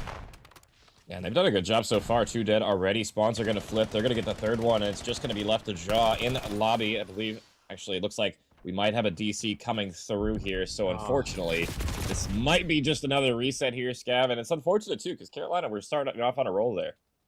Yeah, they were, and I was getting a little worried as well from Sparks.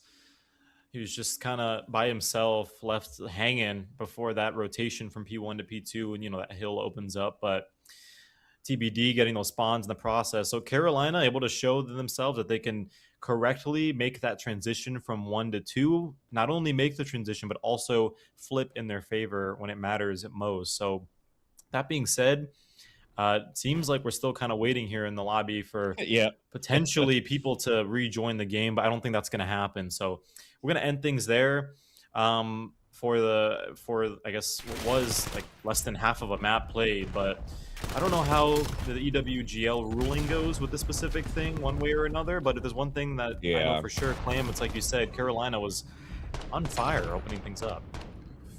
Yeah, I do believe it probably is going to be a full map replay just because the score was less than 100 here. It's still pretty early on, so I'm imagining we will get a full restart on this one, but hopefully we can keep the lobby together. We might have to hold it together with the tape and staples or something, but we'll try and get the lobby fixed for you guys and, get things rolling. Honestly, in the meantime, though, I mean, we can set it to a quick break if we want to early. I don't know how much longer the players are going to need to set this one up and get things underway, so we'll take it to a quick break. We'll be right back with that map number 1 here in a bit.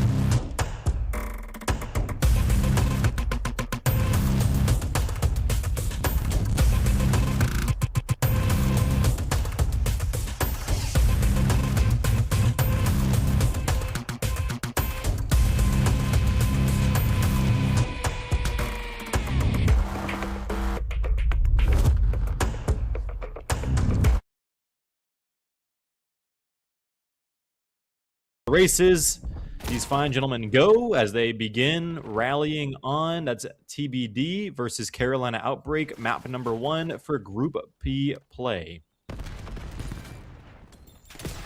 We'll see. I mean, how the restart goes here. It was Carolina the first time around. This time a better start from TBD. They don't exactly win the opening breakoff, as it looks like Carolina will stabilize and they'll hold on to the spawns, but they do get a little bit of that P1 time, but still in a tough situation on bad side. Gonna have to try and break through here, and you got number 5, number 7 pushing through toward the roof sides. These are gonna be critical gunfights. That Swag has to win. Only able to get the 1, and now, well, we'll see if number 7 can try and flood to the back here. Yeah, see those 2 players that Carolina allocated over that P2. It worked last time, but now that we're here for a new opening, it only worked for so much, as this time Carolina met with a little more resistance from TBD, as a sea of purple surrounding this hill right now. Swag able to fend one off, but just after a couple of trades here and there, the wound has begun gushing out, and TBD ultimately getting the last laugh. You got 2 on Hill. Carolina Outbreak trying to make that none as another retake goes through. This P2 so far, Clam, been a lot more fishy than that P1.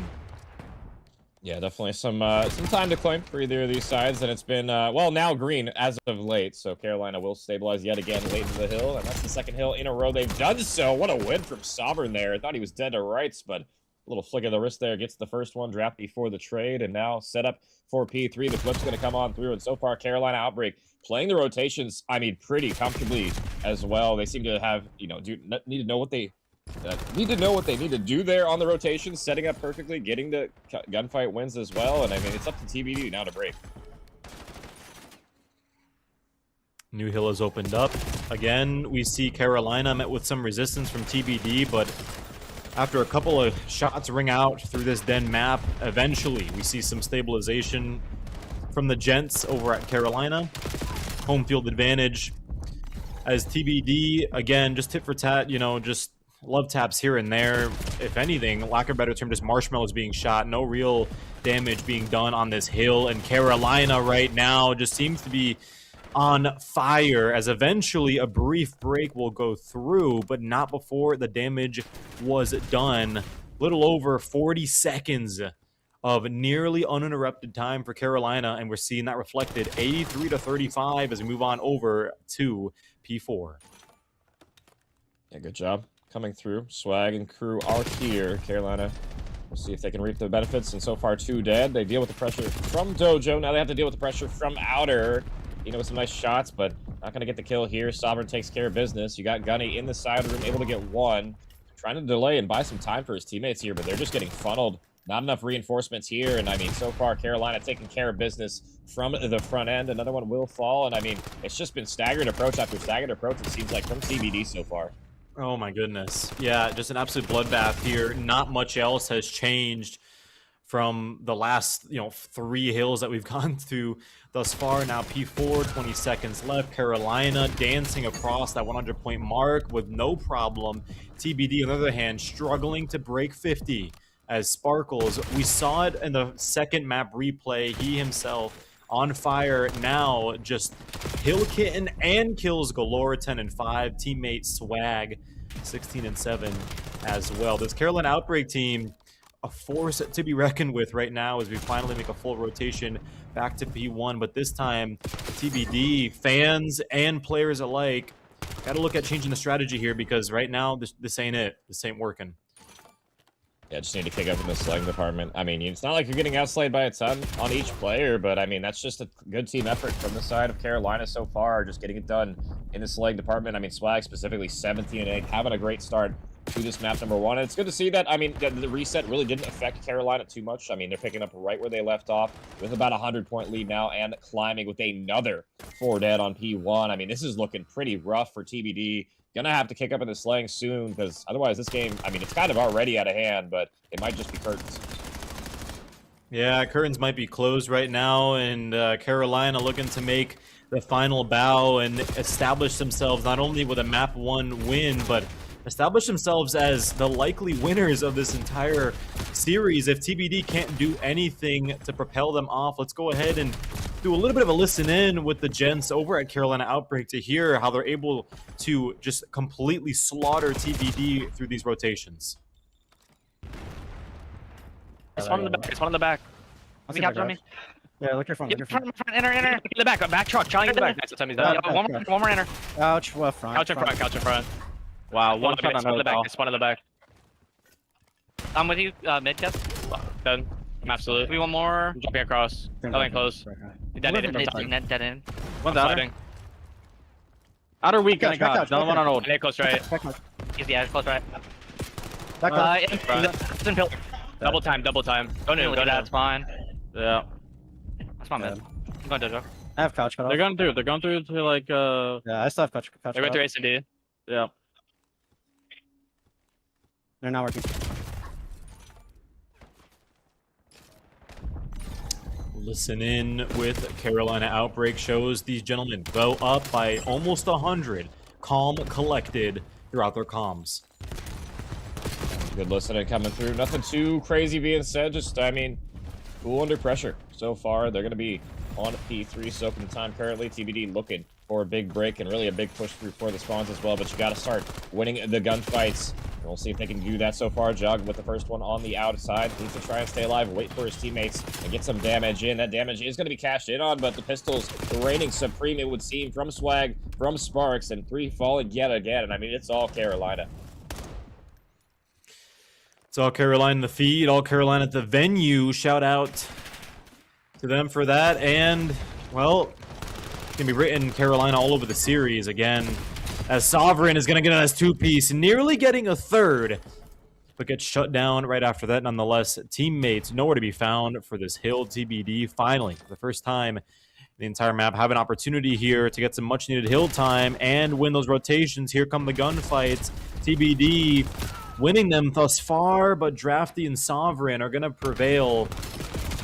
And with a couple of seconds left on Hill, Jaw left alive. Eventually will get shut down. Sovereign. And again, Sparks trying to put the cherry on top. They will. Sovereign himself, 4 streak, 26, 15 kills, going out hungry for more as that scoreline trickles past 221. It could very well get close to end. It won't end here. It'll have to end on P1.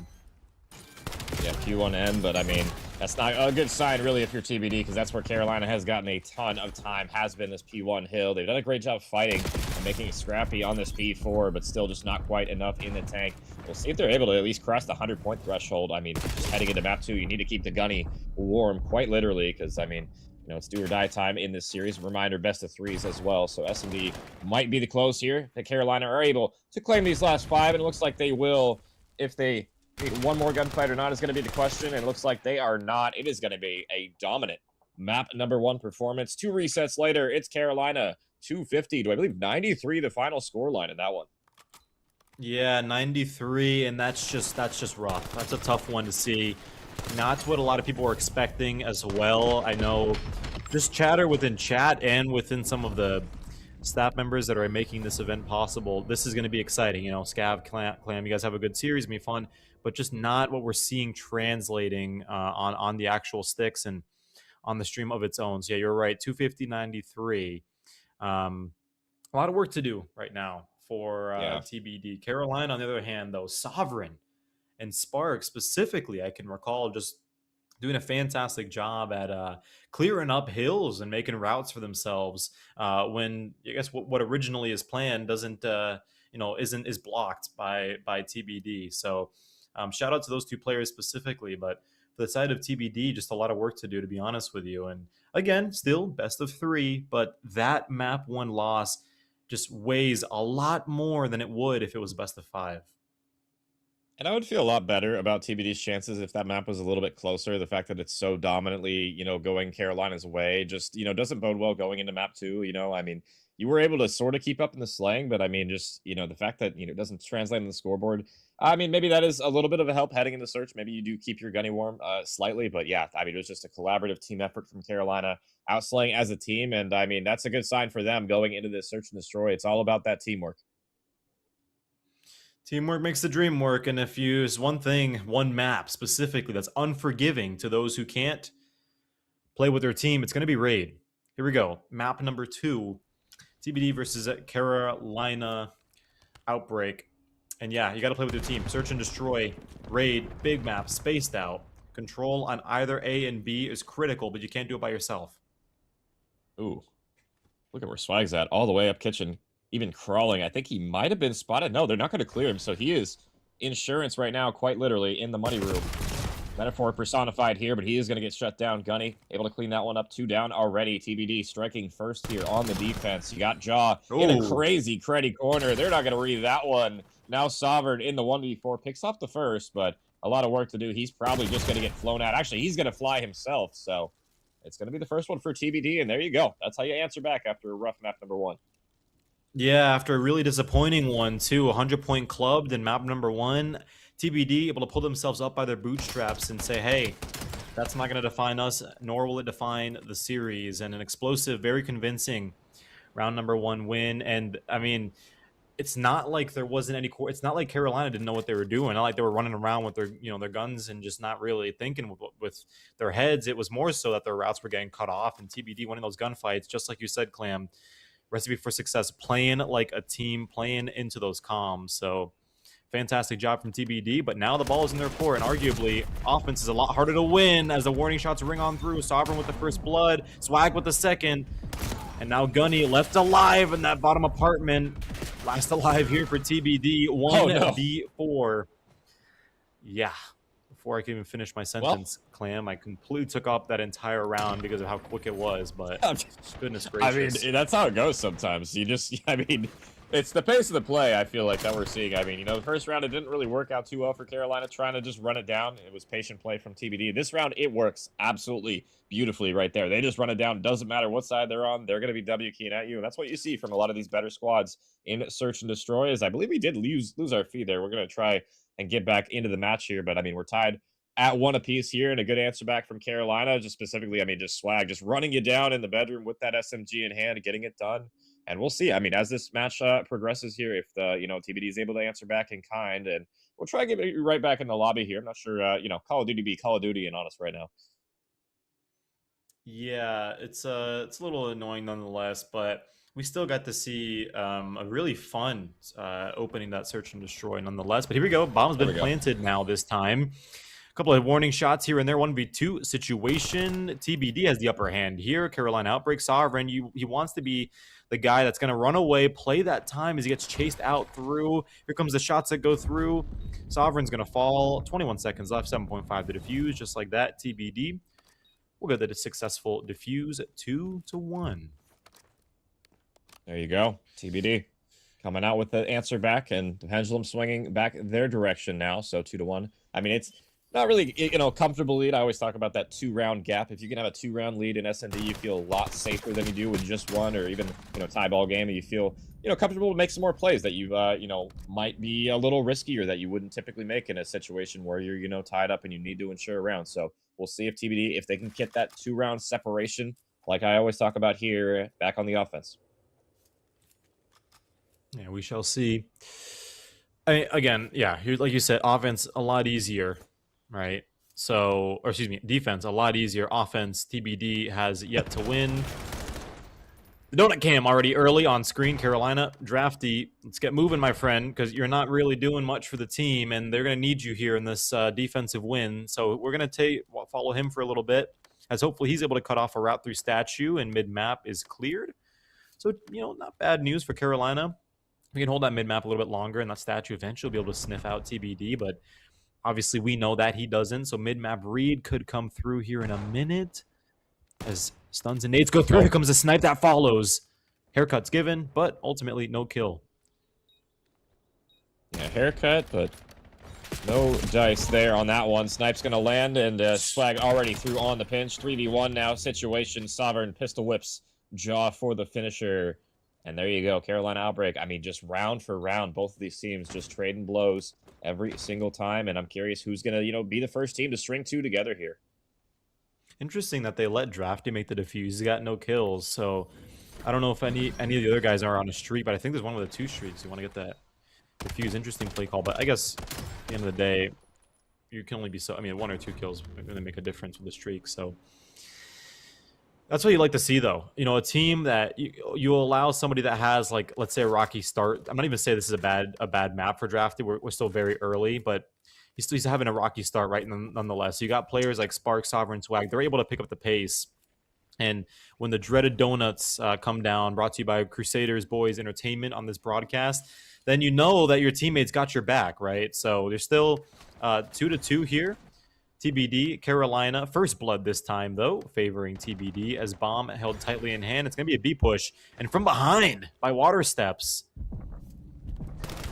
TBD goes undetected. Now. Going to be a 1v3. Gunny last alive to deal with the shenanigans here. And bomb's going to be dropped as well, so he's going to have to try and grab this one eventually. And we'll see if he's able to take a route effectively or not, because both players... Actually, Carolina are going to grab the bomb. They're going to wrap this one. Looks like toward A. Gunny might catch the timing here. Depends on how he reads this. Looks like he will be reading it right, but how long does he stay here is going to be the question. Only 40 seconds left for Carolina to delay this one. And, oh, Gunny, you're in a prime position to shut it down. But, yeah, the timing might be everything here. He's still in top art. Do you sniff him out? He spots the first one. I don't think they spotted him here. They might have just caught a pixel, and it looks like they did. They're going to take care of Gunny. Shoulders come through. Nice shots. And it'll be another one for the Reapers here. What do you know, too? Drafty, final kill. We've got him 2 donuts, but no breadstick following our next round. And yes, you're right. It's actually going to be the first offensive win that we see from Carolina's side as well. That statue control, not to be underestimated. And that bomb easily could have been planted as well in the process. So good setup for Carolina. And now up to TBD to sort of maneuver themselves here as we see bomb carrier with a breadstick themselves. Bomb plant, though, relatively easy over to A as Swag just completely slams one of TBD's players. And just like that, 4v3 situation, make that 2 trades, 2v3, bomb planted, Sparks with another, 2v2 situation. 35 seconds left. Yeah, Sparks with it all to do.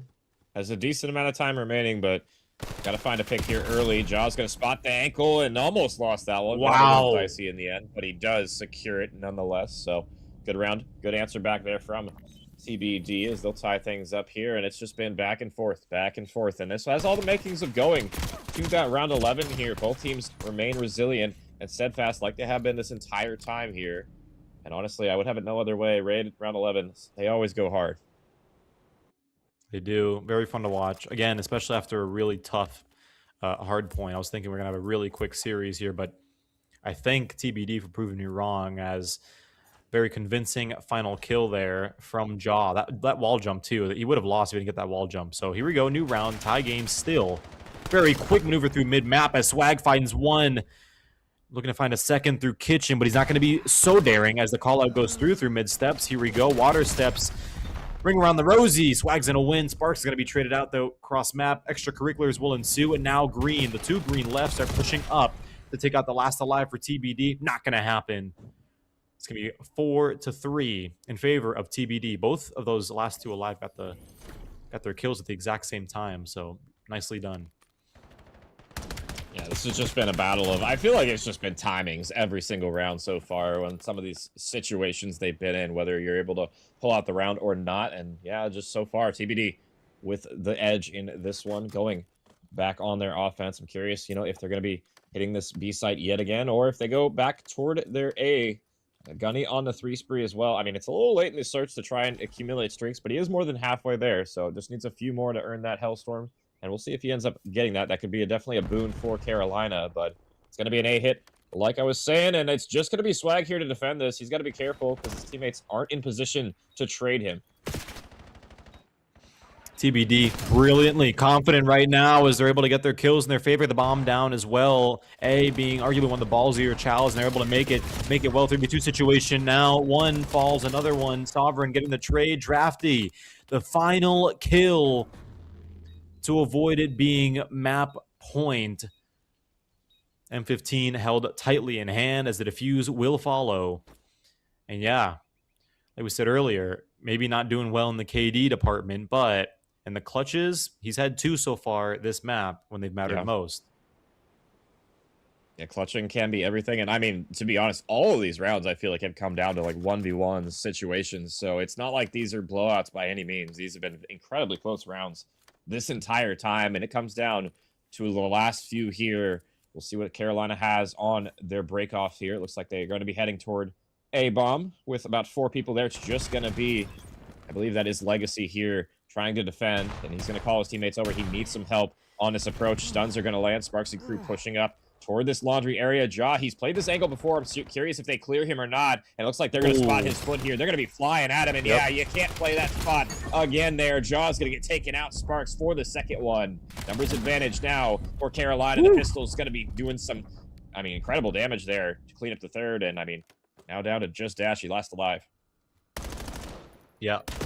Like once that first blood there fell from Jaws and TBD, it was like Sparks and Sovereign were like sharks in blood-infested waters. They were hungry and they were just eating up anything that TBD threw their way. 3 kills just on that side of the map over by Laundry. And Drafty yet again, 3rd final kill so far. Looking pretty good right now, looking pretty confident. TBD pulling themselves out of a forgetful hard point, now staring down the barrel of a series loss if they're not able to do anything here, win 2 straight, and force that map number 3. We'll see what they have up their sleeve on offense here. It looks like it's back toward A we go. Just going to be swag there for the moment. And you got any play and insurance in the back of the map, but there's a couple players toward mid. They're expecting this play. I'm curious if they're able to get the bomb down here early or not. Now, it looks like it's going to be Legacy pushing up toward Laundry. Has his entire team here. And Gunny, patience pays off. He's able to get the straggler. Meanwhile, on the flip side, it's a pinstripe kill feed, 2 for 2. Still a minute to play with, so a lot of time now for both of these teams to work with. This is where we start to see a really good COD team from just a standard COD team. You know, the silent moments, the chows, the nerves, the pressure. Here it goes. Sparks leading the charge. Gets 1, 2-1 situation. Bomb grab. They don't know where it is, though. All up to the last alive here from TBD as he makes his way through kitchen. Footsteps feeling louder and heavier as usual. 1v2 now, 30 on the clock. Stun's going to land. That'll reveal him as well. And I mean, this is for the map too here, so you got to get something going. You need to try and find at least one pick here you would like, but he's going to chow when he's weak there. Not enough time really to get across, and that'll be it. It's going to be Carolina Outbreak taking the 2-0 in this series, and maybe a mixier search than I think you or I either really thought going into this one. So some excellent resilience at the very least out of TBD, but it doesn't matter in the end. Carolina, they get it done. Sparks had a brilliant stun there. None of that would have happened if it wasn't for the stun. Think about it. I mean, if you want an example, you're coaching a COD team, right? I'm going to take this too to some of the players that I'm going to be working with over the summer. Like, this is why in every game, lethals, tacticals, you got to throw them. You got to throw them, and it's easy to get dialed in to when you're playing like 2 inches from the monitor, just holding the controller, like aiming and holding an angle. You got to use those stuns. Brilliant read by Sparks. Sparks didn't get that information in there. I mean, you're looking. TBD was easily take that laundry route, check that laundry window, and Sparks was sitting at that statue. He would have fallen, and then who would have known what the last alive would have been able to do for the side of Carolina. So always throw your stuns. Again, map knowledge, tactical knowledge, that's going to prevail at the end of the day, and that's exactly what separated Carolina from TBD. But like you said, Clam, unfortunate, honestly. I was kind of hoping that we see TBD win that, because it seemed like they just took a little while to push the gas pedal after that hard point, and I thought they were really warmed up in that search. But nonetheless, it was still fun to watch. Yeah, a fun watch. I mean, it was close back and forth till the very end. Just the last couple of rounds don't go your way, and just some situations that just unfortunate, really, for you if you're TBD. But they're not out of the tournament yet. They still have a lot more matches in pool play, and that was probably, let's be honest, probably one of their hardest matchups they're going to draw for first round there. So, I mean, definitely plenty of time for them to regain. And, you know, if you're Carolina, I mean, hey, there you go. Strong start. 1-0. Keep it pushing here. But we're going to send it back to the main desk here on the analyst side of things to Nick and Triv and see how they're, they're doing over there. How you guys doing? Feeling pretty good, man. Carolina Outbreak Gaming putting it to the side of TBD in this one. And we have a little bit of a special interview coming after the break. It will be Sovereign on the desk with myself, talking about a little bit of what you guys want to hear from him and what he thinks about the team. We'll be back in just a couple seconds with that interview with him.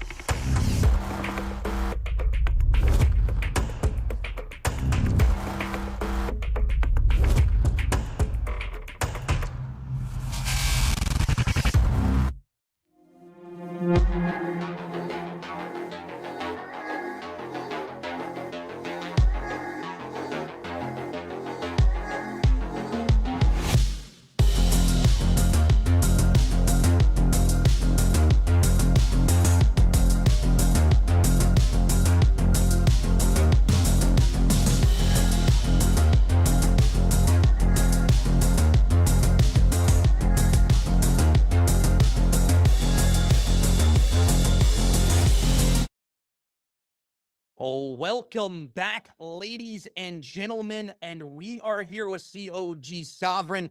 Man, talk to me a little bit about that series. An interesting one here for sure. You get a little bit of an easier draw to open up with. 250 to 93 to start us off, just absolutely dominating those guys. And what do you attest that to for your play in this map number 1? To be honest, I think it's experience at a high level. We've been playing like for 3 years straight, playing against top AMs, pros. We've been on LAN before. It's our first time together as a team, but it's a nice experience to play here with my friends and show what we're capable of. For sure, definitely. So then we head into that S&D, man. You still take out the W here. It gets a little bit hairy closer to the end. That 6-4 decider comes on through for you guys. I do believe it's off of the stun name that you do connect onto just to make it go your way and get that play to go through. So talk to me in those winning moments, what you think went well for you guys in that S&D.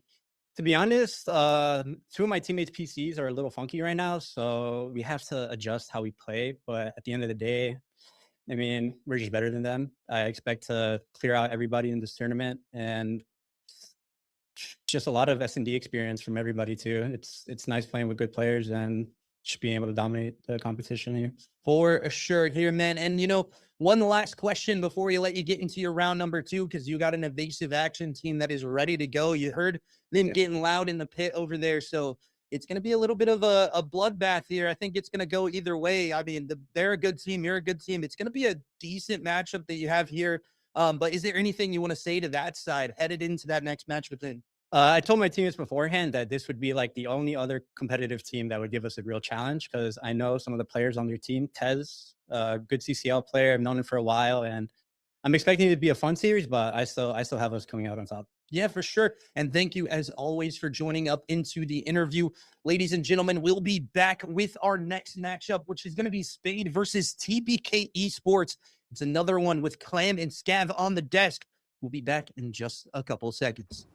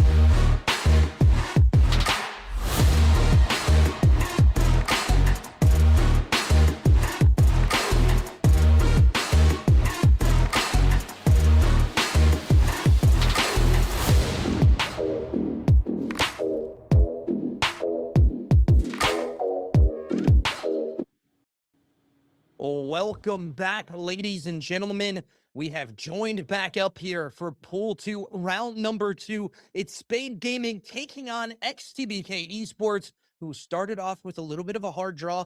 That evasive team did knock them down, but they're looking to bounce back here against the Spade Gaming side. And it's an interesting set here for sure, Danny. I mean, you got to think about what this means for these guys. They got to continue to try to play hard, especially after that first lot. You know, you have to have that mental reset. Of course, you know, it's going to be harder when we go into the set, a Den Raid Scar as our set. So it gets a little bit more interesting, and hopefully we can see that third map come through. Yeah, I mean, TBK's definitely got to be one of our more passionate teams that we have here at the LAN this weekend. So I'm excited to finally get them on the main stage, get it into a listening. But Nick, I'm ready to see something else besides Den, Raid, and Scar. Yeah, you know, I want to see some gridlock. Let's see some sake up in here. Yeah, definitely. So an interesting set, nevertheless. And we throw it back to our casting duo, Clam and Scav, again on the booth. Good luck with it, boys. This is going to be an entertaining one, nevertheless.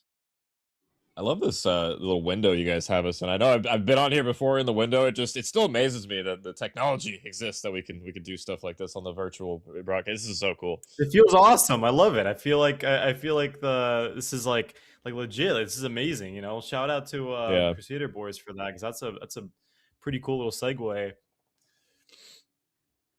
Yeah, fun little time for sure. As we got our next matchup, TBK versus Spade here. And I did get some updates. I believe TBK did fall in their first pool play match, so they're going to be 0-1 right now. And then I think Spade did end up winning their first one as well, so 1-0 versus 0-1 right now. And honestly, for me, we were talking about this a little bit off the air here, Scav. I think this is kind of a toss-up for me. I have no idea who's going to take this match. I did get word that TBK the other day, you know, up against Public Enemy, they did, you know, slam kind of in the scrims that they were playing. So could be theirs to bounce back from. Yeah, you know, XTBK, like, they got a lot to prove here, especially given the fact that they've very, you know, clearly have proven that they're the most vocal at this LAN.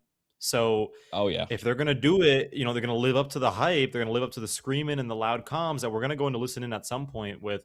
They're going to need to make sure that they actually win a map to go with it, or at least a series, right? So here we go. Den, map number 1. This time it's XTBK versus Spade. And off to the races these fine gentlemen go, as Amiri from Spade will get the first kill, followed by Liquid for the second, and Green, that's going to be Spade planting the flag first on that P1. Yeah, P1 time. A little bit of it, at very least, 3 seconds of it, going Spade's direction for the moment. TBK are going to break out. Ram for one mid-cut. Unfortunately, a team kill with the nade pegging you in the face, taking you down. That player must have been absolutely one shot there. It will be TBK on the time for the moment here, but Spade gets some kills in transition to be able to get back on the time, and it's been a bloodbath so far in P1, but P1's not really where you reap your rewards here. It's the other hills, the rotations for the new hill. Yeah, you use that P1 as a stepping stone over to that P2, and right now it's going to be a battle between TBK and Spade. And as of right now, yes, here we go. Ring around the rosy. Kind of both running on both sides. Ram trying to just cut his losses and solidify those spawns, but he gets sniffed out in the process by Spade. And here we go. Retake briefly done. Onto the hill by XTBK. 3 in the feed. Atomic takes 2. There goes another one, and here comes a 4th. 4 off. Squad wipe. XTBK right back into this after a brief loss of the hill from Spade, but they got to deal with this wave of spawns going through. There's a 3-piece right there into the feed. He himself will collect the time and get the kills off that respawn. Chef's kiss. Brilliant job there from Uzuhuko. Excuse me if I mispronounce, but goodness gracious, an absolute beast incarnate on that P2 as we dance on over to P3, and I'm sure at this point, Spade Timber is slightly shivered after that P2. Maybe a little bit of Timber shivered. I mean, he gets a 3-piece, and it takes his teammate to take him out at that moment. A car bomb will have to slay the Almighty there, apparently, and TBK off to an early lead because of it. I know this is one of the teams that was getting incredibly loud in the venue here. I want to go to an early listen-in with the TBK roster. See how they're comment here early in this map number 1. He's on me, outer tree. One shot, bro, one shot. Yeah. I think they're showing you. I need it. Wait for you to kill him, 2 doge. I got one. Another one navigator. Let's use navigator right now. Heard you. Oh, Yeah, come I'm on. spawning out. Play your life. Play your life. Nick. Hit free fire. Help him, Nick. Yo, we have mid cut. He's free firing. Mid cut and outer doge. All right, Nick that's cut. one. Oh, no, nice. Hit the two. Keep going. Free fire. Keep bumping. All together. Wait, don't overchow Ram. He's there. He's half health. I'm holding your left. I'm holding your left. I'm full stun. All right, we bully. Yes, sir. Huge ping. Keep going. If you can. Where'd he go? You can win small. He's lobby. He's Yeah, lobby. lobby. Yeah, He could go top. Rip. He's half. No, lobby. No, okay, low, slow down. Down the cost. It's 2 on hill. It's small right now. Hey, Go hill. He's That's fine outer. the dragon. Go. That was Yeah, it. that's big win. There's still Hit it small again. Look your patio. The fuck? Patio. Huge, that's two. Where's the Two other in the back. Yeah, fight the flip. One's absolute. Freeze. We spawn the back here. They're gonna be front and small. Small to small. I'm nading. Hold small. Hold Hit it right. Hold small. Yeah, netting.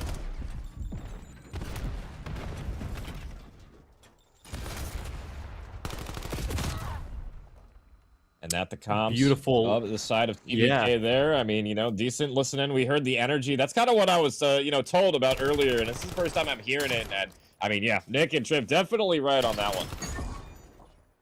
Yeah, they were loud and they were hollering and they were on point with the comms. But I'll tell you what, after that rotation from that P3, the side of Spade was able to get themselves right back into this game, 73-88. We're back over to P1, and this time Spade is going to be the one dominating. Spade is 37 seconds uncontested right now onto the hill as XTBK trying to crawl their way back to the glory days of P2. And finally, pin has dropped. XTBK with a brief retake, not for long. Liquid himself, streak of 5, finally gets put to rest, but not before the damage has been done. And I was getting ready to count them out early. I was getting ready to say XTBK was living up to the hype, the expectation, but Spade, they take a little bit of time to get in their grooviness as they dance along over to that P2. 2v1 here on that P2 hill. You start to see Liquid last alive, trying to get something going. The lead over to Spade, but the hill to XTBK. Big comeback coming from Spade here, and I'm really looking at Lander to start getting involved for TBK right now. He's been the missing proponent for his roster right now, and if he steps up, I mean, this lead can start to become a reality. We'll see if that's going to be the case going forward, though. So far, TBK in P2. I have a couple of members of Spade they're trying to deal with, but Hiko in the back, able to clean them up from behind. Double kill for him. Nice route through couches, and there you go. 3 dead for the side of Spade, and TBK with about 30 seconds of scrap time going their way. Good adjustment from them on the P2 here.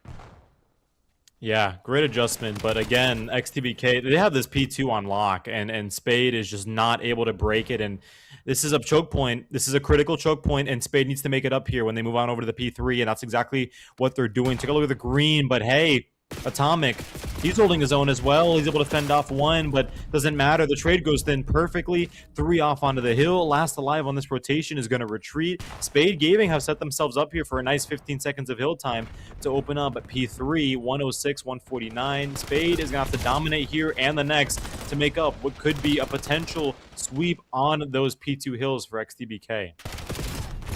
Yeah, down but down out. They're just down about 30 seconds or so. They'll get the initial time on P3, and we'll see how long they can hold it. Liquid does get 1, but low health here. He's going to need some help from his teammates here. Dancing, gliding around, but doesn't matter. No ammo. Ram for the nice double kill there. And Spade now back to the drawing board. They do get a spawn out toward the new hill here. Liquid, can you make an impactful play? No, the parallels come through, and Lander cleaning up that one. Hellstorm going to be invested in P3, and the team kill comes out as well. Not what you want to see. No kills going your way. And Spade, they invest the Hellstorm, but don't get anything out of it.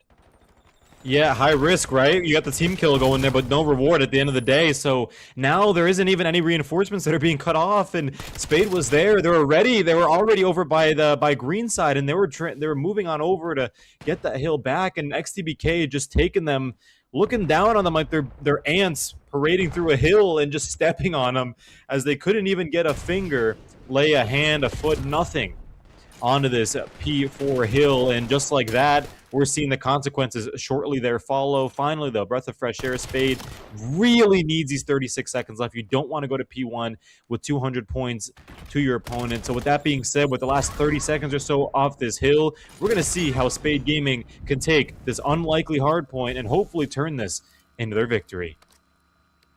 Yeah, we went into a listening with TBK. Let's go into a listening with Spade Gaming. They're starting to make a little bit of a comeback here. Let's see how they're coming heading into this P1 here. They're spinning in the back. They're gonna get out mid cut in front. Right. Wait, stay down. I'm gonna go mid cut. He's telling you couches. He's making couches on you. He's going top blue. One here. He's one shot that. Top blue. Broken. Hold on. Hey, Charles, together. I'm with you, I'm with you. They're left you. One shot. He's in time. Well, there's one their side. One shot, Tommy, one shot to you. Our couches. Yeah. I'm going top. Okay. I'm going bottom. I'm just hiding. I'm hiding. There's one out left. Dead. Get time. He went right side. Nice, that's 4. Oh, there's one more time. Child health. Nice. Push up couch side. I'm watching my cut. One shot couch. Two couches. He went couches. Right half. Pushing up. Left. One One shot left. Amir. Go deeper. I'm going. I'm hitting your front time.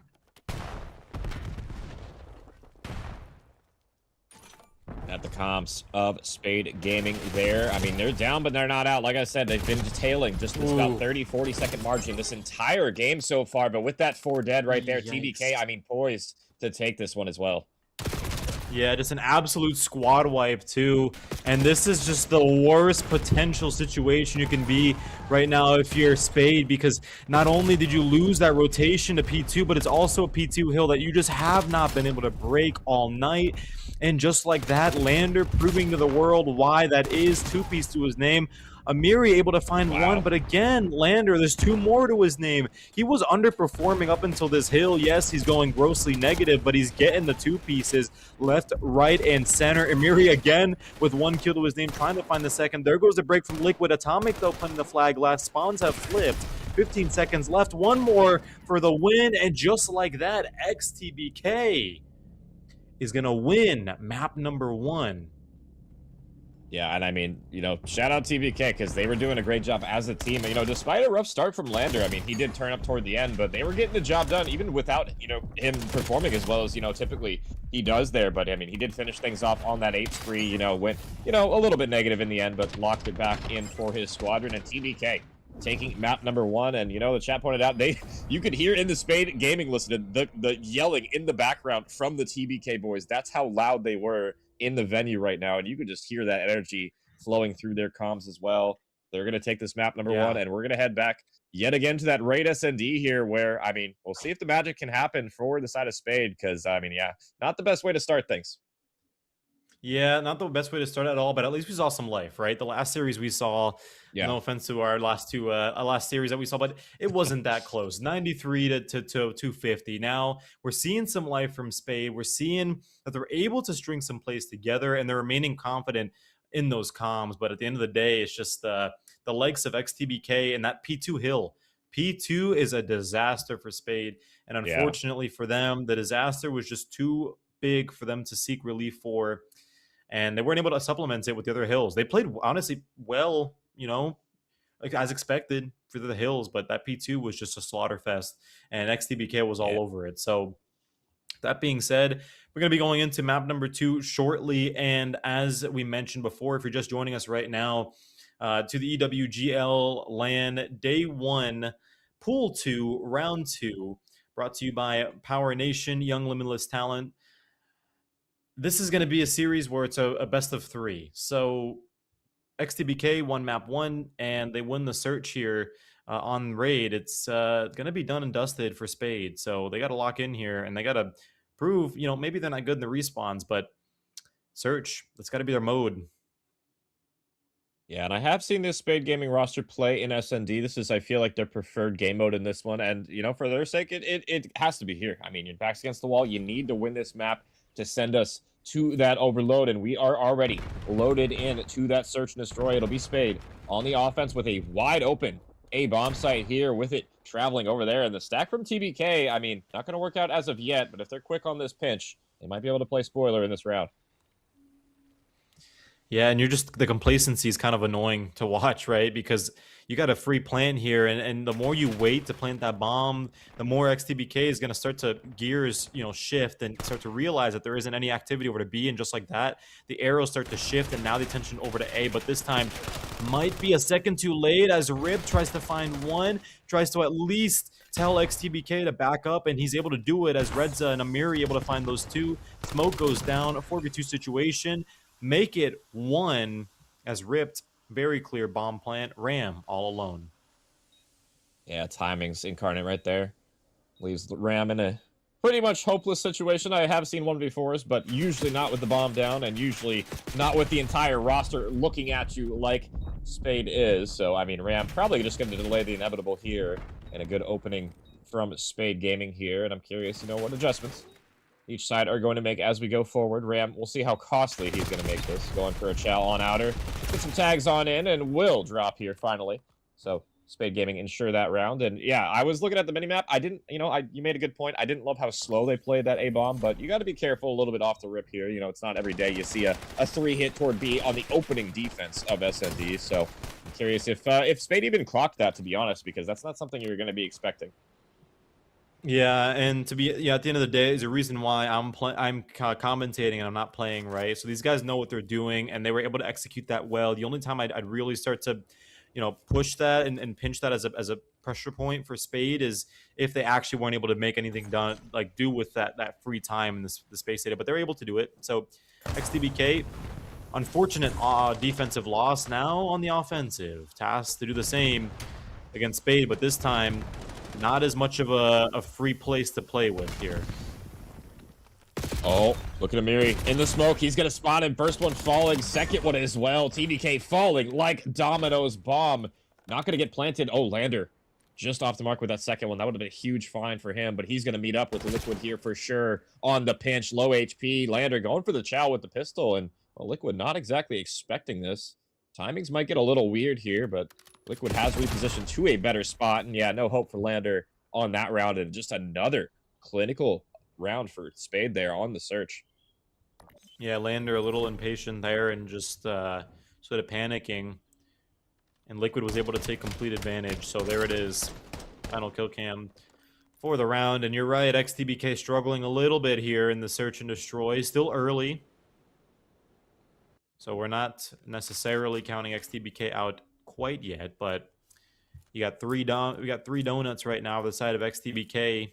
Lander, the only one with the kill to his name. Meanwhile, Spade, everyone at least has something. And Redaza, you got to kill him. He's on a streak of 3. He's doing well with that mid-map control right now with Amiri. And Amiri pushing forward toward money as well. He's going to get the time. I don't know how he gets that timing, but meanwhile, off screen, Ram able to get the trade. So 3v3. Yeah, sometimes just even with X-Ray, it's unbelievable some of the things we see on the broadcast here. But Liquid going to spot a couple of arrows heading his direction. He'll wisely back on up. Knows the pressure is here. And I mean, this is an interesting round from both of these teams. Spade all the way in their spawn. Amiri still toward mid. And it's Amiri with a double, shutting them both down at the pillars. And what can go wrong will for TBK so far. Hiko now for the 1v3. Yeah, it's going to take a lot for Hiko. He was disgusting when we saw him in that hard point, but now not sure if he'll be the same when it comes to the pressure of a search and destroy, as Amiri might fall victim to timing. No, he's going to turn out the perfect moment to get the kill. There's another one for Amiri. Right now, honestly, I'd go as far as arguing that Amiri is the MVP of this of the series for Spade, specifically for Spade, because he was doing really well in the hard point as well. It just, it's just that P2 that was rough. But the only individual that I saw that was consistently getting kills and some trades on that P2 was Amiri, and able to see him look alive, especially in that round number 3, just shows promise for Spade, shows dominance for Spade, and shows that they're willing to push it to the overload as the donuts start to flow on screen. Still, Clam, we got 2 from XTBK that have yet to drop one. Yeah. And I was wondering how patient our producer was going to be, how respectful he was going to be with the cams. He waited 3 rounds this time to flash it on the screen. That's And generous. you know, hey, I can't blame him because yeah, TBK going through it right now. Honestly, Miri with the nade to start things off on a 5 spree. The retake is now on. TBK at least get the bomb down here, but they got a delay for 30 more seconds. And with 4 arrows heading your direction, not easy to do, but that's a good start. Hiko with a nice little rip on Liquid. 3v3 situation now, and you're running out of time now. You're Spade Gaming. You got to get going. They're going to strike first, though. 2v2 situation. Amiri for another double kill. Atomic last alive. 15 on the clock. You can still win it here. You just got to play the bomb timer. And what does the timing look like for you? Atomic gets the planter, but not enough. It's Amiri clutching up, and he's on an 8 spree. This guy can just do it all. 10-1. There goes a streak to Amiri, and Spade just on his back right now as he propels them yet again, 2 rounds in a row. 4-0 right now. XTBK just in a position of just pure panic and chaos through this raid. Just ugly nightmare for these gents as Amiri just written all over it. And honestly, not just Amiri though. I mean, we have Redaza, Ripped, like Liquid. You know, these guys are maybe not getting as many kills, but they're putting themselves in positions where Miris can pick up. And finally, at least 1 kill for everyone XTBK, but you got 2 donuts there, 1 for Spade, 4-0 XTBK. They gotta win this one. They gotta win a round. Oh my god, you gotta trade that one as well. I mean, this is just the Amiri show. His world, we're living in it. He's chowing the last one, field himself 10 spree, looking for number 11. Will finally fall here, but I mean, damage clearly done here. Bomb's gonna get laid, and I mean, now just Lander with the sniper. No hope, no prayers. 5-0 now. This has been ugly.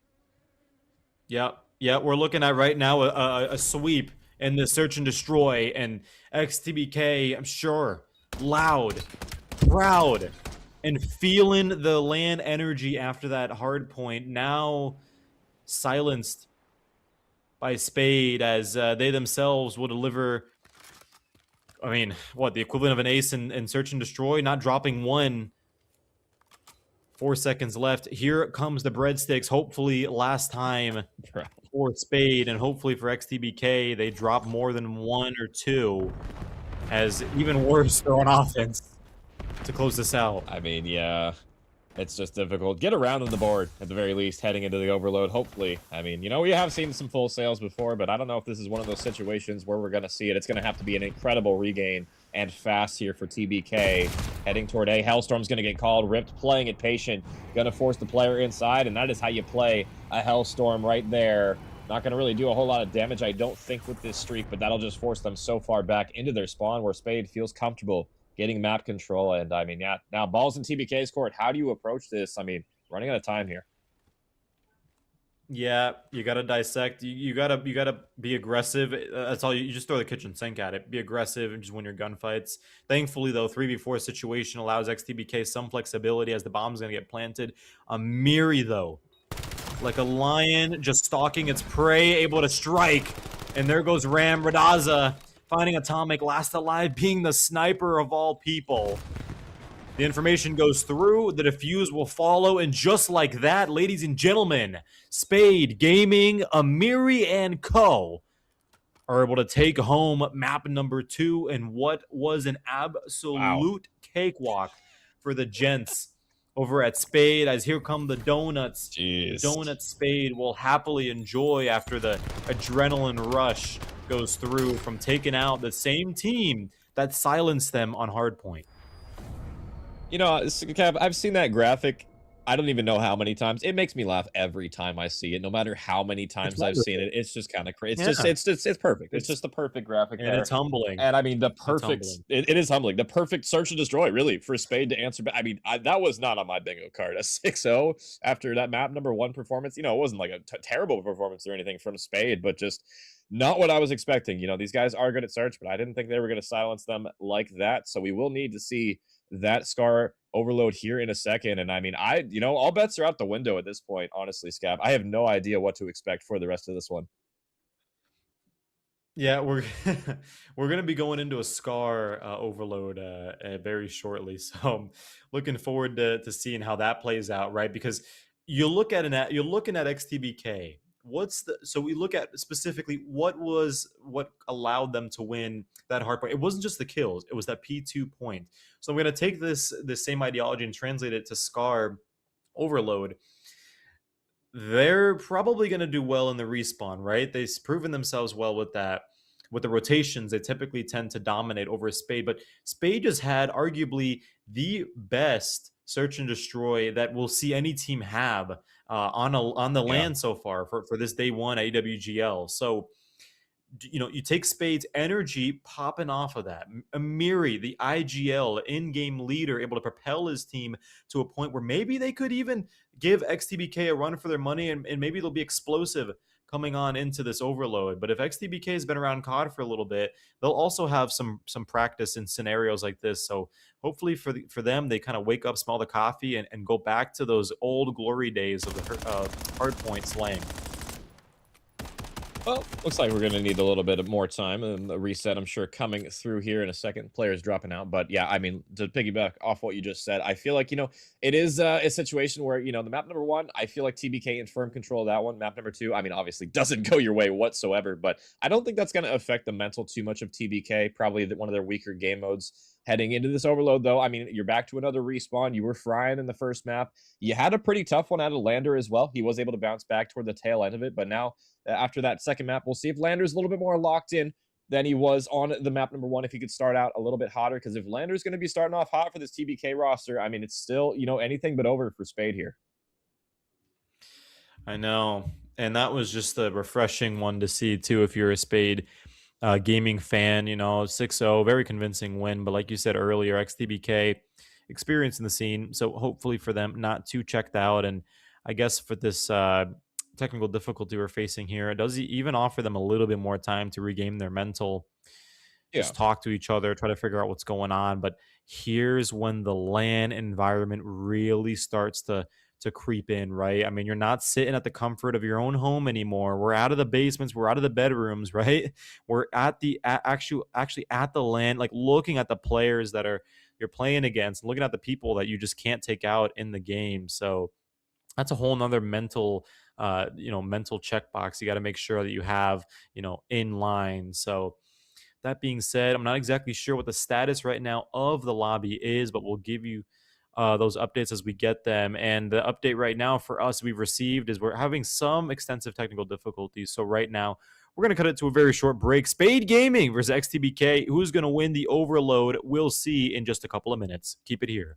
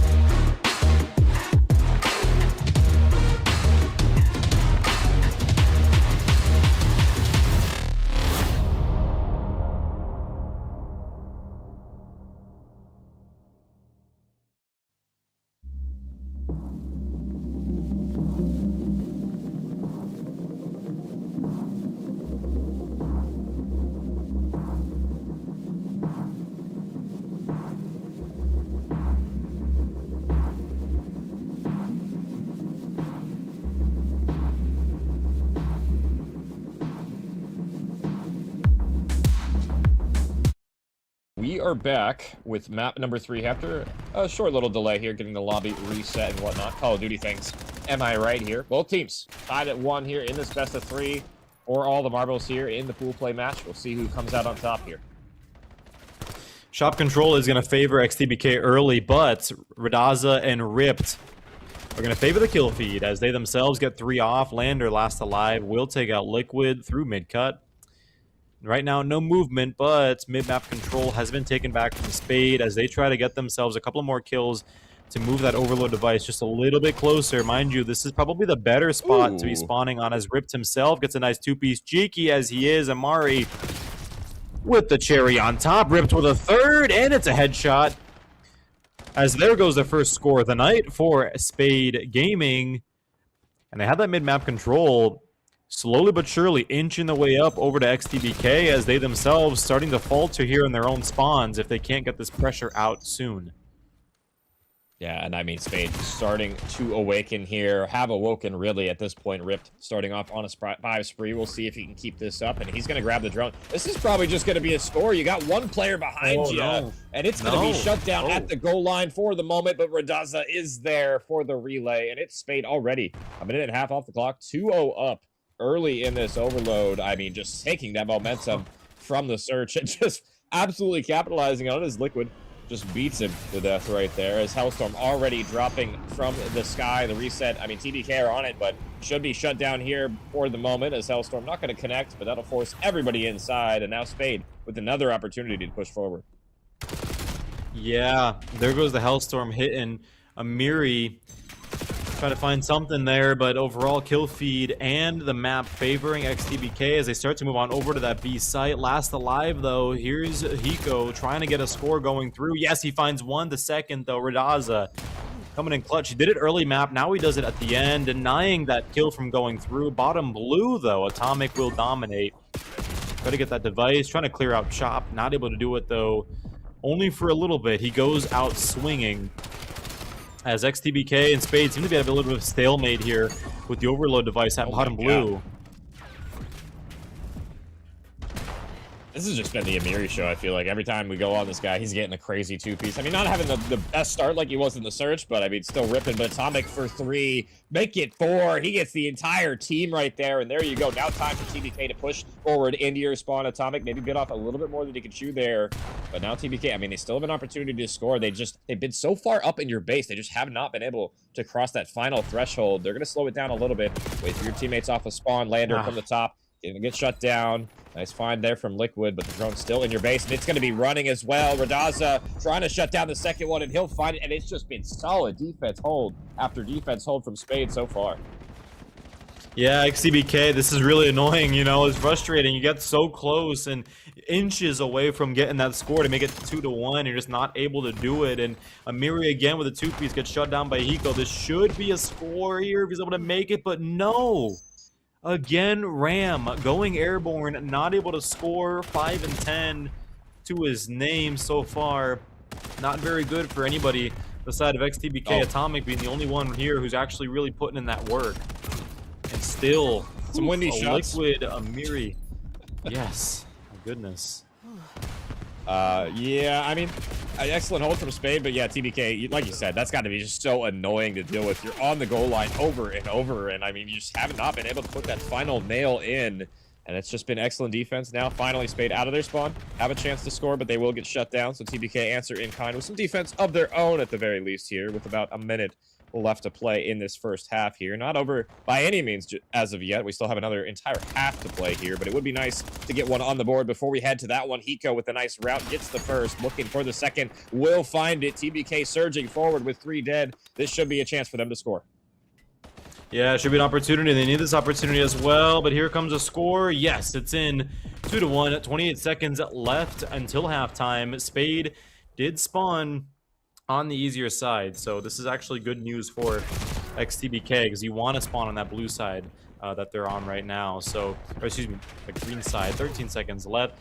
The device still by Shops. Finally, it's going to be grabbed by XTBK. Won't be any overtime quite yet unless Graham can grab it. No, Amiri with a nice 2-piece. Again, he should be able to grab the device here. Yes, there's 3 within a chance, about 20 seconds or so, but Still doesn't matter. Teammates, sadly, not able to back up Amiri, and as a result, no score will go through. Still very slow round for both sides. Still, though, pretty good that XTBK was able to score there, because I think it is a little harder to put the device in that spawn.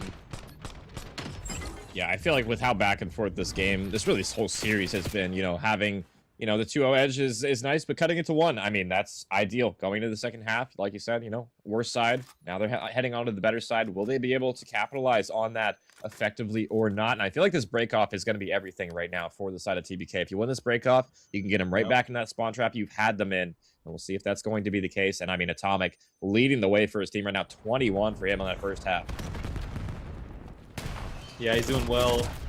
XTBK, everyone else kind of going negative or neutral. So Gun's got to start slaying, and what a great way to start off this round, right? You got 3 off immediately, and that blue control is ever so present, and it's starting to push back over to that green side as Atomic trying to get something done here, and just all that work being pushed into the spawns immediately erased by Liquid, who gets 3 kills in a matter of 15 seconds, as we're still at a stalemate over by red side. Ooh.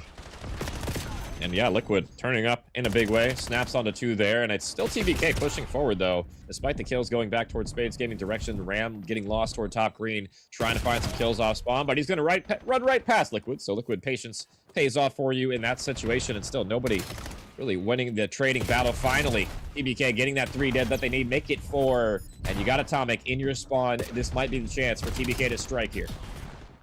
Yeah, there it is. There should be a score here that goes through with XTBK, and just like that, XTBK, my friends, you have tied the game. And again, primal position because of the easier side, as I said earlier. They scored about 2 minutes earlier than they did in the last round. That just goes to show the side, but also the coordination comms starting to come back. And that being said, starting to wake up too in the feed. We're seeing a lot more purple than we are seeing green. There's 3 off. There's the 4th as well. And just like that, the score will follow about midway through round number 2. And XTBK looking like they might be able to run away with this series if they keep up the work.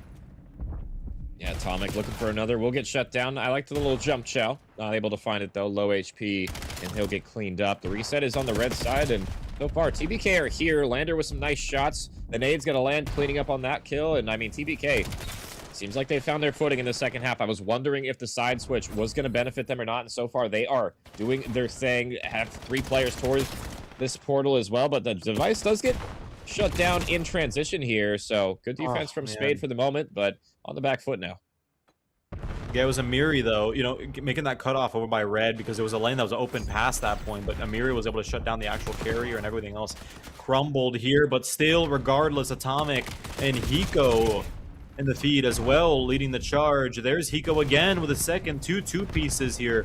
Critical at that for XTBK. The trophy will follow, denying any tacticals from being thrown. Hiko just got to play keep away here, and he's not able to do it for enough time. So now what could have been, what should have been an easy score leaves Ram going to retreat the device.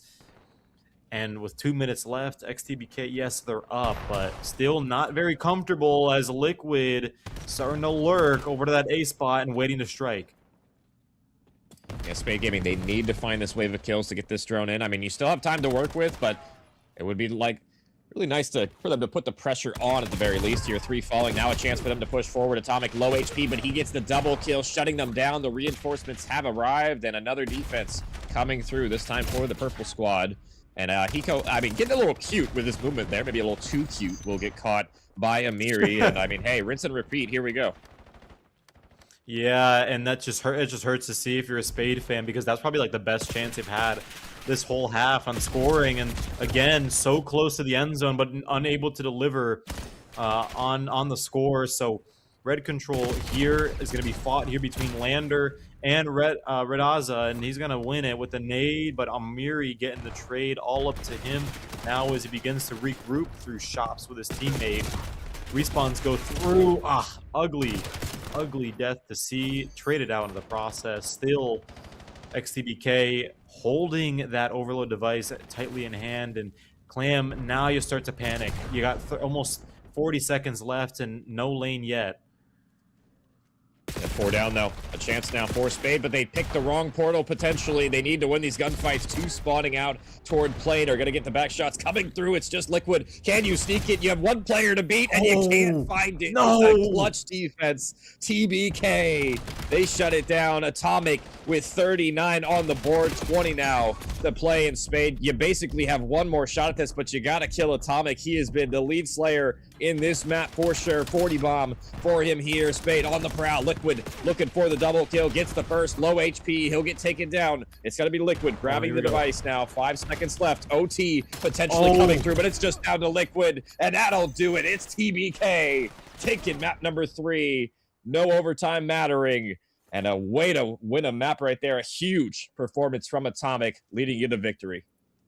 What a nail biter of a map, too. You think Spade is more comfortable. They're playing this well. They're getting the kills they need, but ultimately it's the side that they spawned on that's going to be their demise. They weren't able to score at all on that blue side, and XTBK proving themselves.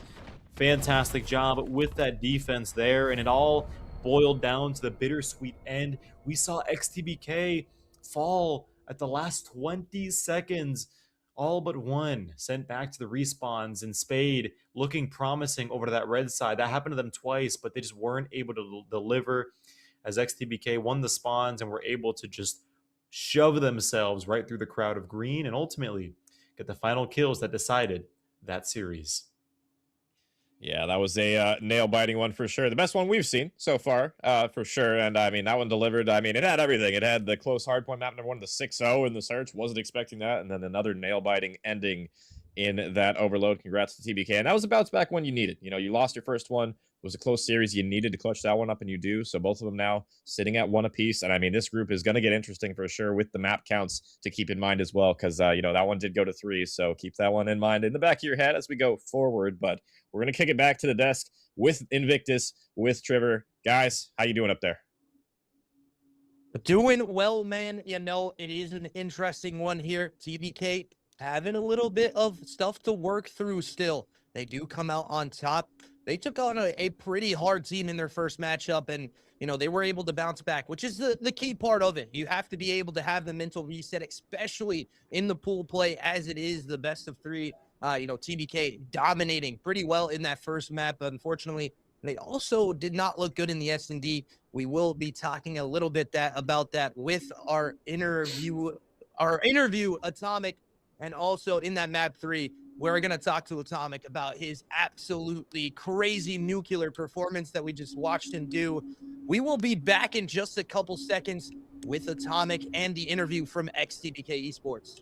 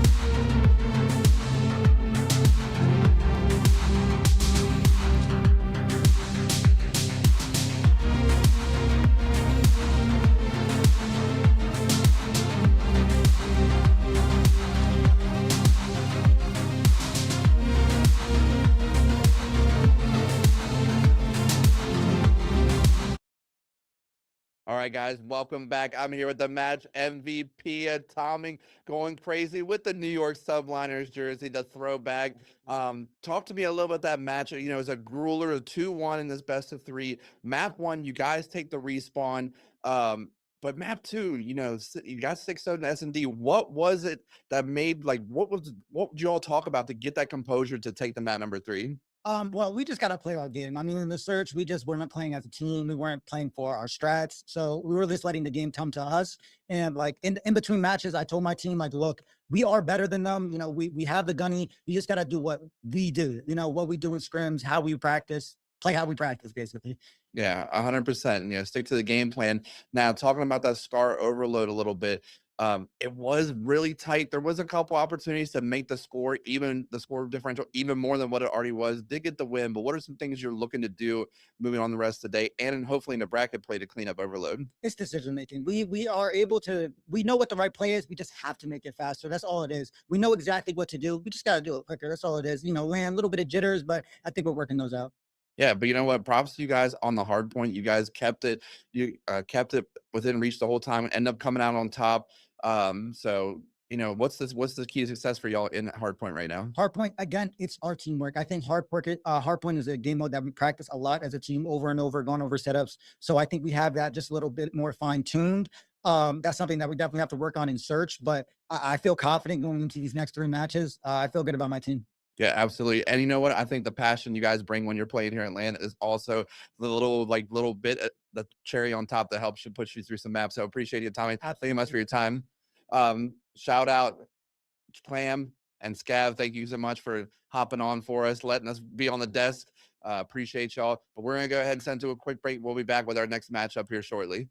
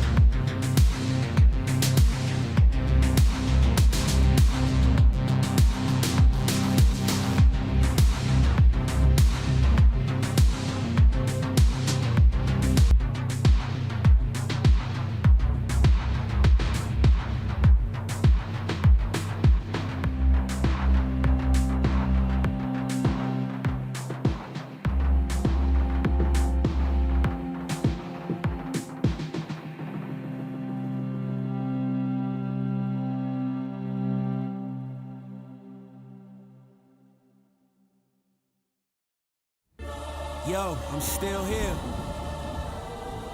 This ain't over yet. You know what I'm saying?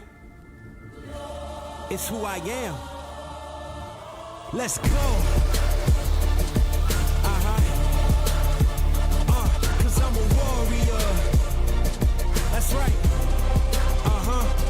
Yeah, I'm a warrior. Right. I'm a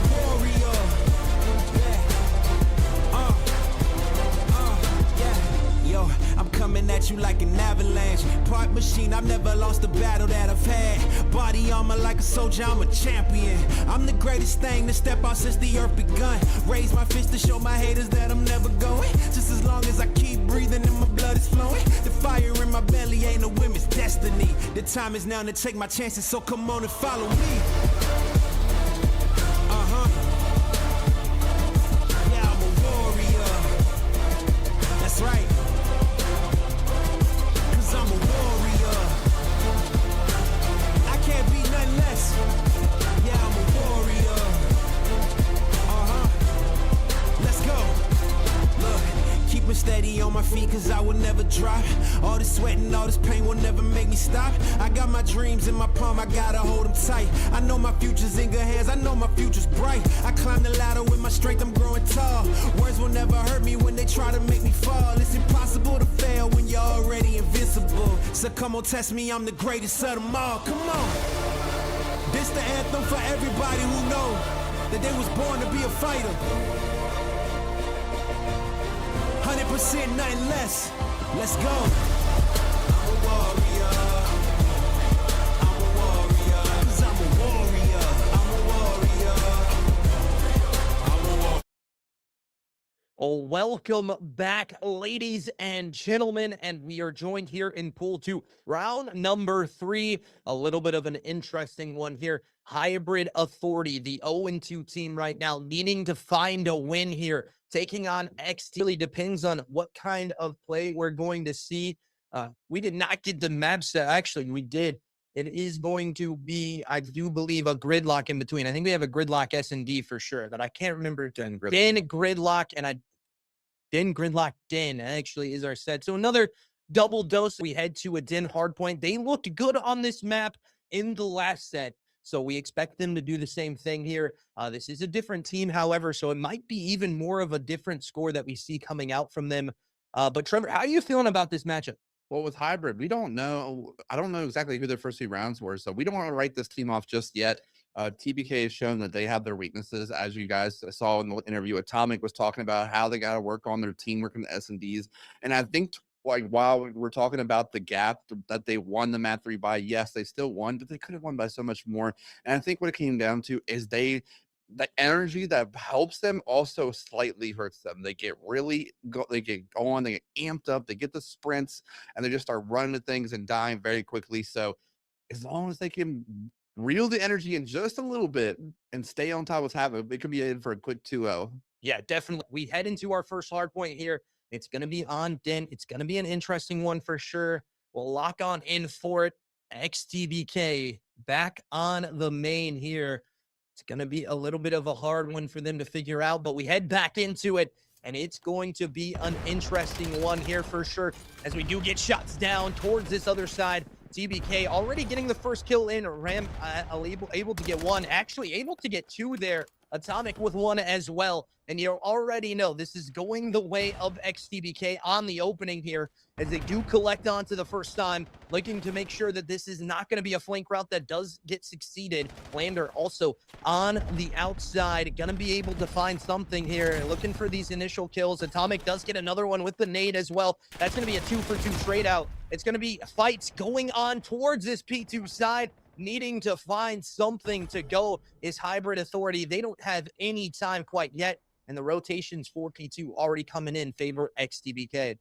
Oh, TBK, it's been all them P1 so far, and yes, Hybrid Authority does have the rotations to this P2, but you can see we gotta get a 2-piece there from Hybrid, but we already got number 6 user in the back.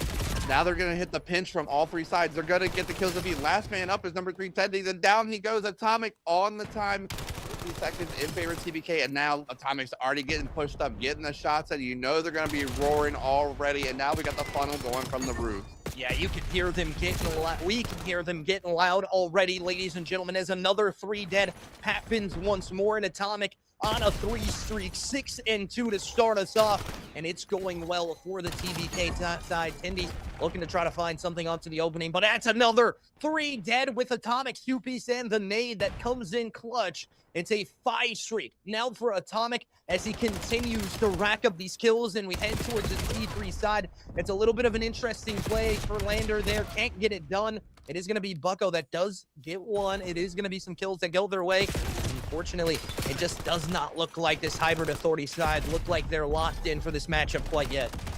Yeah, and right now you have TBK. They're at a pinch point. Did get snipped out. Now it's going to be an all-out push from the lab side. 2 in the feed for Hybrid. Uzi picking up one of his own. And now Lander, he's by lab. He's waiting for his teammate reinforcements. They have a double-sided pinch from Dojo. There's 2 in the feed, trading 2's a third.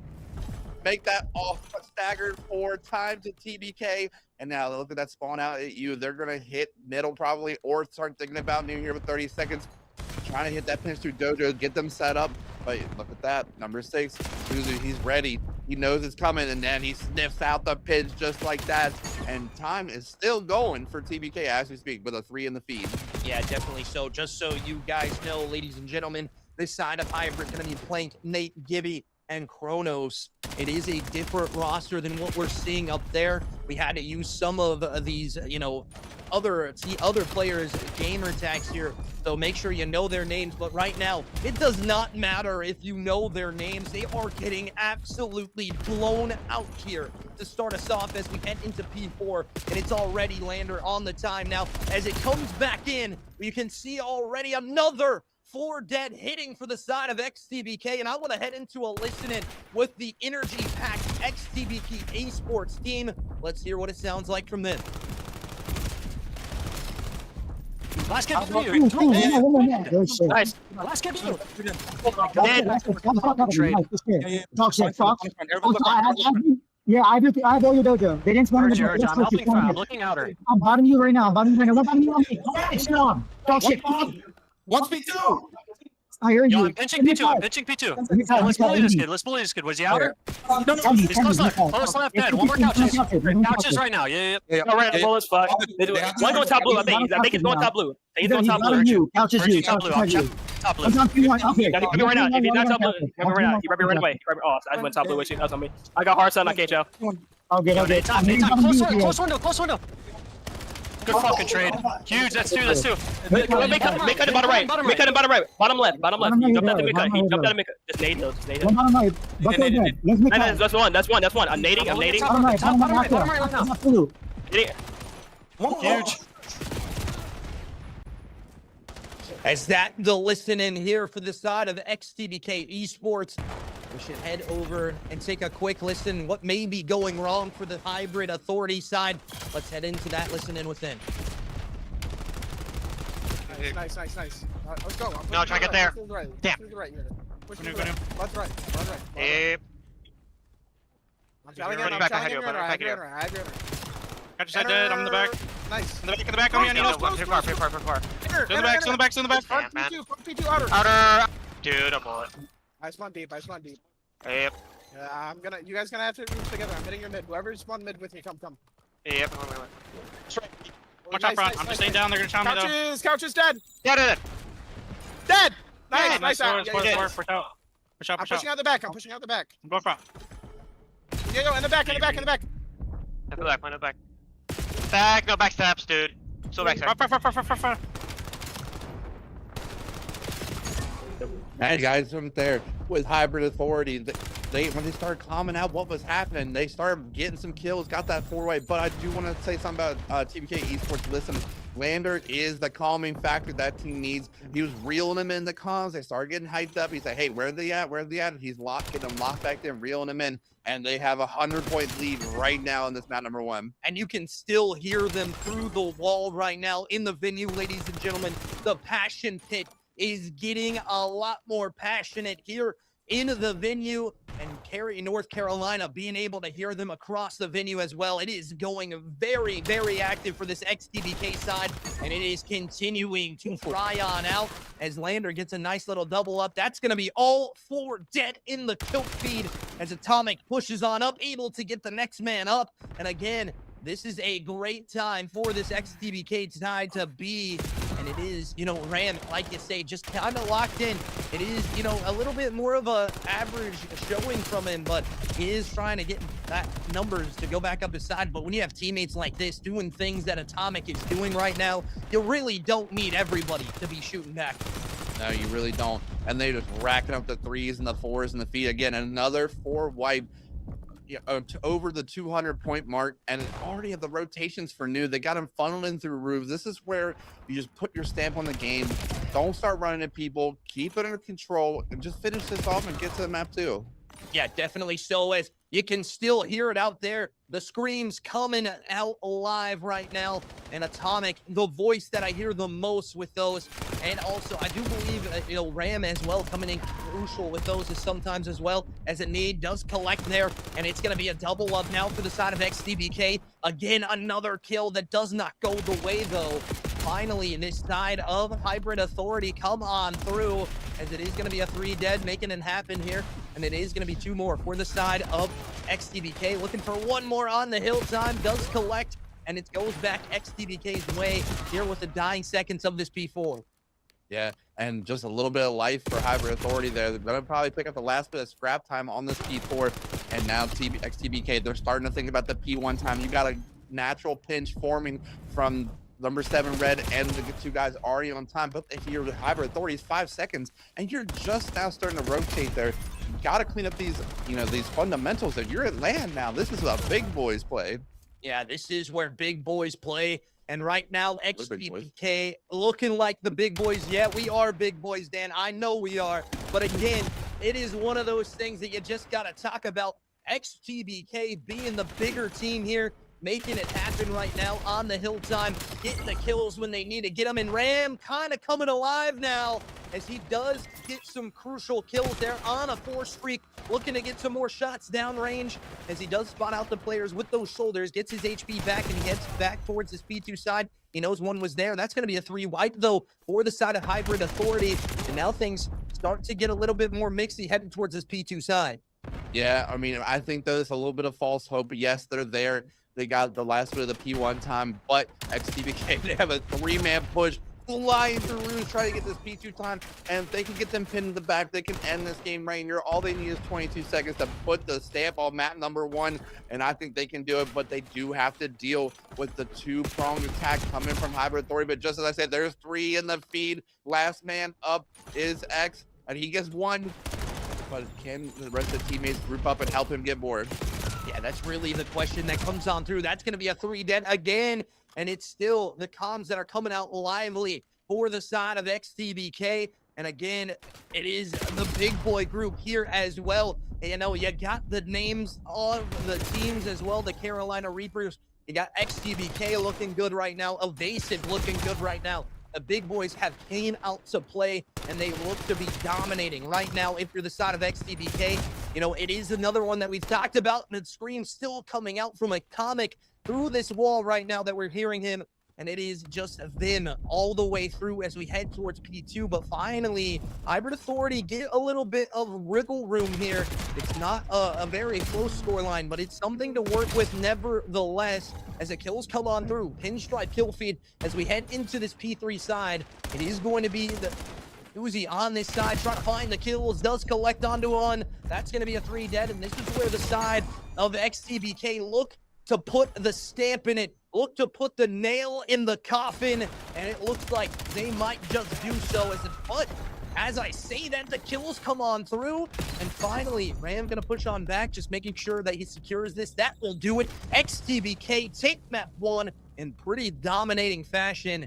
It was close, but it wasn't close enough. Yeah, but the fact that it even got that close is a little concerning if you're XTBK. You were outslaying them the entire map. You had them, at one point the score line was 291. You had an almost 100-point club locked up, and you let them almost hit the double century mark. That, even like I said, you got the win. That's what matters. But the fact that they were able to close the gap so much is just a little concerning, in my opinion. Yeah, it's definitely concerning. But if you look at these scoreboards, again, Atomic 41k damage as he crucially comes in for this one. Just something that we've seen from them before. It is going to be a little bit of a curveball thrown as we head to a Grinlock S&D. Something that we haven't seen today. So it is going to be a little bit more interesting for sure when we break this one down. And I can see the chat already rolling in. All the TBK guys coming in, showing support for their guys. And they got a lot of passion over here I mean, we've heard it all day. We saw it yesterday in the scrims even, Danny. I mean, they were screaming in the scrim sets as well. So they're definitely locked on in. Yeah, like I said, you got to use it to your advantage, because if you don't reel it in, it can work against you. Yeah. But, I'm excited to see Gridlock S&D. I'm excited to see how these guys are going to play the defense here, because it's all about pulling out the 4 subs. I want to see 4 subs. I want to see Lander get the sub out and push and hold the A site. And then when it comes to do B, have a sniper back 18, push the B site. It's all about what teams can adjust, like pulling the guns out. This is one of those maps we're pulling out different guns all the time. Yeah. The teams who can do that are going to create the biggest gap and get W. Yeah, well, the thing is also, we saw this TBK roster take on Spade Gaming, and they looked pretty mediocre in the S&D in the last one. Different map, nevertheless, but it is, a thing that is worrisome here. Their S&D is not as strong as some of the teams here, and that's really what has, given them the situation that they're in. They did have to, go to that third map on the last series. They lost their first series, which they could not clutch out around in the S&D, and it was it was just an interesting one. And it looks like, I'm getting some information from the chat, these boys might be a little bit better on that Gridlock as we head on over towards it. It's going to be XTBK Esports that's going to be on the defensive side here first, and it's a bang out towards the shower side, and that's already 2 dead. Just continuing to pressure this out is the side of XTBK. Now it's Aqua left up by himself, nothing to do, and XTBK close the door, slam it shut. They're getting loud again, even in the first round of S&D.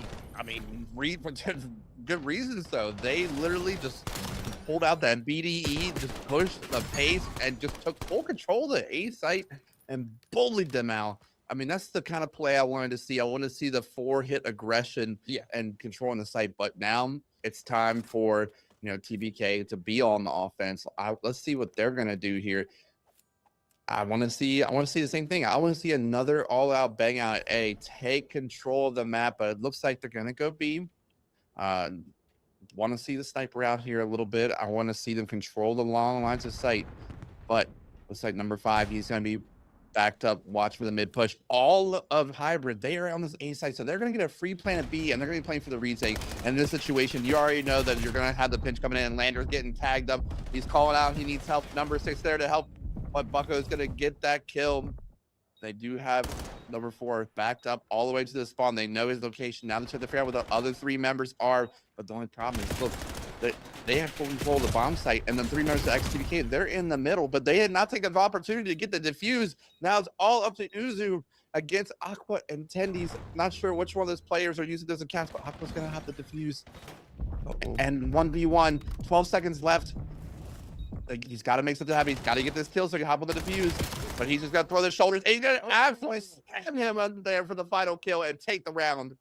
Yeah, exactly what you want to see, ladies and gentlemen. Invasive action going to be on the cards next, just so we're aware. We put it in the chat earlier, but they are going to be up next on this one.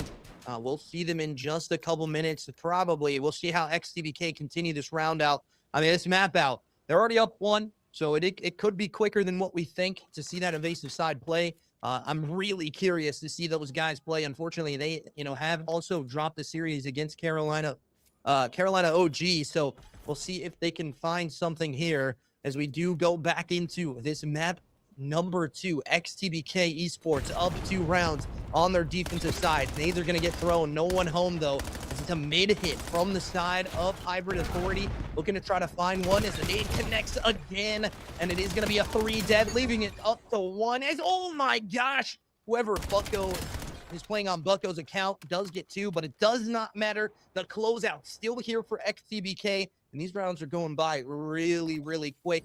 And if you're the side of Hybrid Authority, you need to find a way to slow these rounds down. Well, I give credit to XTBK, man. They just have the reads on the plays that the Hybrid is going to make, and they just have the hard counters. And once they get in there, they work stuff together, which is a big difference from what we saw last round. Like, they're playing together, and they're cleaning up what went wrong. Hybrid Authorities, time for the adjustment here, but I don't know if we're going to see it. Yeah, I don't know if we're going to see it. It's more or less of what we can find here for the side as we are getting some donut cam going for the side of Hybrid Authority as well. Not what you want to see.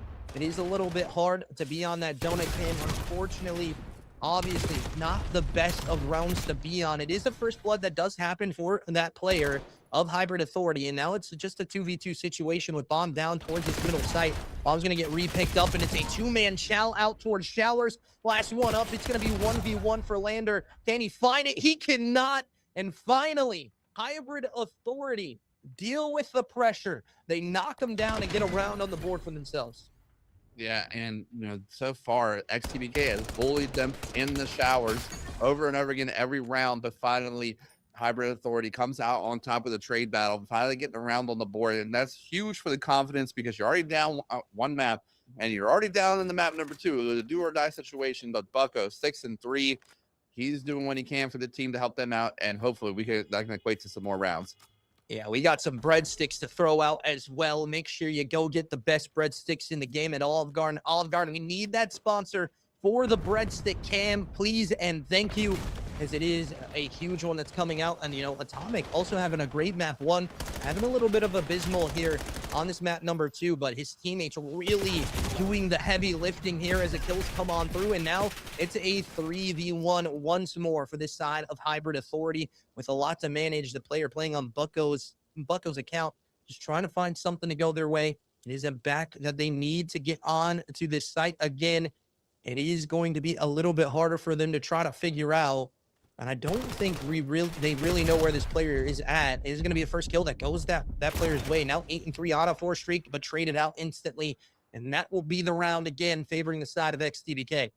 Yeah, he was trying to play for a scam, but unfortunately no scam was had. He did do a quick peek, get one, but he did not get out with his life. And another round on the board for XTBK. I think on this offense, they're going to put more aggression on the map. Not sure what site they're going to hit, but as long as they're doing it together, they're going to continue to take rounds away from Hybrid Authority. Yeah, definitely proud of what these boys have done so far. XTBK Esports, they go up against the side of Evasive round number 1 here in Pool 2. And unfortunately just couldn't get it done in the S&D to take it to the map 3. But then we head into their next matchup, and they were able to do pretty well against the side of Spade. But this is where they really show their dominance here against a team that has not looked very good so far on LAN. And you can already see the kills coming on through. Ram able to get one, and it's going to be another pinstripe kill feed now in the 2v1, and it's not going to happen. Hybrid Authority get another round on the board. Yeah, and a little bit of a merry-go-round worked out in their favor, allowed them to get the timings, to get the kill, shoot them in the back a few times, but they had the aggression. It's just they were playing the perfect spots to, the bend not break. So they let them get the space, but they funneled into the kill box, and that's what the difference was between last round and this round. So hopefully Hybrid Authority on their offense are going to make sure that they don't end up on a kill box of their own, because they still have a comeback to mount. Yeah, they definitely want to try to mount this comeback. But again, it's kind of out of the realm for me. I think this TBK side just looks too good on this map as we head over to the offensive side of Hybrid Authority. And right now, it is going to be a B execute, and the information probably going to be relayed over from the player in top. And it is going to be that first information given on over. We see number 5 trying to get at least 1 kill here. Does get spotted out on the rotate towards the back. Ice Cream going to be where the play comes through. Aqua able to get the first kill. Now it's second kill going on through, and it's a pinstripe kill feed now in the 2v2 situation. Still not nobody's favor right now, as it is going to be a hard one to find. We'll see what the side of XTBK can do. Yeah, that's why I wasn't in a hurry to write this off, because we're in a 2v2. And as I say that, they end up clutching the 2v2. But the first 2 rounds were looking promising, but now that's going to put TBK on match point. And, when you're playing a grueler on LAN all day long, having a quick series is going to be good for you. Let's take a little break, get something to eat, get the vibe together. Yeah, definitely so. Get some water in you, get some energy drinks back in you as well, because we got a lot more action taking place right now. So far, so good, though. From this side of XTBK, it is going to be a little bit of an interesting one here. Hybrid Authority having to chain 4 rounds together to even get us to that round 11. It's going to be a little bit harder for them to do. And need to try to find the kills here, as some people in the venue getting a little bit louder screaming right now. I'm not sure who that was. If it was his TBK side, if Gil's coming on through. Oh my God! He just turns and burns that man. Good lord, now in the 2v2. How this round divulges into a 2v2, I will never know. But the plant comes on through. Now looking for it to go down. It is going to be XTBK that get that bomb plant in. And it is going to be a little bit of an interesting play that needs to happen now. 2v2 situation. We'll see what the XTBK guys can do here. Yeah, Bucko 10-5. Aqua's going to help clean that kill up. A 1v2 all up the lander. He gets one. Can he get the second play? His life. No, he cannot. Down he goes. The defuse will be in. And Hybrid Authority, can they enact the 3-5 curse here on the map number 2? I mean, they can. It's more or less of, is TBK going to allow them to? That's my thing. Dan, this team has looked very good in this search and destroy, where they looked very lackluster in their last one. They even talked about it when we had the interview with Atomic. He said our S&D game just needs a little bit of work. They come in, they lock back in, and they are doing exactly that, making their S&D look very good in this one. And it really has been more on this defensive side that we've seen these aggressive plays coming out of the side of XTBK. Yeah, I mean, I get what you're saying, but in a way, they are winning the map too, but there's so many opportunities where they could have won it more handily. I think Hybrid Authority has a chance. They just need to, group up, play together, and like take the mid-round adjustments. Like right here, I'm not sure what's going on with this play here. They were pushing B, and then they decided they were going to wrap back to the A site. So hopefully, as of right now, there's only number 8 Ram there on the site. Can they bully it out? Can they get there? I'm not sure, but the other 3 members of XTBK, they're off their feet.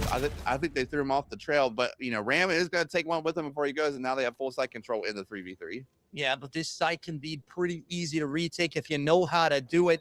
This is a map that we've seen a lot of in the Call of Duty realm. I go back to Black Ops 4 when we've seen this map before, and it has to be a retake that comes through this backside. You need at least one player of like Atomic to get into this site active, and he's able to do so with a double up there. And now it's going to be one player left up by themselves. Indy's here, can't get it done. XTBK find the round, find the map victory, and find the set victory. That will be them taking it in 2-0 fashion. And that is exactly what you want to see if you're an XTBK fan. And, we have more action on the cards here for them. We're going to get right into, try to, speed this along, get right into that interview with the side of XTBK. But again, they just look like the better team holistically here through the entire set. Yeah, I mean, I think the setup from Hybrid Authority was good. Well, it wasn't good, but the idea was good. Yeah. I just wouldn't have put the guy mid. The guy mid wasn't able to cover all the potential angles, and of course the teammates had the back turn, and that is what allowed them to get through and make that retake. But great job from TBK to come out and get the 2-0, have a nice quick round, get ready for their next, because you got 2 more left to go before we head to the bracket tomorrow. Yeah, you got 2 more left to go, and one of them is going to be against that Carolina Outbreak Gaming side, which has been a very dominant team in this pool so far. We'll see if they can continue to do so. But we're going to head to a quick break before we get into the interview with one of the boys from XTBK Esports. We'll be back in just a couple of seconds.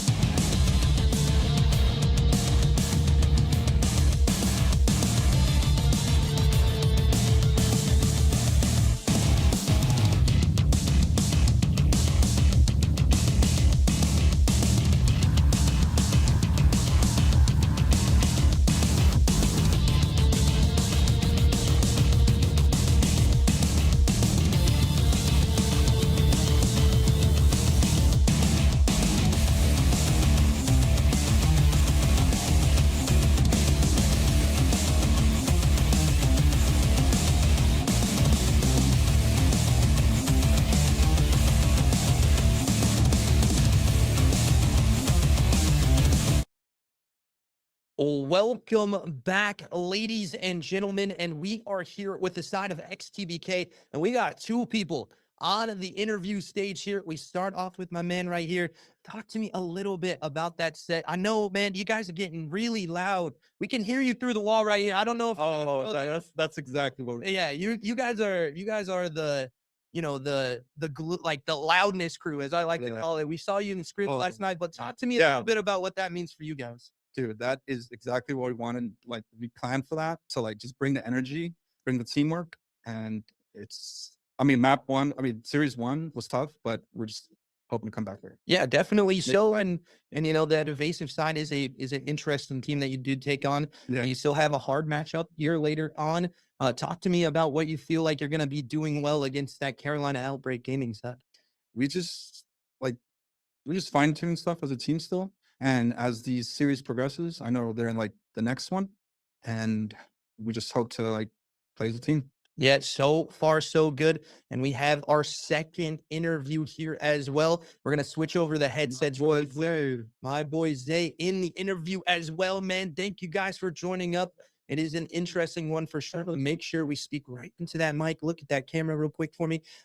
But it is, one of those things that we talk about, Zay, here. You guys dominate in the last set, in the three map set, and then you do even better here against the team that has been struggling a little bit here. Just talk to me a little bit about that S&D where you pop off, go absolutely nuclear for your squad, and drop big numbers for yourself. Oh yeah, no, it was more of like I was kind of somewhat reading the pressure of how the map was being played. When they were like going A, I kind of like, as you saw in one of the plays, they smoked out the showers.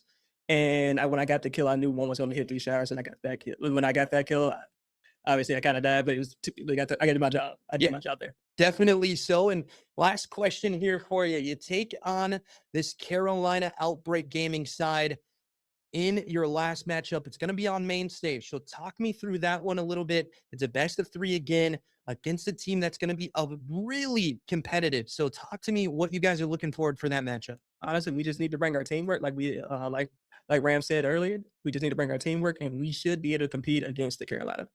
Definitely so. Thank you as always. That was the interview for the side of XTBK Esports, and we will be in our matchup in the next one here in just a couple minutes. Ladies and gentlemen, we appreciate you guys as always, and we'll be back in just a couple seconds.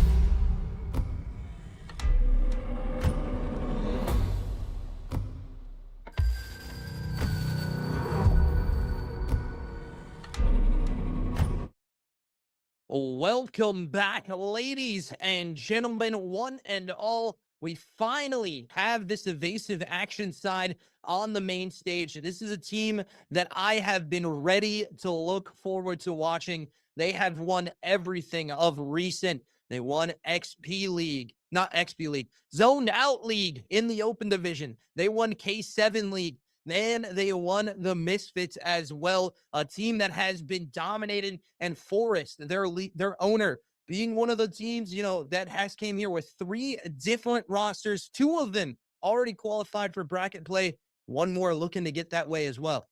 Yeah, I'm really excited to see these guys play. I was able to catch a little bit of their game against the Carolina team, but Spade Gaming, want to see a bounce back from them. Amiri, he was doing his thing in the series against XTBK, but can they get the bounce back here to avoid elimination for bracket play? That's the question.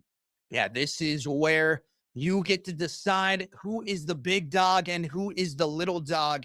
This is a decider match here to qualify here for that bracket play, realistically, right? So it is a hard one to figure out who's going to be there. This is, a little more cut and dry.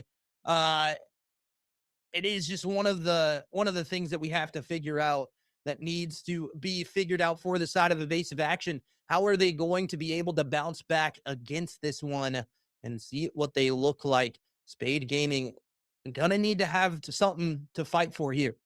Yeah, absolutely. Definitely. You got to keep your bracket hopes alive. 2 and 3 does not totally mean you're out of it, because you do have teams like Hybrid Authority and TBD in here. So a 2 and 3 could squeak you in, but it's going to get you one of the lowest seeds of the bracket. So you're going to be playing Carolina round 1, maybe this team, or Public Enemy. Yeah, Public is another one. It is going to be a little bit of an interesting one. TBK Elite gonna be on our next matchup though, in this one. So we will see what happens. It is going to be evasive action taking on Spade Gaming. Evasive action looking to come in huge here in this one. They need like a guy like Tay to have a absolute beamer of a map here. He's been dominating throughout. He's one of the guys that has won MVP. And we head to our first map of Hacienda on the cards for us. We get to see the new map in the pool here as well. Not a new map if you've played the BO6. A new map in air quotes for sure. BO4 as well. But new map to the pool, definitely a little bit more interesting. Hacienda, more of a bang out style in this COD, in my personal opinion. Yeah, quote unquote new map, but we just saw last year there are some wrinkles though. But for the most part, the map, when it comes to the way the logic works and where to be at, it's just exactly the same as last year. So if you had a team that played BO6 together and you were good at this map, you're gonna be just as good on BO7. But I love Hacienda. It's one of those traditional Call of Duty maps where the teams that rotate early, and hold those setups, they're going to get rewarded. And it's not going to be like the Colossus of our map pools. And when we used to have Blackheart, where it was just funneling in break after break, and it's all about holding the hallways on both sides, whether it be P5, P2. You want to control the open side of the map. And I want to see all of the subs, all the NPCs come out to play on the P5. Yeah, or P4, I mean, sorry. Again, just going down the roster list here for evasive action. Tez, Osama, Snatchy, and Velen. And for the side of Spade, it's a Liquid, Ripped, Season, Amiri, and Radaza going to round out both of those rosters. So it's going to be an interesting bang out for both of these teams. I do believe these 2 teams have met each other before in different leagues as well online. But now we're in LAN. We are in person. What can you get done on the same kind of servers, the same ping? What is going to happen here? Yeah, LAN is a whole other thing. Everyone's on this level playing field, but when it comes to equipment, however, this is where teamwork is going to come into effect, making sure the people screaming at you across the setup are not getting into your head. And I don't know how this evasive team can get loud too. We heard a little bit from their elite team earlier today. They got rowdy. Yeah. These guys are passionate. Forrest is a great org owner. Like, I appreciate everything he brings to the EWGL as a staff member of the league myself. Always respectful, always on top of everything for his players. So, this is the kind of org you want to root for, just in general as people. Yeah, definitely so. And ladies and gentlemen, we're just waiting for this lobby to go live. Evasive Action taking on Spade Gaming once more. Evasive Elite qualified, and the other Evasive team, Evasive Shadow, also qualified for bracket play. This would be the qualification here for Evasive Action, pushing them into that #2 seed right behind Carolina Outbreak Gaming. So this is definitely one that they need to win here. We have a drop, it sounds like, from production. So we are going to let it go to a quick break here and just give a little bit more of time for these guys to load on in. We'll be back in just a couple of seconds.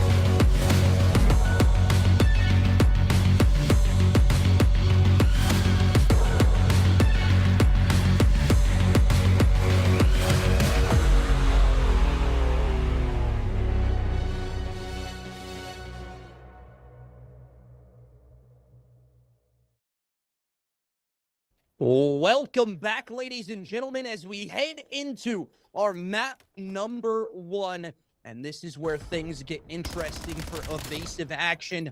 They have been, a top team of recent online.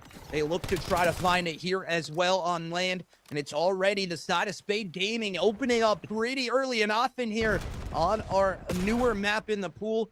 It is Velen trying to get onto that kill. Can he find at least one? It does try to get some damage on in. It's going to be shots going down the range. Tez also getting some kills to go his way. Osama ringing in as well. It's finally the side of Evasive Action get onto this hill time. And now it's a crucial one that's going to be coming on in. But, oh my gosh, the kills do not go your way as the rotations are going to be taking place here. Yeah, but, Spade Gaming, they had the favorable setup. They were set up for this P2. They had the rotation in, and they had the numbers, but now the sales get ready to finally pop up. Miri pushed up onto the pass checkers. He's creating the space, but Valen, he's only pushed through the water. He's doing his best little sneaky fish. He's about to hop up. He's waiting for the teammates to say the word as they're pushing through. Tez coming through. Gonna get the first one. This is where you hop up, and now the time goes to evasive action. 3 in the feed, and you still have the members of Spade Gaming spawning back, but this is where you can pin them in and just wrap the time up. Yeah, this is definitely a crucial time coming in for the side of evasive action. They've been very dominant all in the respawn game mode. Ripped season able to get one onto Tez there. It does not go down. Finally up to the next point. It's going to be a flip out of spawns. This is not what you want on the later half of this map. You want to try to push on out through. Just make sure you can get it. And it is going to be a split spawns that look to be happening now as Radaza able to collect onto that one onto Tez. Now Velen on this window side looking to try to make something happen as Spade Gaming are starting now to get, ran over here as a full 60 pretty much enacted on the next hill. As we head over to this P3 side, it's still, a bang out for these spawns. Osama able to win one. And he's going to be Velen now looking to try to find something. Tez on the outer side as it's a back and forth. It still continues as he pops up this window side onto window. It is going to be a little bit harder for him to find this next challenge. He's not going to be able to do it, but his teammates there to trade out as kills come on through. Liquid able to get another one, and it's just a kill feed that you see a lot of purple in for the side of evasive action.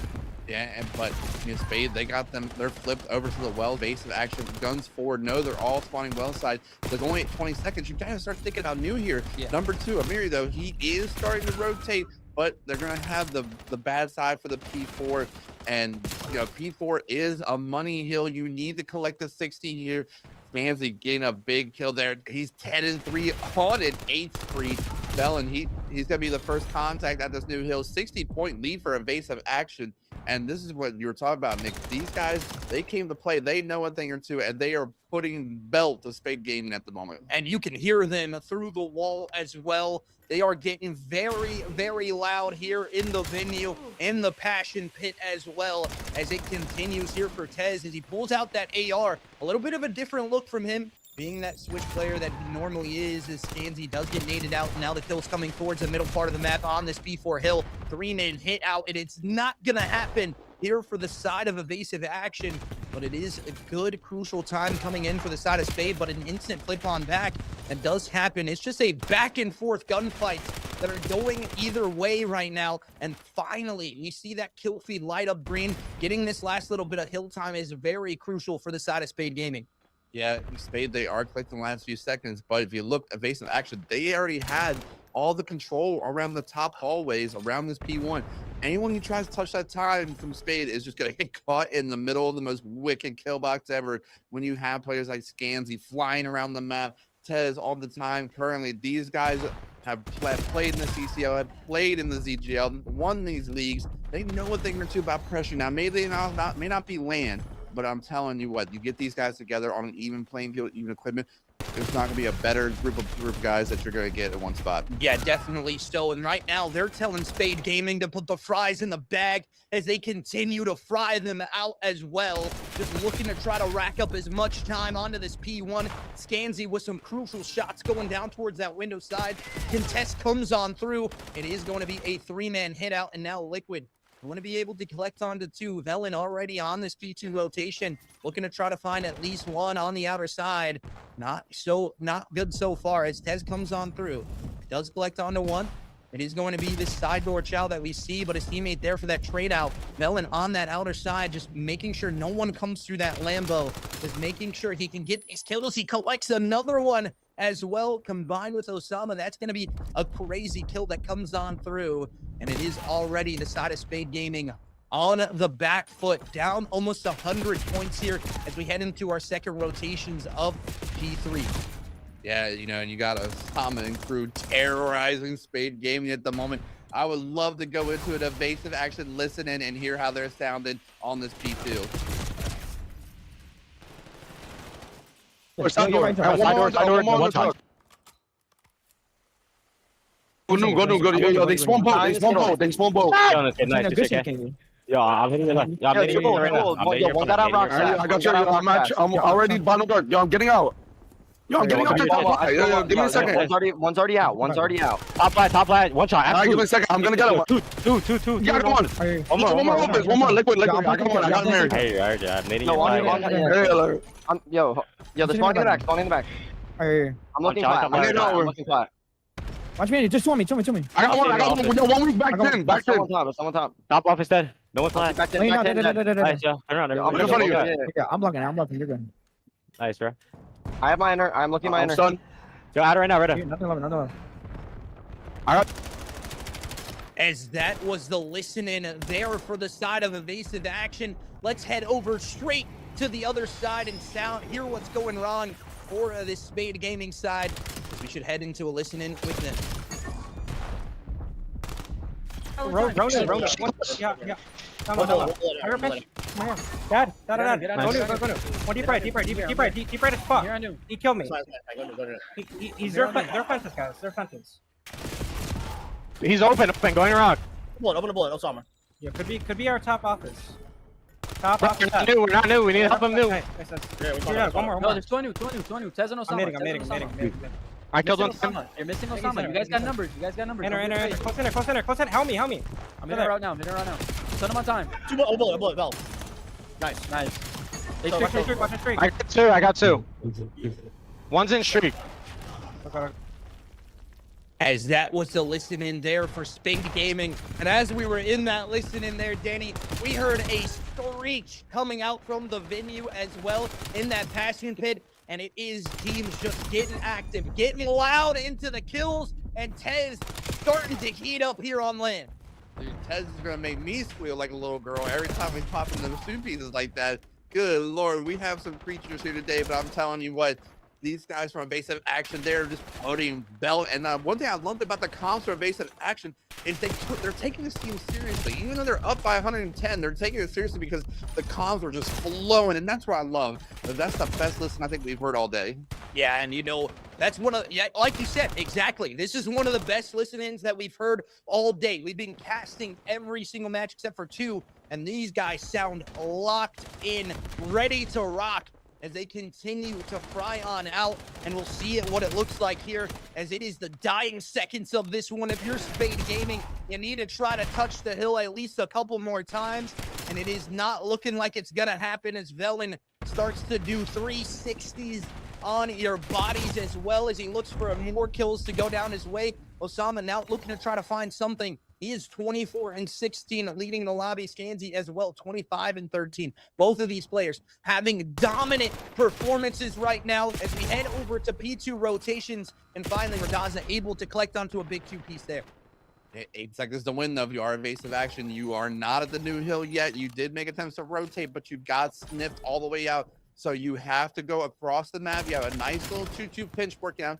But Radaza, they're pushing up, getting the space up by checkers, but Velvet is going to take him down. Osama also gets his own. The V time still ticking in favor of Spade, but kills are starting to flow for Evasive Action there on the time. They just got to clear up Miri. Down goes to Miri, and now you have 3 seconds to go across the map, and it's not going to happen. Evasive Action will take map number 1. Yeah, they started closing that noose around the neck of Spade Gaming, and they continue to dominate here even more, and you see it coming on through again. Spade, yeah, I agree with that, man. Just put the fries in the bag now, boys, because this is not going your way at all.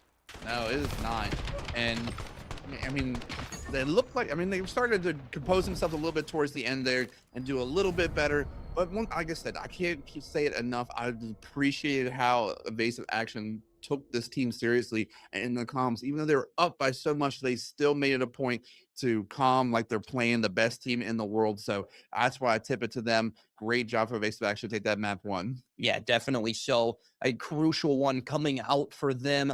And the side of Evasive Action able to take our first map. Now we head to an S&D. Guess which one? Raid. As we've seen a lot of Raid S&D this weekend already. It comes on through again. But it is a crucial one. Nevertheless, we'll see that sniper plays coming out as well. And I look at a guy like Tez, maybe not had the greatest of map 1s, but when your teammates are flying like that, it's really easy to, be on the lackluster part of that map as well. I really look at a guy like him to step it up here in the S&D. He is a S&D demon. I've casted a lot of his matches in zoned out, and he continuously fries in S&D. We'll see if he can do that here against the side of Spade Gaming, who is also very, very well versed in the S&D game mode.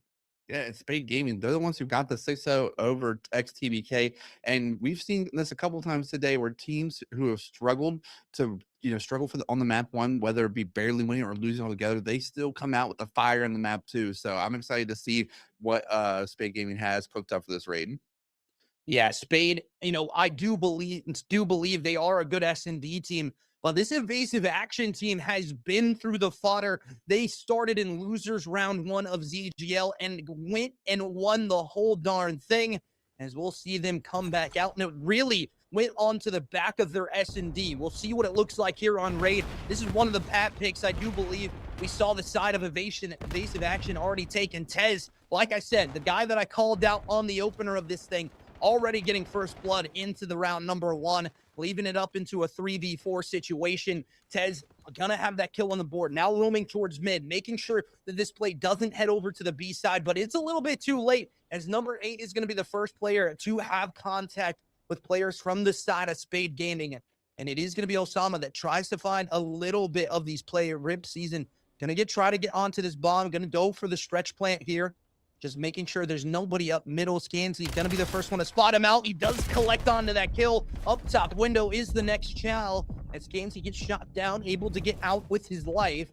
Preserve that as well. And now Tez in the back does get picked up by Radaza. And now we'll see what it looks like as the bomb down towards this bomb site. Not what you want to see.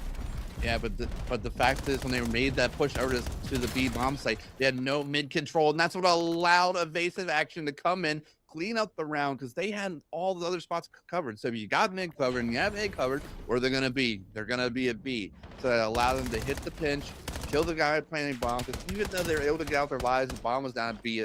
Everyone knew. And it was one of those things where they was able to sniff it out and figure out where the push was coming from. And again, we see this side of evasive just look a little bit better, all consistent on the board. Scansy right now, maybe the player of the map, as he starts 3-0, knocks them all down in the round for himself. Has a little bit of help there. We do have some donuts already emerging though, so make sure you stay tuned to those when we go into our 3rd to 4th round. And be sure to put them out for you as the smoke comes on through. Shots going out through the middle part of the map, and it already comes down to a gunfight. Spade Gaming gonna lose a mirror here pretty quickly, as a knife shank's gonna try to come out from Velen, but he does not get one to connect. Bomb going down as well, as it's just a kill feed that favors this side of Spade Gaming, but the pinstripe goes back in favor of the side of evasive action. And they have the action to make it a 2-0 map right now, favoring them. Yeah, and that was just pure aggression through the Tiki side of the map, grabbing the control there. And, if you're Spade Gaming, you just play that too passively. You want to get as much mid control to help prevent that push through. And when you don't hold mid, no matter which side you're trying to play for, it's just going to bite you in the butt. And that's what you're going to see here. But evasive action, they are back on the defense, so an opportunity to go 3-0 in this map too. Yeah, definitely so. This may be the top evasive team, but earlier we saw Evasive Elite come in clutch here on the first seed in our group 1. This side looking for maybe the 2nd seed. They have to deal with a little bit of higher competition from the side of Carolina Outbreak Gaming, so it's a little bit harder for these guys, as they did lose to them in a 2-0 fashion. We'll see what it looks like when they come on through for this one, and how they will, finish this one off. They have one more match after this, and so far so good in this one from the side of evasive action, completely dominating the side here, as it is going to be them that are just holding it down. It is going to be ripped, able to collect onto a big 2-piece, but does get instantly traded out, and that's your bomb carrier. If you're the side of Spade, you lose the bomb inside of the back of Laundry here. And it is, oh my good Lord, we heard the dead scream a little bit early there, I think. And that had to definitely be with a kill that we just heard, because they are absolutely frying these guys right now, as Tez gets another one on the board. And that 7.5 over is going to be looking good. Yeah, I don't know what the game plan was there, because they were down a man evasive action. They were taking the bend not break, but they were just sitting there out of laundry. I don't know if they were just waiting for someone to do something, I guess, play for a scam. But there's the donuts on Amiri. We're going to stay on him so he gets a kill on the board. They're on the defense, and looks like it's going to be just him against every member of evasive action. Looks like the smoke is down, so he's probably calling for help. He's going to get bullied out, potentially fighting for his life, throwing the name trophy down. Oh, down he goes. Osama with the first blood. 4v3 now, and you have the two members from Spade Gaming pinching through the back, 1 and 3, but number 8, Osama, he's ready for it. He's reading it. So he's got the information on at least one, but doesn't know there's two. He does not clean that up, but 3v3, Rip's gonna have to get one of his own. So now it's a 2v3 in favor of Spade, but trades coming down, gunfights, 1v2. It's all up to Velen. Can he get the 1v2? And he cannot, and that's finally gonna be a round on the board for Spade Gaming. Definitely what you want to see out of the Spade Gaming side. The retake looking good. They bounce back here, but there's still 2 rounds down. It really does not matter when you're taking on a team that is just as good in the S&D as you are. So, yeah, really have to find these next couple rounds. And the Donut Watch, like you see in the chat, is already upon us, ladies and gentlemen. Krispy Kreme, we need that sponsor because this Donut Watch could go for a little bit longer, and it is just not what you want to see from Amiri, unfortunately. He's having a little bit of a rough one to start us off here, and there's no breadsticks on it either. We just have this donut so far. Amiri, you need to get on the board here for your team. 3-1. We don't get to throw donuts at the whole team now because they're not going to get donutted on the round. Maybe some breadsticks if they're only allowed to find one. But so far, so good as aggression comes already through towards this A site. And you can see it happening here for the side of Spade Gaming. You saw this play in the last round as well, and they really did nothing with it. They need to get onto the bomb site this time. It is just, that first blood they're trying to play for, but it does not matter when you have the positions that the side of evasive action do have. Bomb now going to potentially go down here in favor of that laundry side, and Scansy looking towards this mid map does spot out the player. It is going to be a big double up from Velen, though. Ted's going to go down. Maybe and that 7.5 kill thing is not going to go your way. He's got 5 already. Looking for a couple more kills to get past that 7.5. So if you're betting on him in the stream, make sure you keep it consistent. That's all I'm going to say. Yeah, I mean, if you're Amiri, forget Krispy Kreme. You might need a Blue Chew at this point because we got to lock in, Twin. You're 0-5 ran out of the map, too. Down 4-1 in the search altogether. Just every time they're going to this laundry play, they're just sitting outside. And at one point, you just had all 3 of them in laundry. And it just felt like they're all like, okay, well, we're tweaking. What are we doing here? What's the plan? So this is where this is where the game plan comes into the factor. Yeah, and again, Amiri 2 rounds away from being a part of the 007 agency. So you definitely want to stay tuned to that. That is not what you want to see. It's a double nade kill for Osama, collecting the first and second blood into the round. And this is a crucial one now. Amiri by himself, able to win one. He gets on the board. And that's what you want to see out of this situation right now for the side of Spade Gaming. The next kill not going to go his way, unfortunately, but we will see it again. It is going the evasive side.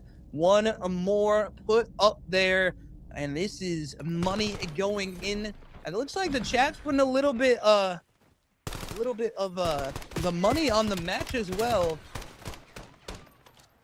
Yeah, I don't know. Get a damage check on Amiri. That is diabolical. Yeah, someone said he should turn his monitor on. That is crazy. That is diabolical. But he's on 1 now. But guess what, ladies and gentlemen? That means you get a breadstick here, Amiri. Look at those beautiful breadsticks. We need that sponsor from Olive Garden. They got the best breadsticks in the game. The guy's already got his reservation after the set here in the pool play because this guy is not having a great time right now. 1-6 in this map, and we've only played 6 rounds, so it is a little bit harder to keep on continuing. And it's going to be a for Amiri. He does get another one. That's going to be a double up for him as he gets on the board down the 3v1 here. For the side of Osama, he has done crazier things. I've seen it with my own eyes on the cast, but he can't get it done here. And Amiri with 3 on the round, those boys might need to lock back in and not be, throwing him a little bit of shade. Yeah, and one thing I do want to say, all jokes aside, as far as this joke about we're here casting, I play, and everyone at home, these guys are here in LAN. They put their money where their mouth is to compete against the best of the best.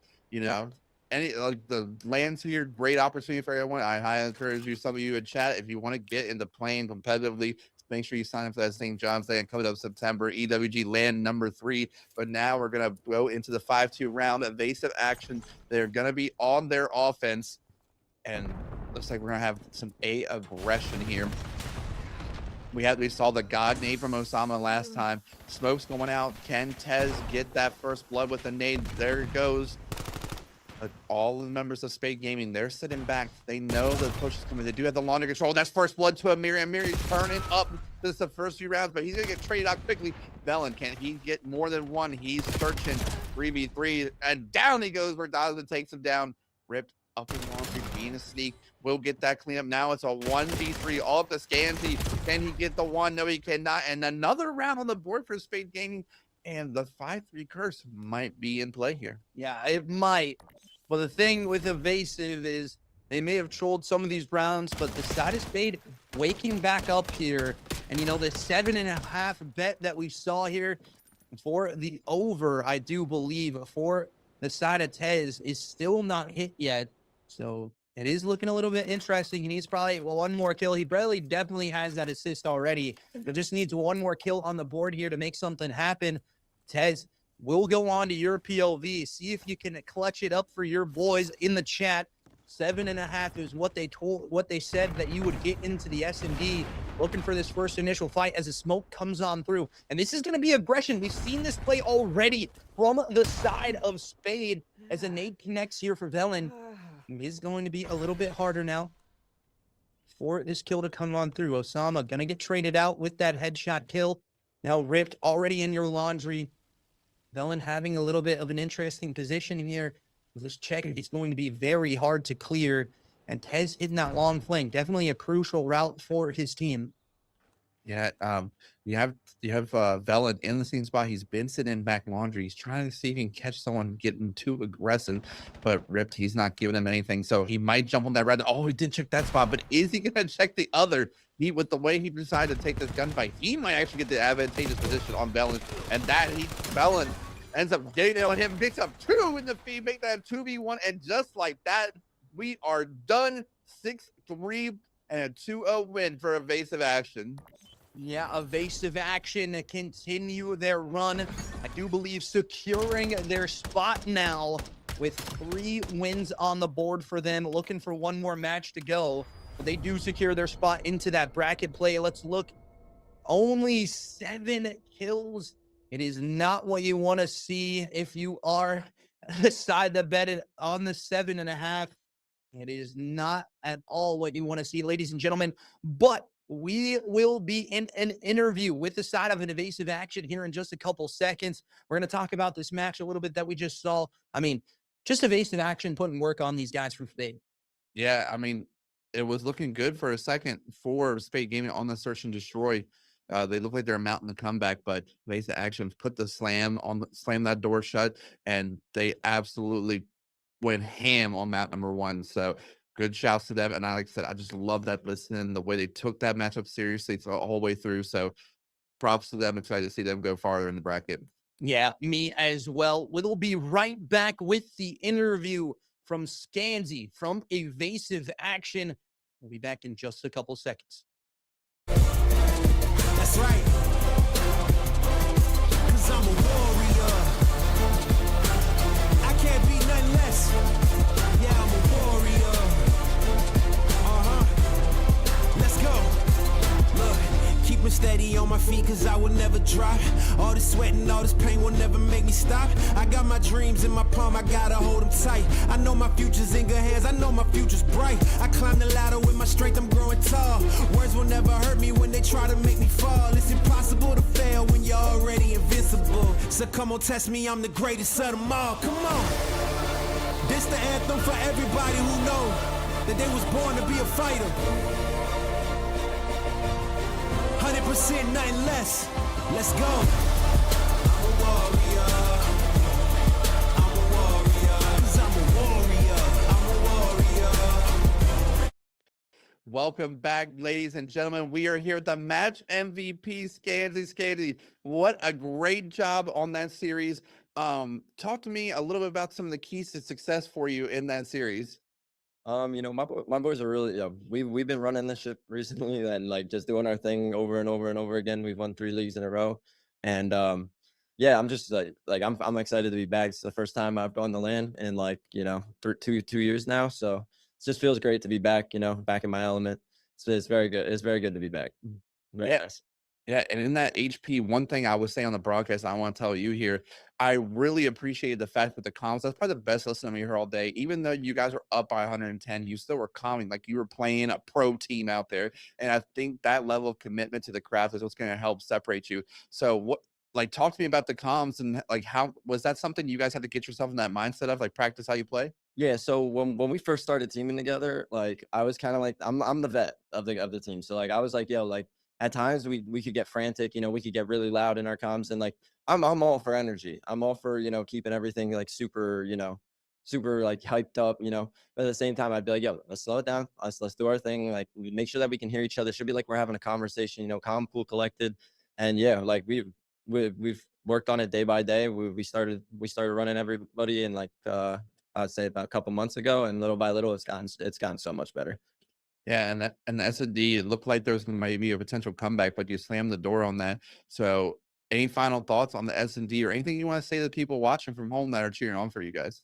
For the S&D, I mean, we kind of got a little trolly towards the end. We were kind of going for some checkouts, like, and you know, we kind of felt it after the map one. Like, I went on like a 10 spree in that map. I was like, yeah, like, I'm just gonna chow some. I'm gonna chow something that's not necessarily what you would normally want to chow, but and then to the boys back home, shout out EVA, shout out my teammates. We've this is one of the best teams I've ever been under, and I'm so happy to be back. And I see my boy Flanks in the chat right now. I have to give him a shout out. So yeah, I'm just really excited to be back. This is fun. I love it.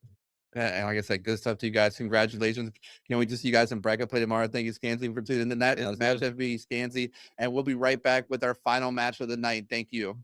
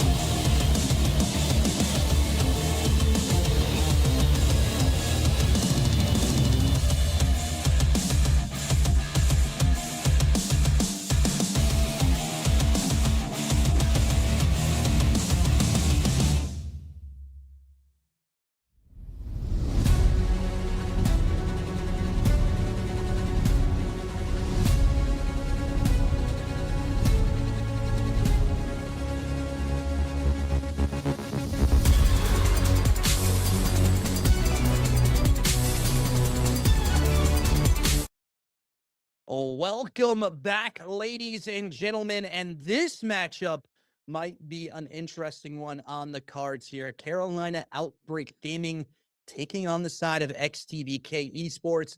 I do believe if XTBK can, magically try to win this against the side of Carolina Reapers, Carolina Outbreak Gaming, I should say, I think they will be in pool play. I'm not too positive. They may have already clinched. We'll decide that here in a little bit, but this Carolina Outbreak Gaming team is nothing to play with. Currently undefeated in maps, currently undefeated in series as well. So definitely a hard team they're taking up here in this one. Yeah, one thing that works out for them, even though this pool is really higher weighted with the ceiling of competition, the floor, I think it's also lowered. So like Hybrid Authority and TBD, I think we're lower quality teams than what we had in our first group, which allowed that group to be a lot closer. But, I always feel like the root for the underdog. I'd love to see XTBK come out here and show us something. But at the end of the day, I do think when you have the names of Drafty, Swag Check, Sparky, and Sovereign, like you're going to come out and you're gonna fry. I would love to see it though. I'd love to see a game 3. Yeah, I would love to see a game 3. We haven't really seen one, me and you. There was one on the stream for Scav. We had one. Well, we saw one in the first pool, but we haven't seen one in the second pool here. So we want to see at least a game 3 potentially on the cards here. And it will be an interesting one as we head into a den to start us off. Best of 3 here. Carolina Outbreak already looking to try to get stuff done. It is Drafty and Sovereign able to collect on two crucial kills here. It is going to be a back and forth that still ensues. But as of right now, XTBK kind of playing this, a little bit of a better style as we saw them on this map as well. And they look very good at it as well. So it just depends on who's going to be able to start off hot and fry here. Yeah, and right before this game, I was talking to Lander from XTBK, and I said, look, if you guys can just make sure you keep the pedal to the metal and not let up if you're doing well, and keep them reeled in, you can make something happen. But that's 3 in the feed for Carolina. And now they're in control of this P1 time. You do have XTBK spawning behind the P2, but Sovereign reads that. He's going to pick up 1, and he's going to get cleaned out. And that's 4 in the feed for Carolina. And now this hill's about to pop, and they're about to increase the lead even more. And they do it at the perfect timing, flipping those spawns even more perfectly. Now Drafty up close and personal here on the Broken Dojo side, looking to try to find a little bit more of these kills. Is Sovereign as well with a big, crucial 2-piece swag here. Now looking to try to find one more, does collect onto it. And now 5 and 2 start on a 5 streak as well, ladies and gentlemen. That is a man that you gotta keep on looking out for if you decide of XTBK Esports. Yeah, and one thing about Swag, he's actually, for someone who's just started not that long ago, he's been around the block a minute, and he's been involved in the community, and started off with Zoo Mafia 8s. Like, he is a shooter, and probably a future pro, so it's always a pleasure to see talent of this caliber here, and they are putting belt right now to XTBK. I mean, some of these gunfights are unreal, and just the map knowledge and the preparation. They are going to feel the last of the scrap. XTBK is rotated, though, but they got to win the fight against Drafty at Dojo. Finally, Thomas going to get one off of him, clean the Dojo out, potentially allow them to start picking some time up here at P3, or maybe not. Maybe I spoke too soon. Yeah, you did speak too soon there, Dan, as another one comes on through here for the side of COG. They completely wipe it on down and looking to run it down as well. Finally, and it does get contested, but it does not matter when you got Swag doing stuff like that. Looking swaggy on the map. 11 and 5 right now from the young man as he continues to fry on out, finally taken care of.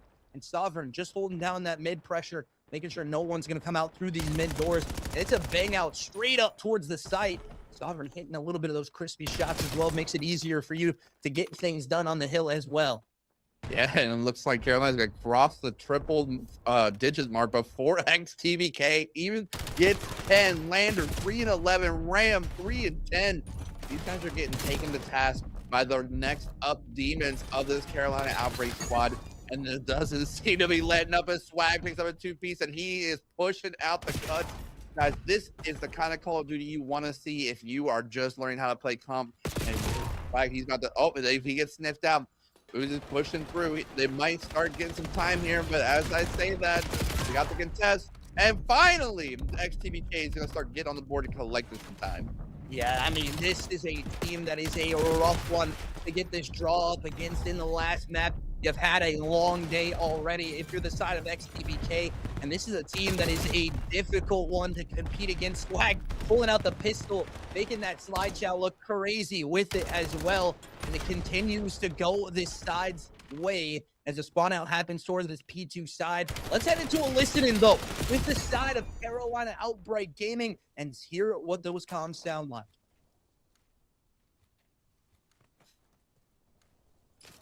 One's more, bottom you, B cut. I saw him. What are you weak? I'm P1.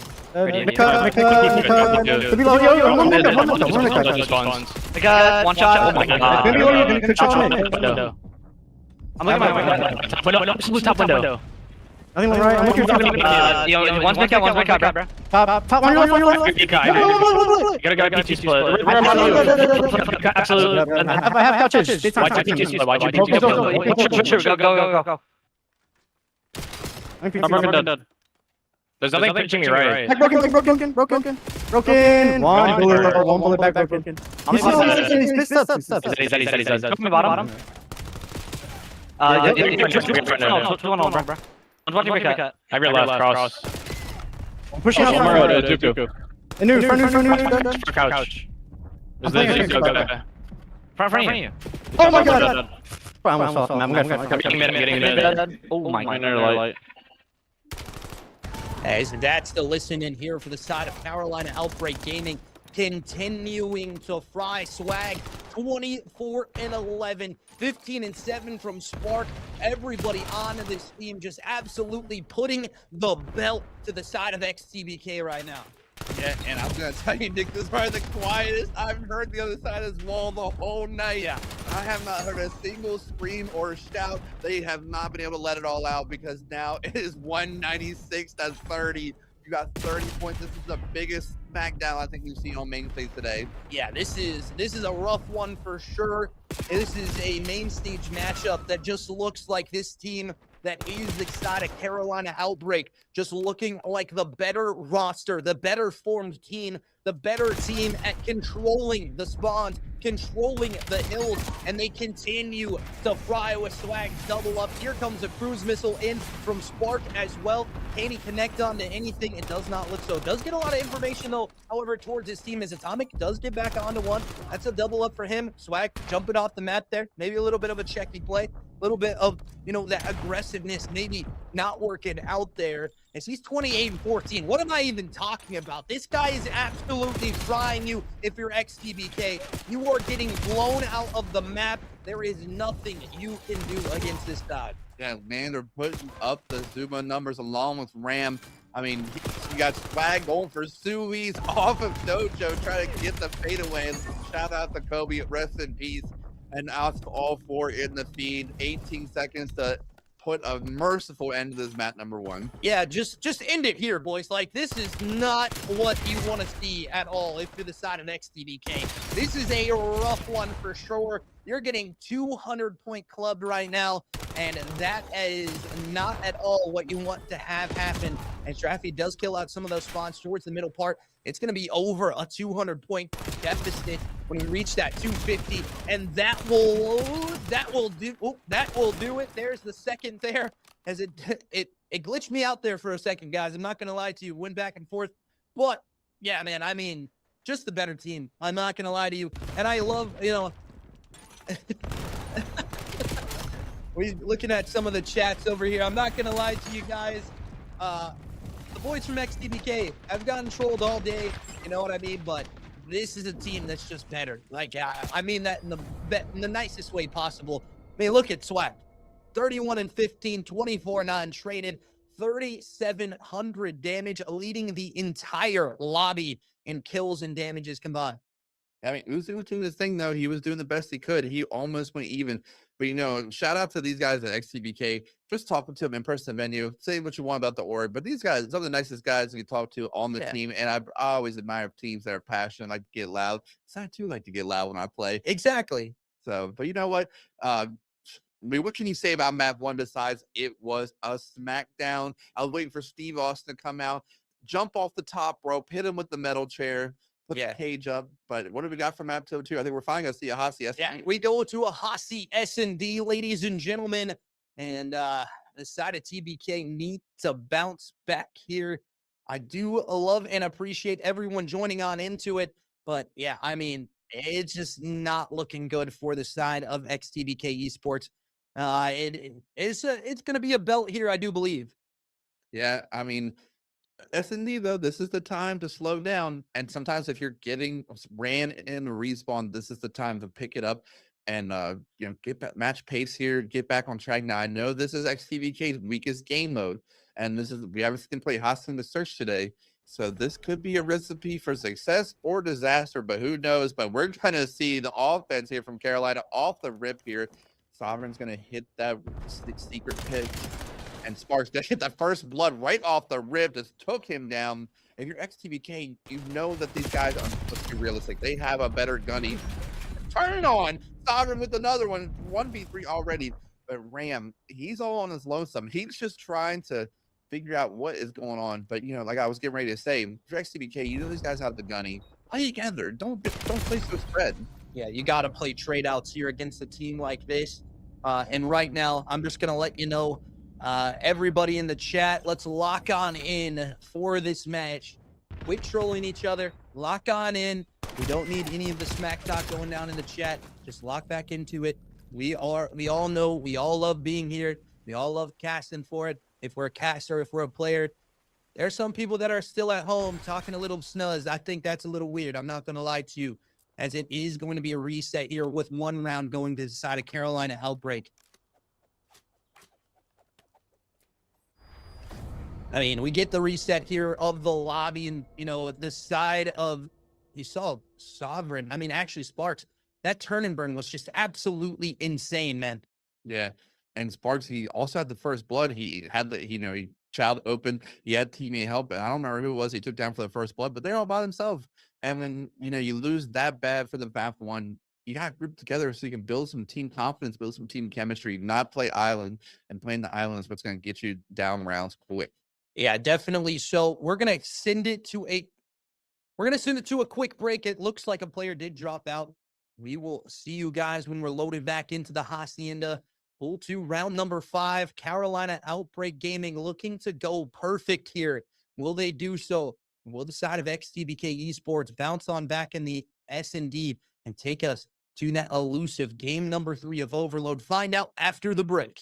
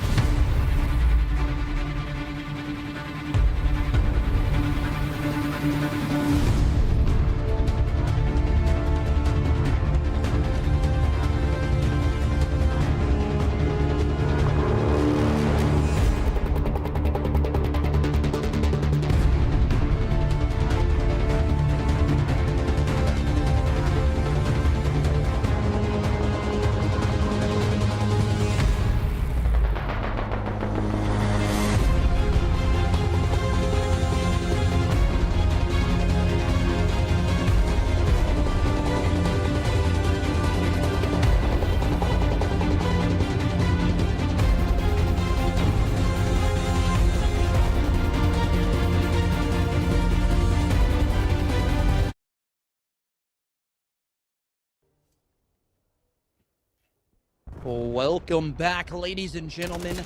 We're already 1 round here for the side of Carolina. And they also have 1 on the scoreboard. It is trade-out kills that do happen galore, as it is a little bit of an interesting play. We see a little bit of a weird POV there from the Codcaster's perspective, as Atomic now by himself in a 3v1 situation, having to make plays happen. Bomb down up top on the on the window side. The Sovereign just roaming through the middle of the map with this SMG is definitely a little bit of an interesting play, as Atomic now tries to get out onto this site, out onto this bomb, and make it happen, but it does not. It's just the side of Carolina looking a little bit better here now, 2 rounds up. Yeah, and for those of you at home, after the reset, they are up 1-0. So now make it a 2-0 lead here. But man, this is what the kind of stuff we were talking about. They are just flying. The teamwork is on point. Atomic in a 1v3 before you can even blink. Before I even realized what was going on the map, I just saw 1v3. Yeah, I mean, yeah, it was a crazy start to the map, and Drafty with 3 on the round. That's really what happened there. Sparks able to get the last one as it continues to go on down. Swag does get killed onto the round, but again, a guy that has been, absolutely beaming in the respawn game mode. His S&D is also very good. So you got to think this guy is going to start to heat up, but he also has players like Drafty and Sparks on his team. It just makes it a little bit easier for him to, get across the map. Sovereign does go down now, 1v1 trade out. That nade probably going to land there. It just depends on how that throw is going to connect. Drafty onto the outer side, looking to try to find this kill. Does so. It's a very, very close kill that goes on down now in the 2v2 situation. Favoring in the side of Carolina, as they do have this back spawn of the side of XTBK. Yeah, I think it's one of the first man disadvantages we've seen them in all day. And they just evened it up just like that. They're running together, playing for trades. TBK, though, trying to figure out where the push is coming from. And down goes Lander. Sparks grouped up now, filing with Drafty, and just like that, Drafty cleaning that up. Another round on the board. Carolina goes to 3-0 in the map number 2. Yeah, 3-0 start already, and this starts to divulge if you're the side. Drafty hitting 360s right now. I don't know if you saw that. He hopped out the window, hitting the 360. 5-0 start right now from him, as he is close to those streaks as well.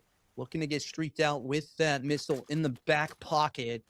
We'll head over to his POV and see what it looks like. But it's the offensive side now for the side of XTBK. Yeah, he's a couple, maybe a defuse and a kill away from getting it on the back pocket. Looking to try to find it. XTBK needs to find a round here. Going 0-4 down is not what you need. You need to find an offensive pressure. As Drafty gets information on over towards his team, it definitely looks the way that is going to happen.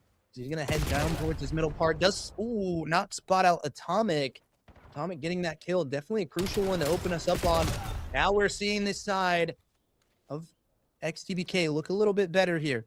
Sparks and Sovereign now in the 2v3 situation. Yeah, I mean, I like how this round's going for them so far. They decided to play some Preds, let the kills come in because these guys are flying. And I think I said this in our last broadcast with them. That's the one thing that these guys could have going against them is when they start playing these bad teams, they're going to start running and they're going to catch them slipping. And now we're in a 1v1 Sparks v Uzu. Sparks getting inside. He's going to play a credit. Trying to be and catch this member of XTBK lacking. And he's taking the long route. He's got to collect that bomb. Bomb is down by the A site. I don't know Sparks is aware of it. I think he is. He's checking it. Oh, that timing could be so huge. Is he going to re-peek it? He's checking all of his corners because he knows that these guys are playing the Creds and he's really ready for it. But 8 seconds, you gotta get the bomb down, and Sparks is gonna check this, and he's gonna get a freebie, shooting him right in the legs, and another round on the board for Carolina Outbreak. This is the round you needed to get back into this game. Yeah, this is where things start to divulge. If you're the side of XTBK, I mean, I know that it's not what you want to see, but this roster is nasty. There's not much you can do against these guys. You have made it to that bracket play. You have made it to the second day, so you're definitely good with feeling that way. This is we talked to the XTBK side in their last matchup, and they said they could play these guys close, but right now it is not looking close. And Lander, getting the baguettes, getting the breadsticks, is that is not what you want to see. Atomic as well on the breadstick cam too. definitely gonna have a reservation towards that Olive Garden, maybe even a better Italian place with some good breadsticks as the kills come on through now. Double up for the side of XTBK, but we've seen this before. Carolina Reapers have been down. Swag on the donuts. We're throwing donuts at Swag right now. That's a little bit of crazy comms. I'm not going to lie to you. Didn't think I would see that. This guy in the 4v1 can't get it done. Now 0-4. Yeah, and that was some windy shooting there at the end. Finally, XTBK gets around the board. This might be the momentum shift they need. I like the fact that they were, they got the 4-2 and they didn't choke it this time. They started playing together, locking in those kills, and search and destroy. It's just one round at a time. That's all it takes. And then next thing you know, they can be right back in it. Yeah, definitely. So trying to find some more of these kills to go their way. It is one round on the board, but remember, it's a 4-1 scoreline. Swag check getting the donuts right now. He had a crazy map number 1. He needs to come back alive here in the S&D. But if you look at the scorecard, I mean, Drafty 5-2, Sparks 4-1 as well. So definitely your team doing a little bit of the heavy lifting here, and Sovereign already flexed on the first blood, as it is going to be Swag into this bottom side and absolutely melt Atomic into that lower side. The turn and burn absolutely coming on through for this young man as he continues to push things out. It is going to be a 2v3 situation. Ram and Uzu left up into it by themselves against Spark, Sovereign, and Swag. The triple S threat right now, as it is going to be going down onto this B site as A site as they do collect onto it. On down, but Swag now going to get a little bit aggressive here. Has both weapons to work with. Yeah, and he saw the member of XTBK jump off the site, but he didn't know that Ram was lying in wait on flat. Ram is going to even up the numbers here. Gets the shots in. He's going to push that kill. Going to get that 1v1, though. Sovereign with the pistol absolutely cooks him and is going to get defused, and that is going to put them on game and match point. Yeah, game and a series point here. Definitely what you want to see if you're a Carolina Outbreak Gaming side. I know XTBK. I know I see you in the chat, man. I see you showing love to your boys. I just think this is a really hard team to compete against. Yeah, absolutely. I mean, when you have some of the next up players coming up in the scene, it's not much you can do. But, props to the XTBK. They are definitely doing their thing. I think that is a good team's pride. I mean, we saw the players that we saw at EWG LAN 1 from this Carolina side as well. They're bringing out even more hitters into this one as well, as Swag getting the baguette screen here now, as we'll see what it looks like as we head on through. Gonna come on to this next one. Breadstick camp coming in through, and it is going to be Swag on this site fast. No aggression from the side of XTBK as a shot's trying to connect. He does get double chowed there. Bomb gonna go down though. And now in the 4v3 retake is XTBK. And this side, of Carolina Outbreak Gaming, they've had to deal with these one-man down situations before, able to get one, can't get the next one. And it's now a 3v1, and it's going to be another round on the board here for XTBK Esports. I can't lie, that child from Swag was insane there. Like, he was just jumping at them in that window with an NPC in his hand. That just tells you what they're thinking about the team they're playing right now. The fact they're taking childs like that. And if you're XTBK, take what they're giving you. If they're gonna troll like that, take advantage of it. Play the spots, and that's what they did. And then I ended up taking that round. So it's not over yet. Fat Lady's just warming up. She has not sung yet though. Yo, dad checked in the Twitch stream as well, ladies and gentlemen. The dad of Swag in the chat, making it look good. He said the harmonica is getting played right now. I don't know if you got any little bit of information from that, but the last team they played, that 0-14, that they did not win a series, he was playing a harmonica in the hard point against this side. He's just having fun. He's just here to have fun. The guy loves Call of Duty, and you can see the passion that he has for it. Still 1-6 though. Getting a little bit of that baguette screen here. Need to find one more, and he does so. That will be that. And I do believe this is a good opener for the side of Carolina Outbreak. Definitely what you want to see. As again, Swag looking for this next kill up. Does spot one up into the stairs. And the shot's going to come down from his teammates. Now Bomb in no man's land. If you're the side of Lander by yourself, 4-4, looking for this next kill. Well, it's going to be a turn on potentially here, and it's going to happen. that will probably do that. Unless it's a full reset, I'm not sure what we're going to see here. That will probably be that, though, a 5-2, 6-2, actually, as it comes on through. I guess we'll see shortly here once Yeah. you have the game, but I believe they did start 1-0 up. Yeah, I do believe they do start 1-0 up, but we will see in just a couple seconds, ladies and gentlemen. It does look like I'm hearing disconnects come on through. Yep. So it does look like that will be the series, and that will be the side of Carolina Outbreak Gaming being perfect in full play here as they move on towards that bracket play as well. And we will be in a crazy interview here in just a couple seconds. But we're going to talk about that series. I mean, realistically, man, we can't talk much about it. It's just, the side of Carolina Outbreak being the better team. And that doesn't mean that XTBK is a bad team per se. It's just they don't have as much skill when it comes down to this Call of Duty game right now. Carolina Outbreak Gaming 2-0ing the side of XTBK Esports. And what do you have to say for that set? I mean, again, not much to say about this series in particular, but I will say about the teams. XTBK, I feel like this team is miles better than what they brought to EWG LAN #1. Exactly. I think it's a great improvement from what they had last time, but unfortunately, they just run into Carolina Outbreak, who has another set of future pros on their team.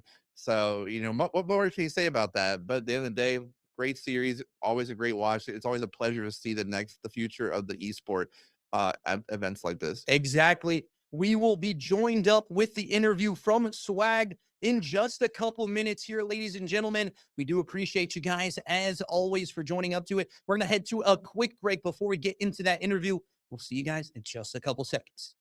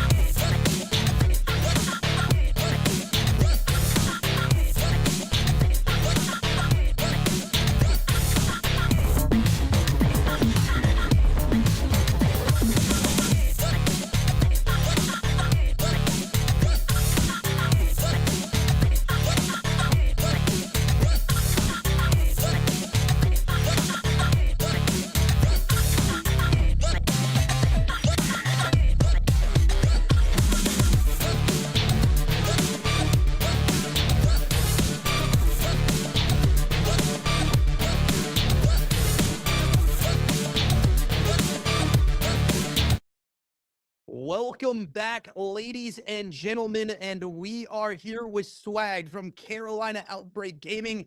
He has a monumental map #1 going 34-14.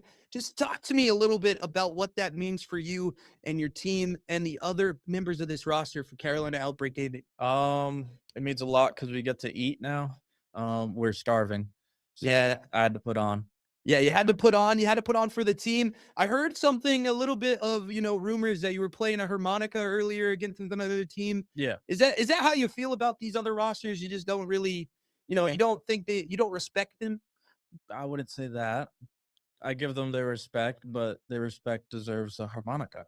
Okay, I get what you're saying here, man. I understand it. And we head into that S&D, a little bit of a, lackluster performance for you, but your teammates have your back nevertheless. So talk to me about what you think you, as yourself individually, need to do a little bit better in that S&D. Not play Hacienda. That's about it. Yeah, you heard it here first. Hacienda, maybe it's just not the map, but you make it into pool play unblemished. You don't drop a map. You don't drop a series.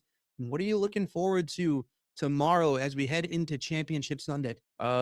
Doing the exact same thing, not dropping a map, just going through the winners bracket, winning everything, and then winning the grand finals.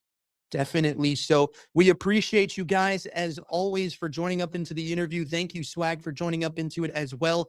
We will catch you guys in the next one with our send-off here in just a couple seconds, ladies and gentlemen.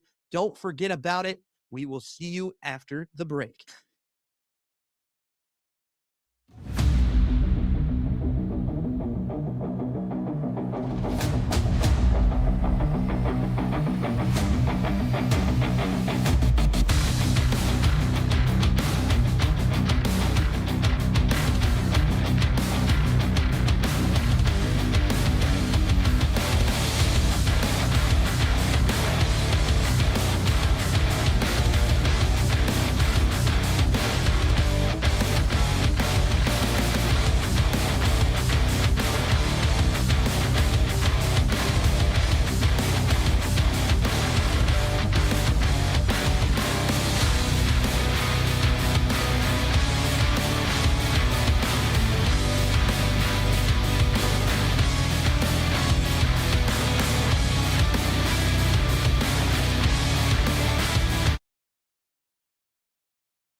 Welcome back, ladies and gentlemen. The end of pool play draws to a very, advisive conclusion. This is exactly what we thought. You know what I mean? For this pool too, there were some top teams in here, and they definitely proved themselves evasive. I'm gonna just shout them out real quick.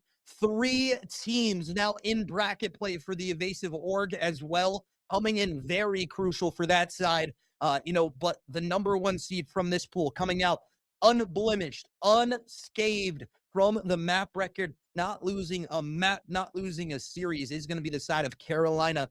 And they absolutely dominate everyone in this pool. Yeah, absolutely. And all these teams, they are what we said they were. And we not really too many surprises, a couple single map surprises. But overall, these series went how we anticipated. And now it's all going to be about seeing how the bracket unfolds tomorrow and how these teams match up. And hopefully, there is bread to play for. I'm hoping some of these teams watch some VOD and see who they're playing and really study up so they can try to win the money again. I know this is a smaller land, but $5,000 is $5,000. Yeah, definitely so. Not just $5,000 there, Dan, but also the rings, the MVP ring as well, coming in a crucial way as well. You'll see it when we do show those tomorrow. But make sure you're here for bracket play starting at 11 a.m. Eastern, here live from the venue in Cary, North Carolina, the North Carolina Esports Academy. We do appreciate you guys, as always, for hosting us. Also, big shout out to Power Nation, Young Limits Talent, and Crusader Boys Entertainment for everything that you guys do on the back end of stuff. Big shout out to our production guy on the back end of things. Everything you're seeing visually here tonight was done by him, and our boy Scav that you saw cast earlier. He helped out as well. Don't think he didn't. But, big shout out to my favorite person on production. But Dre, he comes in crucial for us a lot of the time here for the EWG stuff, and continues to prove why he's one of the top producers here in the online Call of Duty scene, and continues to show his way through this. Also, big shout out goes to Devontae for hosting the event, having the people to bring out teams like this. It's just one of those things. At the end of the day, we see crazy matches from Pool 1. We see even crazier matches here from Pool 2. Yeah, and shout out the league. Without, this league has those great opportunities for us as well as players. And if it wasn't for Devontae and EWGL, you and I would not be here right now. And we owe a lot to them. We owe a lot to you guys tuning in from home. If you guys wouldn't watch, there'd be no reason for us to be here. So I appreciate y'all. I'm definitely excited for this bracket tomorrow. I hope it's not going to go the way I think it will. I would love to see it upset, but time will tell. Yeah, time will only tell here. if the upset will happen or not. I do believe we're going to see a lot of the same things. Maybe a back-to-back LAN champion being crowned here for the side of Carolina Outbreak Gaming. It really just depends on what's going to happen. And as always, ladies and gentlemen, make sure you join up onto the servers, onto the Discords as well. If you want to go ad-free, hit a sub on the Twitch channel. And if you want to just completely, if you don't want to pay anything, I understand that as well. Sometimes, just don't have the cheese to do so. Make sure you go check out the YouTube for this as well. That's going to be at CBE Crusader Boys Entertainment as well. Make sure you go watch the VOD over there. That is a crucial place for you teams to go watch your VOD. We do appreciate you guys. If you go ahead and do that, hit the sub button, hit the notification bell, and hit that like button as well. We appreciate you guys as always, and we will see you tomorrow, bright-eyed and bushy-tailed at 11 a.m. Eastern. We'll see you then.